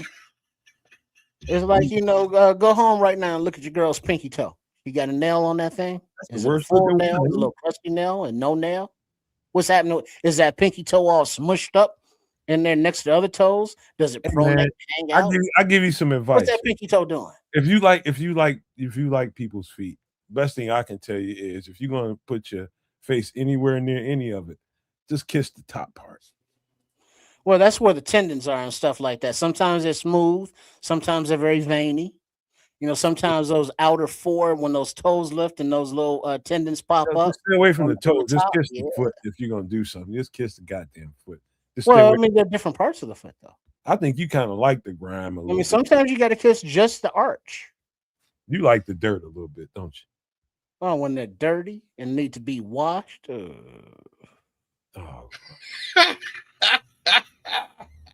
This is on you though, bro. You walked. Oh fuck, pun intended. You walked right into this one though. Oh, they need to be scrubbed. Walked us right into this arena. Oh man, you know I know a lot of freaky guys, man. Guys that like all kinds of. But man, perspective is an MFer, man. Yeah, like when you're thinking about doing anything, I found myself, you know, when you're in lust with some lady, you do things that you probably wouldn't normally do. But come on, man, when you keep things in perspective, lust is in its perspective too. So just remember that, man. You know, people live regular lives, they do regular things, their bodies function regularly. Mm-hmm.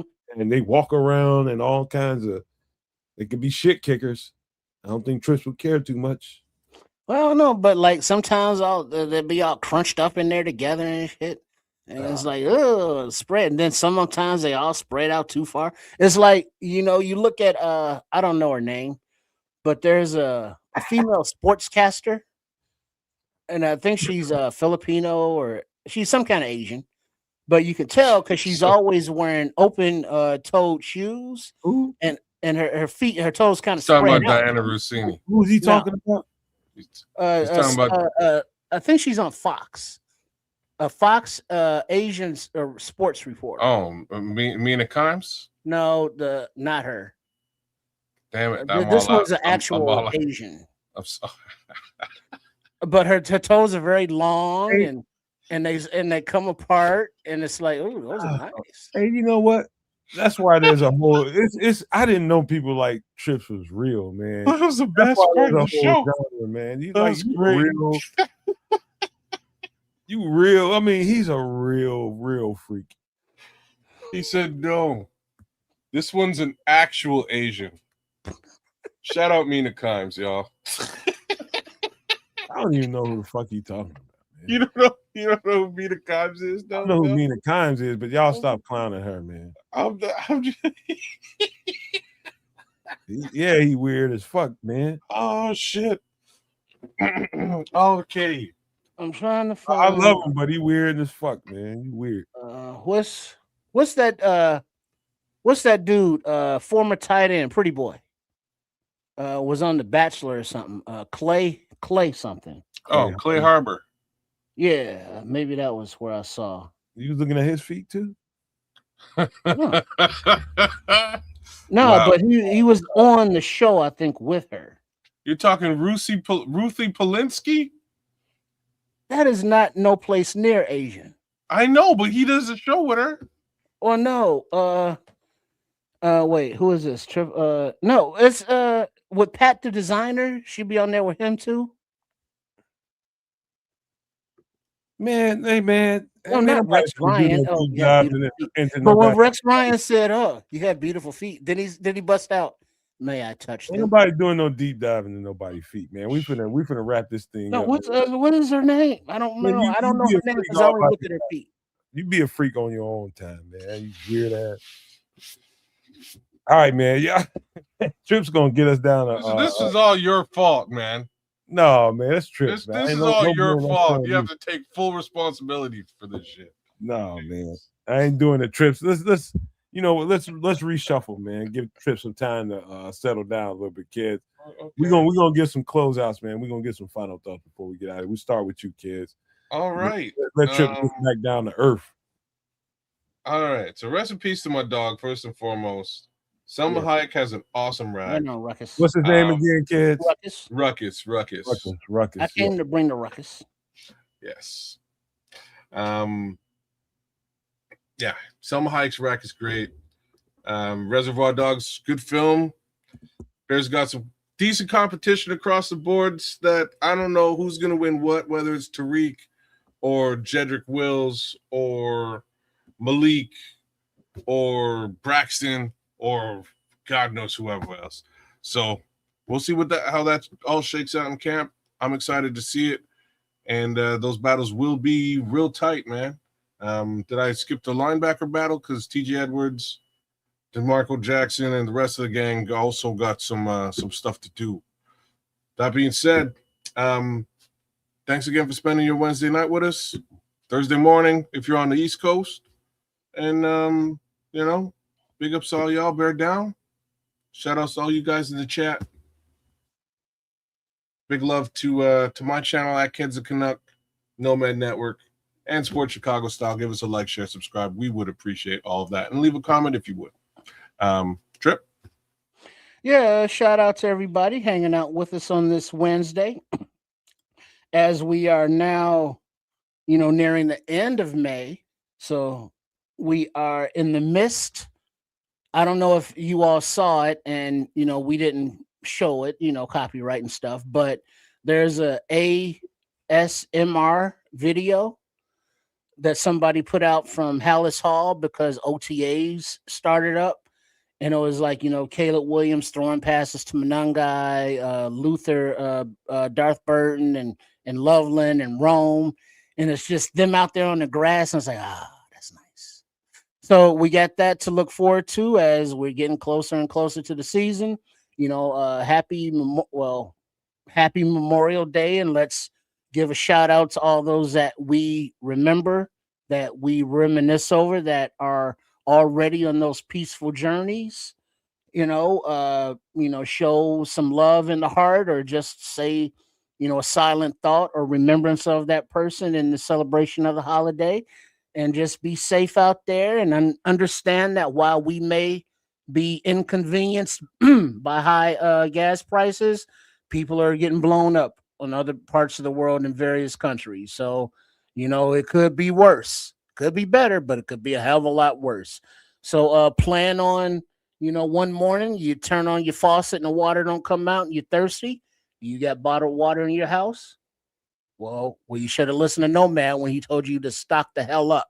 So you go out there and get you a couple of cases, throw them in the closet. And then when you wake up one day and the grid ain't working, you don't dehydrate.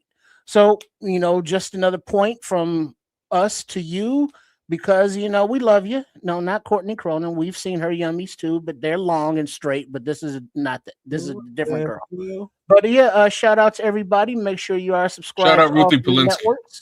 I haven't seen hers though. And we'll be back with you, I guess, Sunday night on Nomad at Night on any other signings and or acquisitions and or trades and or camp battles and or news. Oh, and next Wednesday, a 1 week from tonight on Some Extra Sauce. Chef Trips will be in the house doing some live cooking. So make sure you tune in for that week from today. Yeah, stay tuned for that. I'm just trying to shake the disturbance I've got right now. I'm disturbed, man. Y'all, you weird, man. God, dog. But anyway, man, great conversation tonight, man. I guess that too, man. But golly, bro. Wow. Anyway, it was a very interesting conversation from top to bottom. We're talking about the Bears. We're talking about.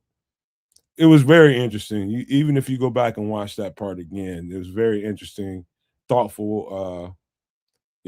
Perspective for all of those guys that are going to be in camp battling for those spots. Some of the guys we love and some of these new guys brought in here, man. It was very good perspective brought to that conversation.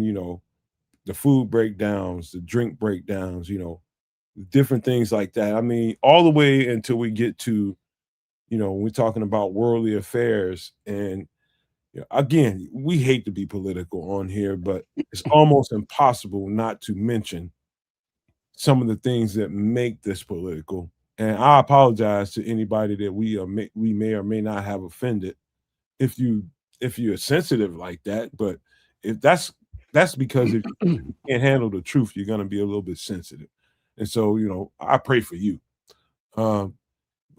It's really important that you pay attention to the preparation aspect of what we do on this show right now. I mean, I'm talking about the $14 to $16, the $24 you might go spend at a store to go get yourself some fast food. What you can do with that at the Dollar Tree or at some Dollar General. Transform your mind, reshape your thinking on where and how you're spending your finances.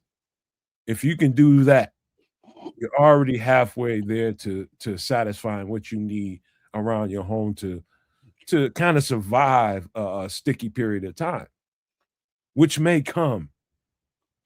We're not just doing this for our health. It actually may come legitimately.